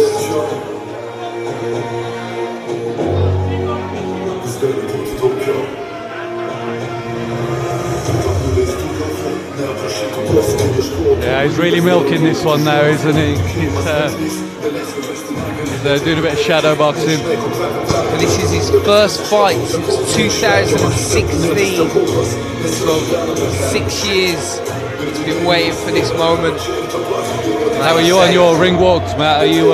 Do you like to get there, or do you mate, no, really milk it? I'm full on pantomime. So I've had a radio DJ that I know record the Purge announcement, but she does it with boxing words. So it says, "This is the commencement of the annual Purge, sanctioned by the British Boxing Board of Control," and it goes through it, and I stand there with my Purge mask on, all kitted up to the nines. And, I sort of get that from you as well. I get those kind of vibes. I'm ready to do business and enjoy the moment. When I first did that in my Commonwealth title eliminator last year, when I fought the then unbeaten Neil McCubbin from Scotland, everyone kind of hit the roof with the entrance. Yeah, it got a lot of sort of publicity and exposure following the fight.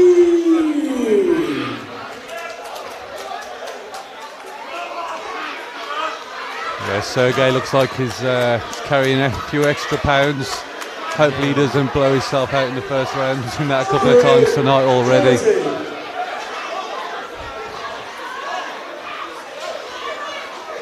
I'm just waiting for Henry Crean's entrance, but there's been a disturbance with the crowd, so waiting for the security to come over and deal with some crowd trouble. Yeah, I think we're getting to that point in the night now. Yeah,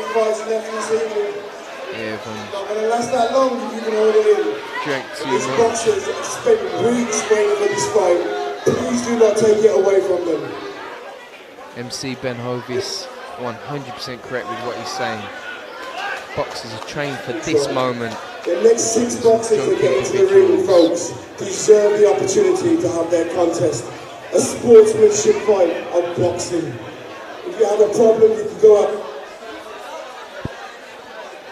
2. If you have a problem, you can go outside and sort it.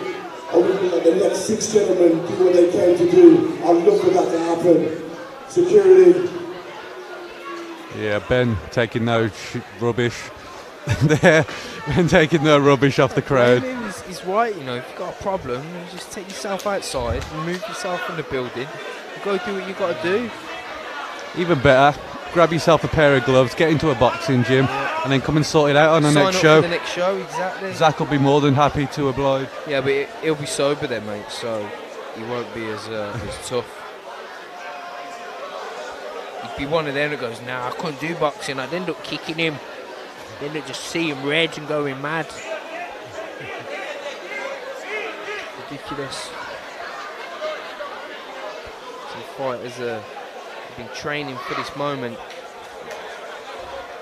Yeah, we've got one fighter standing in the ring waiting. We've got Henry Kareem waiting to make his entrance. Yeah, it's his moment. Family, mid friends, ring people walk to as be well. Supporting, and it's just not acceptable. It's not on. It's getting too late in the night as well. It's 11:30. Yeah, I'm looking forward to having my late tea as well. So yeah, time's getting on.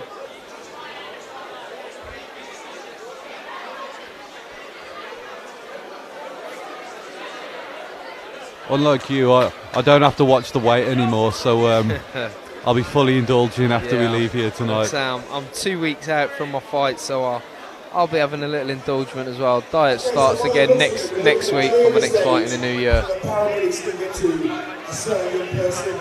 So if anybody else can get off the stage area, please sit on these 3 tables. There's more than enough tables available. They can do their job. The boxers can do their job, we can carry on with this evening. If anyone's got a problem, feel free to go outside. Anybody else, jump on a free seat. Please, let's carry on with this evening. It's not fair on the boxers.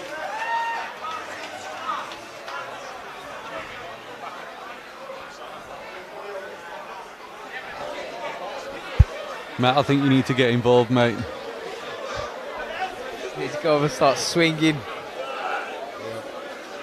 It's just ridiculous. Yeah, you showed me that little short, sharp right hand earlier. Yeah. We need one of those in there, mate. Well, it's just hot air as well, though, and they're just arguing. Nothing's happening. You've been told you can go outside, and yet nobody's trying to go outside. Ladies and gentlemen, could you please welcome in the red corner, Henry Kareem!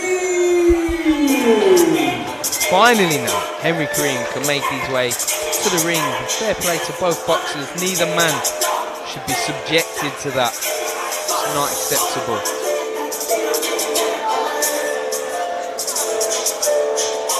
It's a real shame. There's always one. Every boxing show, there's always one that wants to ruin it for the boxers. Always one that's probably never been in there, never will be in there, and yet he wants to fight every man and his dog.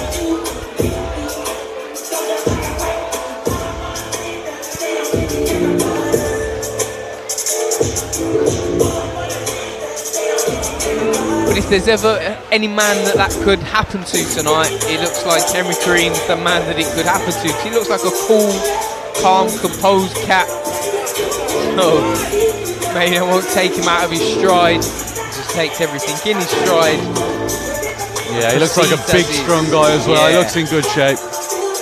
Again, said it before, bodies don't win fights, but if you was making me put some money on this fight right now, I know where my money's going. Right, well, I'm not going to comment on that. I know what I'd put my mortgage on, but, you know, it could be the curse of the commentator.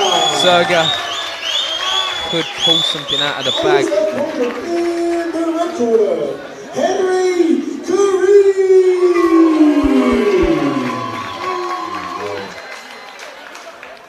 Henry Kareem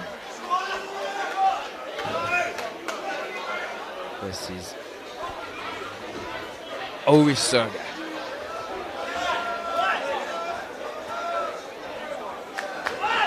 Let's finally get ready for round number one. Long overdue.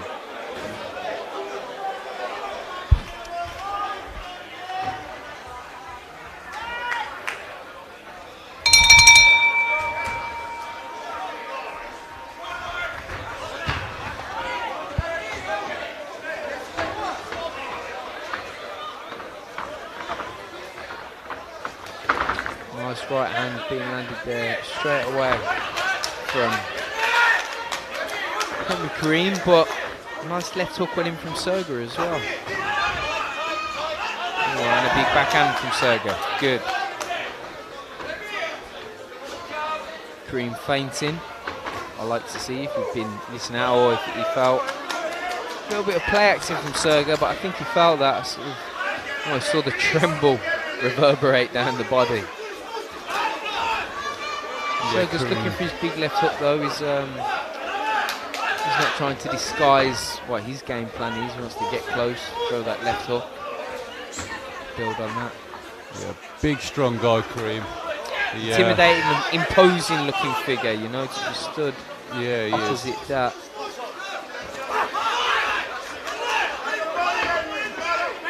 Working the body there of Serger on the inside. Nice left hook, right hand there. Serger had his gloves up, protecting himself. Good to see. Still nice fast hands from the big man, Henry Kareem. Oh, lovely shot there. That was a nice shot. And I think again that was more of a palm glove. Serger hitting on the break. Immediately apologises, but it is what it is.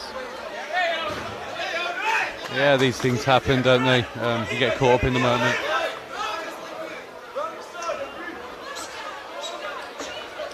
Kareem, I don't know anything about his background, but he certainly looks fairly accomplished. Looks like he's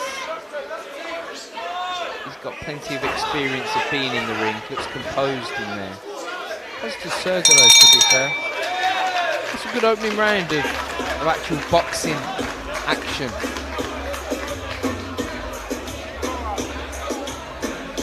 Corners are a little bit slow getting in the ring. Only have a minute. You want to get that water as quick as you can.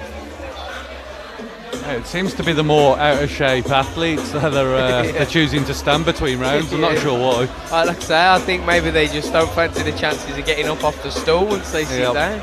You know, like when you get home from work, if you sit down on the settee, you're not going to the gym, are you? Exactly. You know, you got to go straight to the gym from work. Can't be pit stopping at home beforehand. And I think that's probably similar with some of these boxers tonight. If they sit down, that's it. That's on Shiro. That's game over. Yeah, that's it. If I leave my gym bag at home and I don't take it to work with me, I'm almost not likely going. You're done for. Yeah, I always make sure that I'm straight to the gym from work. Otherwise, I'd never leave my house. Here we go for round number 2. What will we get now? Will we get more of the same? Or is one of these pugilists going to drastically change their tactics from the first round? As we start off round number 2, it appears to be as you were, pretty much.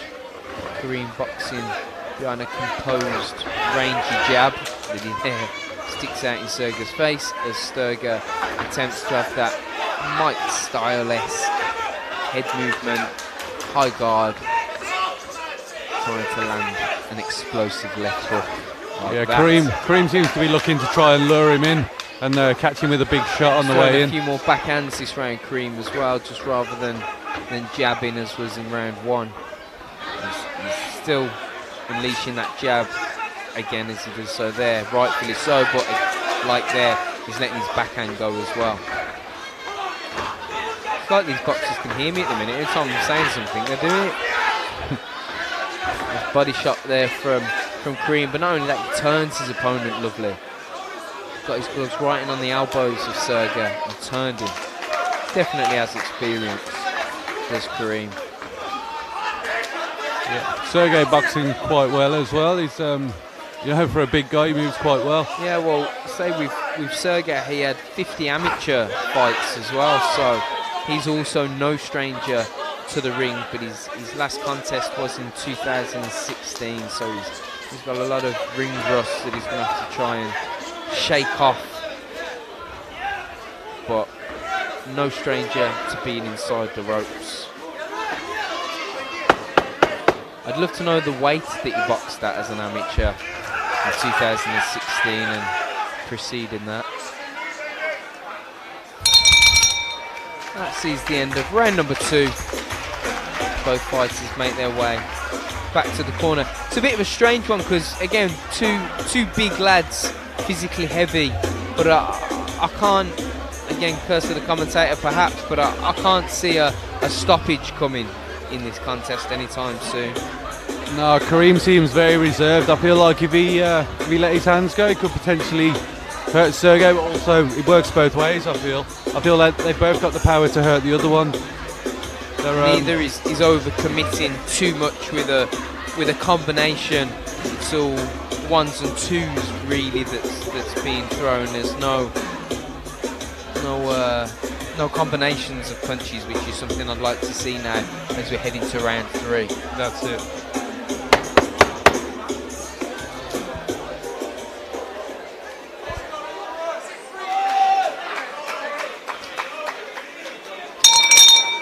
Here we go. So round 3.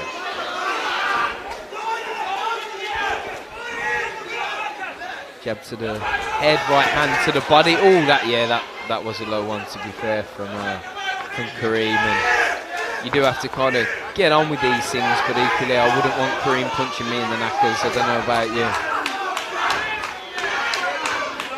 Yeah, both lads really going for it in this last round. I think they've been read the right act. You see, Serger slipped the backhand lovely then, but he needs to put a left hook into the body. As he makes that slip, throw the left hook to the ribs, which he's not doing. Both men unleashing their hands, which is what we called for at the end of the last round. We said we want to see more combinations, and we're definitely getting that here in round number 3. And the crowd are getting fully invested. More and more people are getting closer to the ring, which isn't always a great thing, but it shows that their passion for the contest. Yeah, good fight as well. It's really warmed up nicely. Yeah, there's a good counter there from Kareem as well. He allowed the punch to fall short from Serger, and then he whipped in a right uppercut to the body, so that was nice. Serger jumping in, trying to get on the chest. It's not working when he's on the chest though. Makes a big effort like that to lunge in, then he gets close, and then look, now he's close, he's not working, and it's Kareem that's working on the inside despite being the bigger man. Breathing very heavy now, Sergey. Sergey's had enough, he's done for. He's constantly leading off with the left hook as well. He's becoming a little bit predictable. So I mean, he's jumping in. The one thing that jumping is doing is it's getting him on Kareem's chest. It's getting him close, which is where someone with the size and the height of Sergey would want to be. But it's not doing anything when he gets close. And again, surely Kareem has won that fight. Henry Kareem looks happy with himself. Yeah, it was a good fight though as well. Both fighters doing some nice work in there. And boxing, you know, wasn't just a fight and a scrap. It was a boxing match. Lads trying to use their jab, box. Sergey just wasn't fit enough to do what he needed to do. That's the long and short of it, really. Wasn't fit enough to implement the tactics he needed to implement.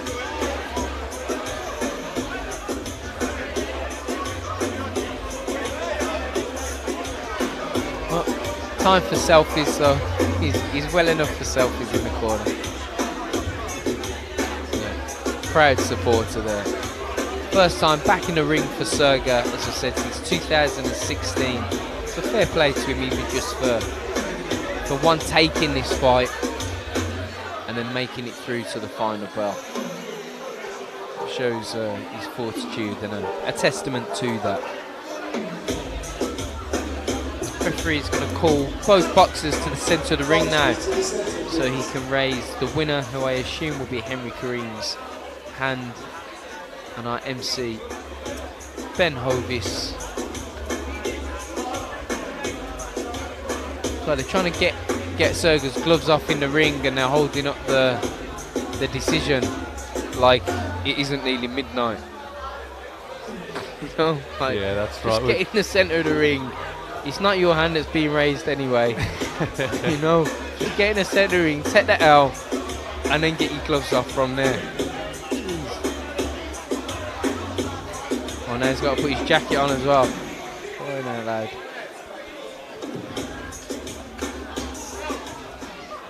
Ladies and gentlemen, please put your hands together for both of these boxers. Ladies and gentlemen, after 3 rounds, a decision has been made. To the winner, in the red corner, Henry Kareem. And there we go. It's no surprise to anybody that was watching that fight, listening to our commentary. Henry Kareem is the winner of that contest by judge's decision. And we keep it moving swiftly on to the next fight, which is going to be Lewis No versus Blessed Matedzi. That'll be a middleweight contest.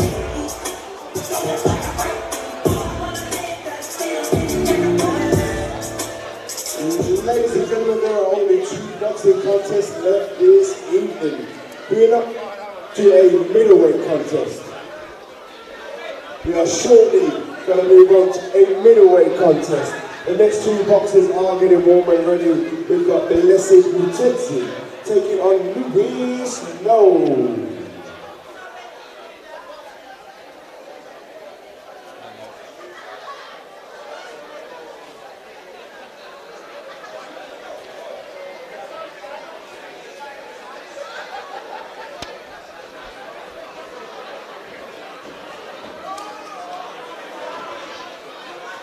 Well, we're going in blind to this fight because I have no knowledge or information about either fighter, either Lewis No or Blessed Mutedzi. So I think Mutedzi's a last-minute replacement. We assume he must have been ready for a fight elsewhere. I'm interested to see the condition and the appearance of these two men, and I'm just going to make my judgment from there. Yeah, exactly. I think that's all we can do right now. Till the punches start flying, there's not a lot we can do. Need the entrance music to start being played. Get the fighters down to the ring, and we can crack on with the boxing. Consisting of 3 2-minute rounds. Can we all first please welcome the boxer in the blue corner, Blessed Mutedzi.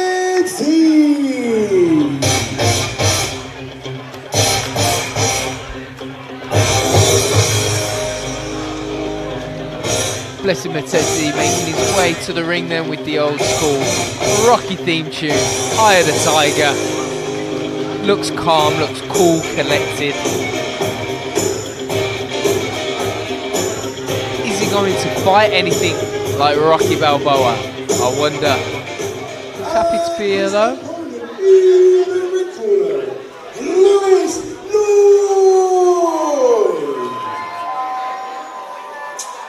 Some say yes, but Louis says no.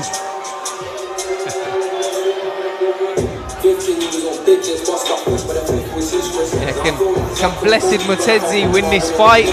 Some say yes, but Louis says no.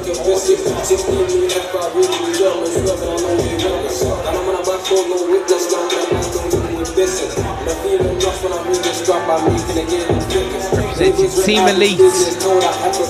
Back with his t-shirt.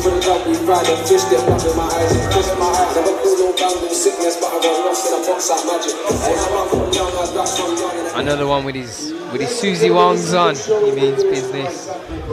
BCWCB. For updates on upcoming shows and for your opportunity to step into the ring at the next event, please do see BCWCB across all social media. And a huge thank you to this evening's sponsors, Bronze Gold Steel. So ladies and gentlemen, this is our second last boxing contest of our penultimate fight of the evening. Let's hope it's a cracker. It's in the middleweight division.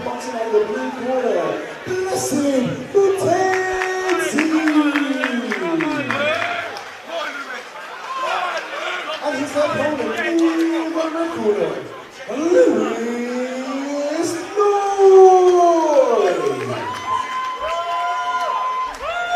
Lewis No, the man with the support.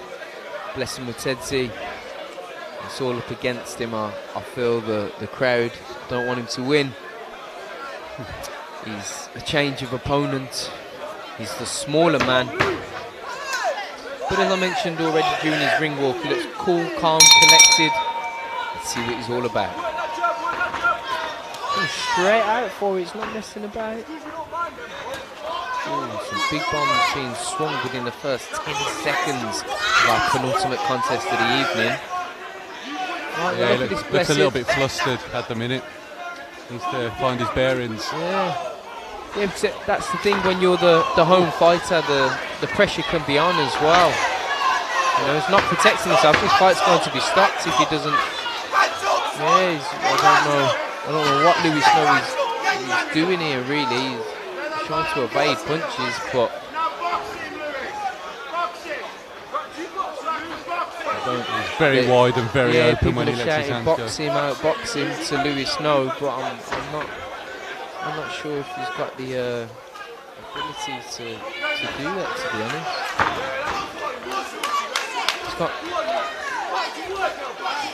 He's got Noy on his shorts. I'm not sure if we've even been given the right spelling of his surname, so we must apologise if we're referring to him by the wrong name.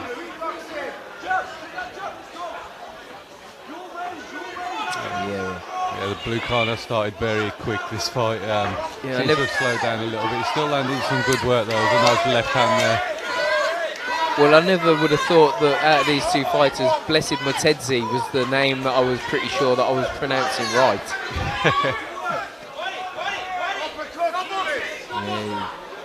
He needs to work that body there as they're on the inside. He needs to let his hands go. Same way Sugar Ray Leonard used to. That's a big ask. Just let your hands go like one of the best fighters ever. That's it. Lewis seems to have warmed into this round somewhat. It was a poor start for him, and for me, Motedzi takes that first round based on that initial onslaught alone. Yeah, Noy took a long time to get going there. He, I think he just got caught under the light. What's that saying then? I bet you know it. A rabbit in the headlights. That's what he looked like. That's what I was saying. When you're the home fighter, so to speak, when you're the person that's sold tickets, you got your friends, your family, your work colleagues here. Sometimes that can be added pressure. It spurs some people on, but some fighters are better on the road, away from home, nobody watching them, and they can be more calm. You know, there's a little bit less pressure, less weight on their shoulders. Maybe having the support of the room was a pressure that he was feeling, but he seemed to warm into the rounds and he got through it. We'll see now if he comes out with a bit more urgency himself. Wants to touch gloves at the start of the round now. I'm not seeing that he's caught over the top right away with a backhand by Blessed Motedzi. A little bit of a shoulder barge there. Yeah, right. Why not? That was quite aggressive. Lewis trying to throw backhand of his own, but I just feel like if he can land a flurry on Lewis here, he's kind of there for the taking a little bit. Just because I think his gangly, wiry style, it's very untidy and unkept when punches are being thrown at him. So he's probably not as hurt as he sometimes looks, but it certainly doesn't. Aesthetically, it isn't very good. And it'll be stuff like that loses him the round in the eye of the judges. Yeah, he seems to take his eye off the target as well after he's been hit, or after he does a defensive manoeuvre, he takes his eyes away. So it's never a good sign. He moves back, but I don't know if he's left his knuckle duster in his pocket and he's trying to get it out or something, but he just keeps moving back with his hands by his side like he's digging around for spare change in his pocket, and it's no good. Keep your hands glued to your face, protect yourself at all times. Rule 101, even people that don't know anything about boxing know that expression. Motedzi's starting to look like he's feeling the pace now as well, though. Walks into a backhand himself. He's bending at the waist almost illegally low. Almost going past the waist guard of Blessed Motedzi. He needs to go downstairs to the body there as well, does Lewis, in my opinion. Hitting a lot of arms with his straight shots. That's another round for Blessed Motedzi in my book. Yeah, it looks like he's taking this fight. I mean, he's just too loose. His arms are so loose. He needs to keep them a lot tighter together. Tuck his elbows in, tuck his chin in. He'd do himself the world of good. He needs to go back to the gym if he wants to continue boxing and just practice the fundamentals. Stand in front of the mirror, practice the fundamentals before he starts thinking about his next fight. He needs to get lots of sparring first and foremost, but just practice the fundamentals in front of the mirror. It's the boring stuff. It's the stuff that most fighters avoid doing, but the reason why he needs to do it is because it's so important. You do the boring things away from the crowd so that you can look £1 million under the lights. Today, unfortunately, Lewis isn't looking like that. Yeah, I mean, we do these drills for a reason. We all know the old Karate Kid movie, wax on, wax off. It's all there for a reason. Got to be done. And from the judging this, Lewis hasn't been painting too many fences. Oh, it's getting late, isn't it? It's getting late. He's got good spirit though. I mean, the one thing that I can't knock on the lad is his heart, his grit, his determination, his character. None of these things that are attributes that can be questioned with Lewis.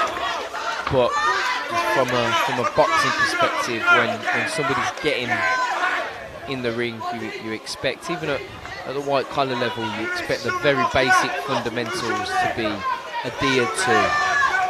Lewis unfortunately just doesn't have that, and he needs to get back in the gym and drill those boxing basics. Yeah, I think he's not used to being pressured so much. In the blue corner, they're doing such a good job of closing the space down. You can't use those lung levers. Smothering him, yeah, just absolutely smothering him. You know, it's everybody's bills are going up, and Matetti wants to use some body heat to take home with him instead. You know. That's it, mate. It's ugly, but it works. Yeah, absolutely. There's nothing prettier than getting your hand raised. Exactly. So if you gotta win ugly or fight ugly to get your hand raised pretty, then that's all good. Nothing worse than looking good, boxing well, and then losing. You know?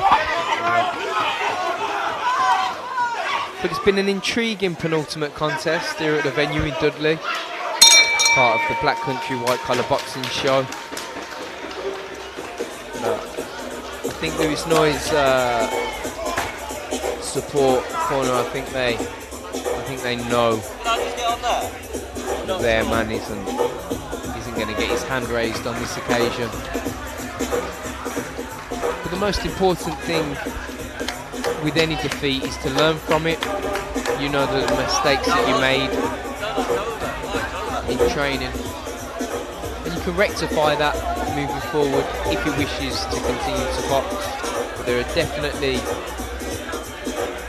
immediate things there that he can go back to the gym, practice, rectify, and he could be a vastly improved fighter just by his next fight. So it's not like it's a huge mountain of things that he needs to do, just a few subtle differences.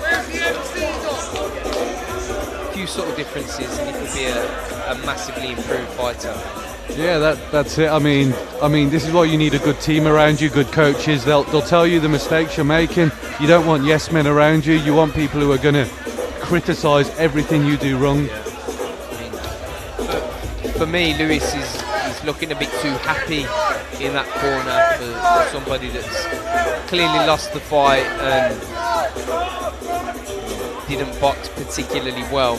He looks far too happy. If that was myself, I'd be a lot more critical of my own performance there. I wouldn't have a big smile on my face by any means. Yeah, you might just be happy for it to be over. Yeah, but I get it. You know, it's a certain level that we're at, but you've got to be critical of yourself and your own performance. You've always got to want to give the best that you can give, and I believe that Lewis Noy has the ability to do better than what he demonstrated tonight. Please put your hands together for both of these boxers. Ladies and gentlemen, it was a very close contest. After 3 rounds, the referee had deemed this contest a draw. Please put your hands together one more time for Lewis Noy. Well, we had fight of the night pretty early on. We've got worst decision of the night in our penultimate contest. Won't surprise anybody listening to learn that I do not agree with that whatsoever. I feel sorry there as well for Blessing Matetti, because obviously with a draw, nobody wins. You know, so nobody can really be happy with that. Lewis can't be happy with that because he knows his performance wasn't good enough. He won't feel like a winner, and that'll be so soul destroying and dejecting for Matetti, because he will feel as though he is the winner. And you know in your heart of hearts as a fighter if you won a fight or not. But nothing prepares to actually getting your hand raised. So a bit of a stinker. Sorry, Matt. I've just been made aware we're on to our last fight now. That'll be Lewis Marku against Christian Plitcher. That'll be a light heavyweight contest. Christian Plitcher.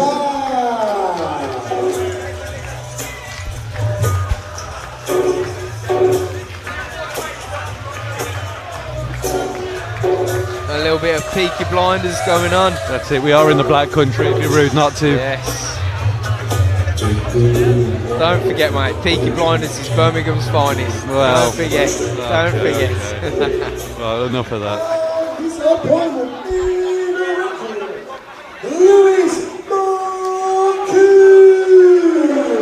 I feel like by the time the note maker got to the second half of the show, they just couldn't be bothered to do any more notes. Yeah, that's it. Know nothing about any of these fighters.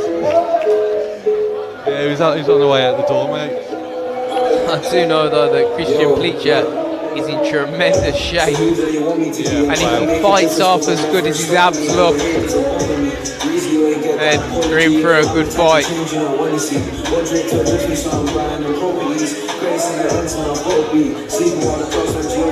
Yeah, it's interesting. I've seen some of the low-level fights just get one on pure strength and power alone.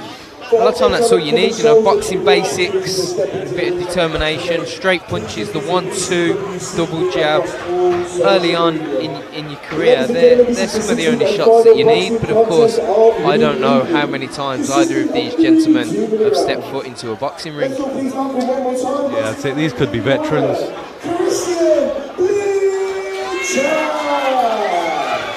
Christian Plitcher looks relaxed. And his opponent in the red corner, Lewis Marku. There's a Marku in the pro ranks. Gets a lot of British people talking. Can Lewis Marku do the same? Jeez, abs for days. Yeah, they are very jealous. 2 weeks after my fight, my abs aren't there anymore. They will be for my next one though. Yeah, that's my excuse as well. Hopefully it's coming out swinging for this final contest of the evening.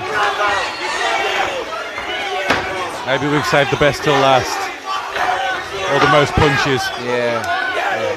Who is going to have... This could just be a case of outlasting the other.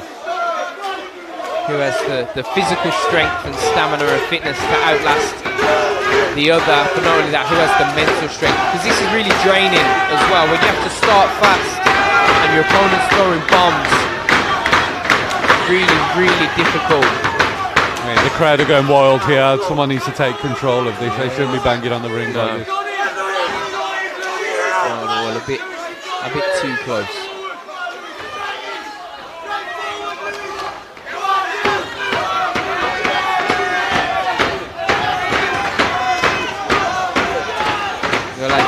Swinging. I think it's with Christian though, he's just looking at the floor really, swinging punches and hoping something lands.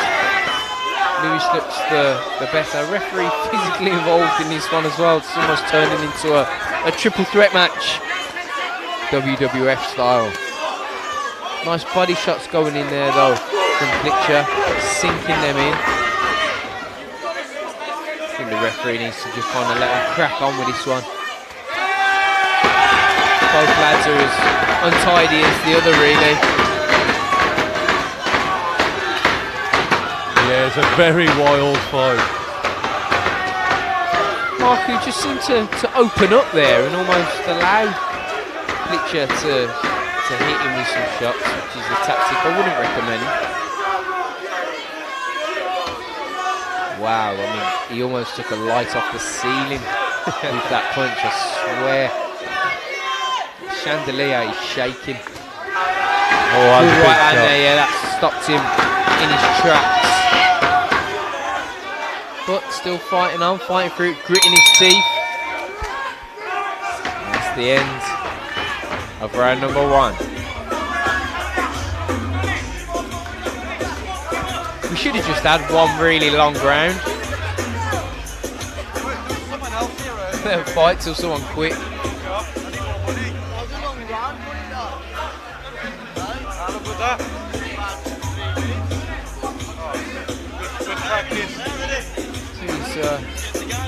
Well, some big wild swings, and I'll tell you what, when you're missing punches, there's nothing more energy zapping than swinging some big bombs or just hitting air, shadow boxing.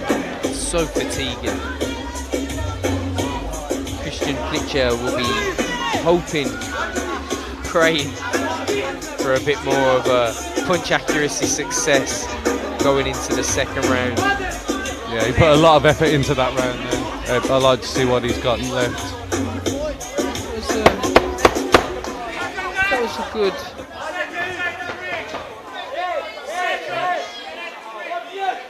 Corners being really slow there to get out of the ring.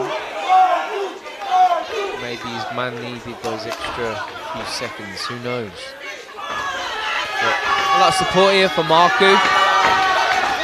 Just gets grazed with an overhand right.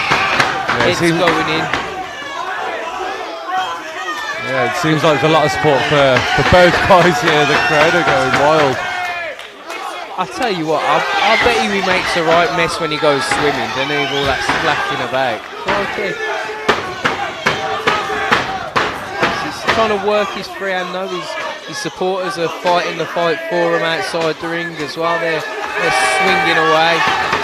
Landing some big right hands. Yeah, this is back and forth action. It was like table tennis stuff. Back and forth with both lads. Lewis Marku, Christian Klitschko, putting it all on the line for our final fight of the evening. It's been a great night though at the venue.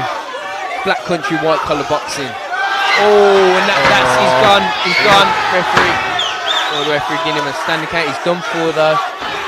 He's looking at the floor, his eyes are all over the place. Just jumping in the ring, get out the ring. Idiots. No, you've got to stop. Whoa. I think this fight should be stopped myself. I'm not too happy watching this continue. Yeah, the ref needs to take a closer look at this, I think. There's less coming back from Klitschko now as well. He's been swinging for the fences for a round and a half, but now there's nothing coming back. Marku for me needs to go down to the body. Gum shield out. Yeah, not sure who it was. Klitschko's the thing. Oh, big uppercut there. Come on, ref. Needs to step in here. Yeah, fight's over. Crowd goes wild. You'd think he's won the world title. Man just breaks his glasses. Just lost discipline here. Yeah, not really sure what to say about that. Yeah, this is not what boxing is about. No, it's a disciplined sport. There's no need for all this alcohol-fueled rages in the ring.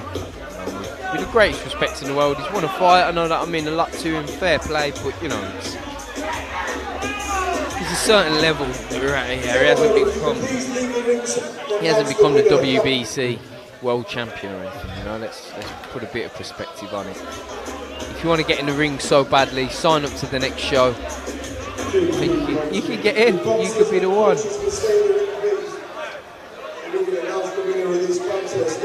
To the announcement for this, our final bout of the evening.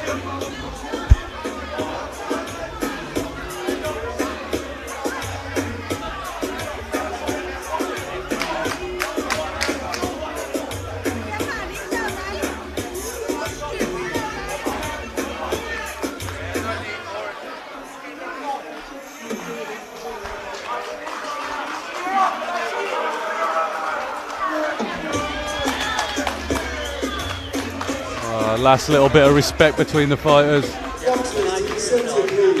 We're about to get the announcement for the last fight. This evening, some really good master boxing contests. Please put your hands together for both of these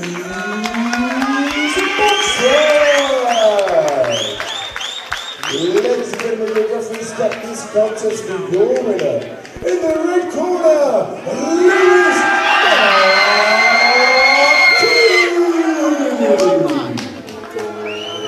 Good win there for Lewis Marku, one that him and his supporters are clearly very, very happy about, and rightfully so. He'll have a good weekend now.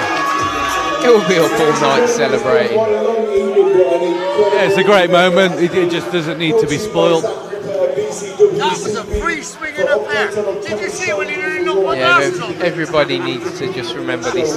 This is a sport, a discipline. And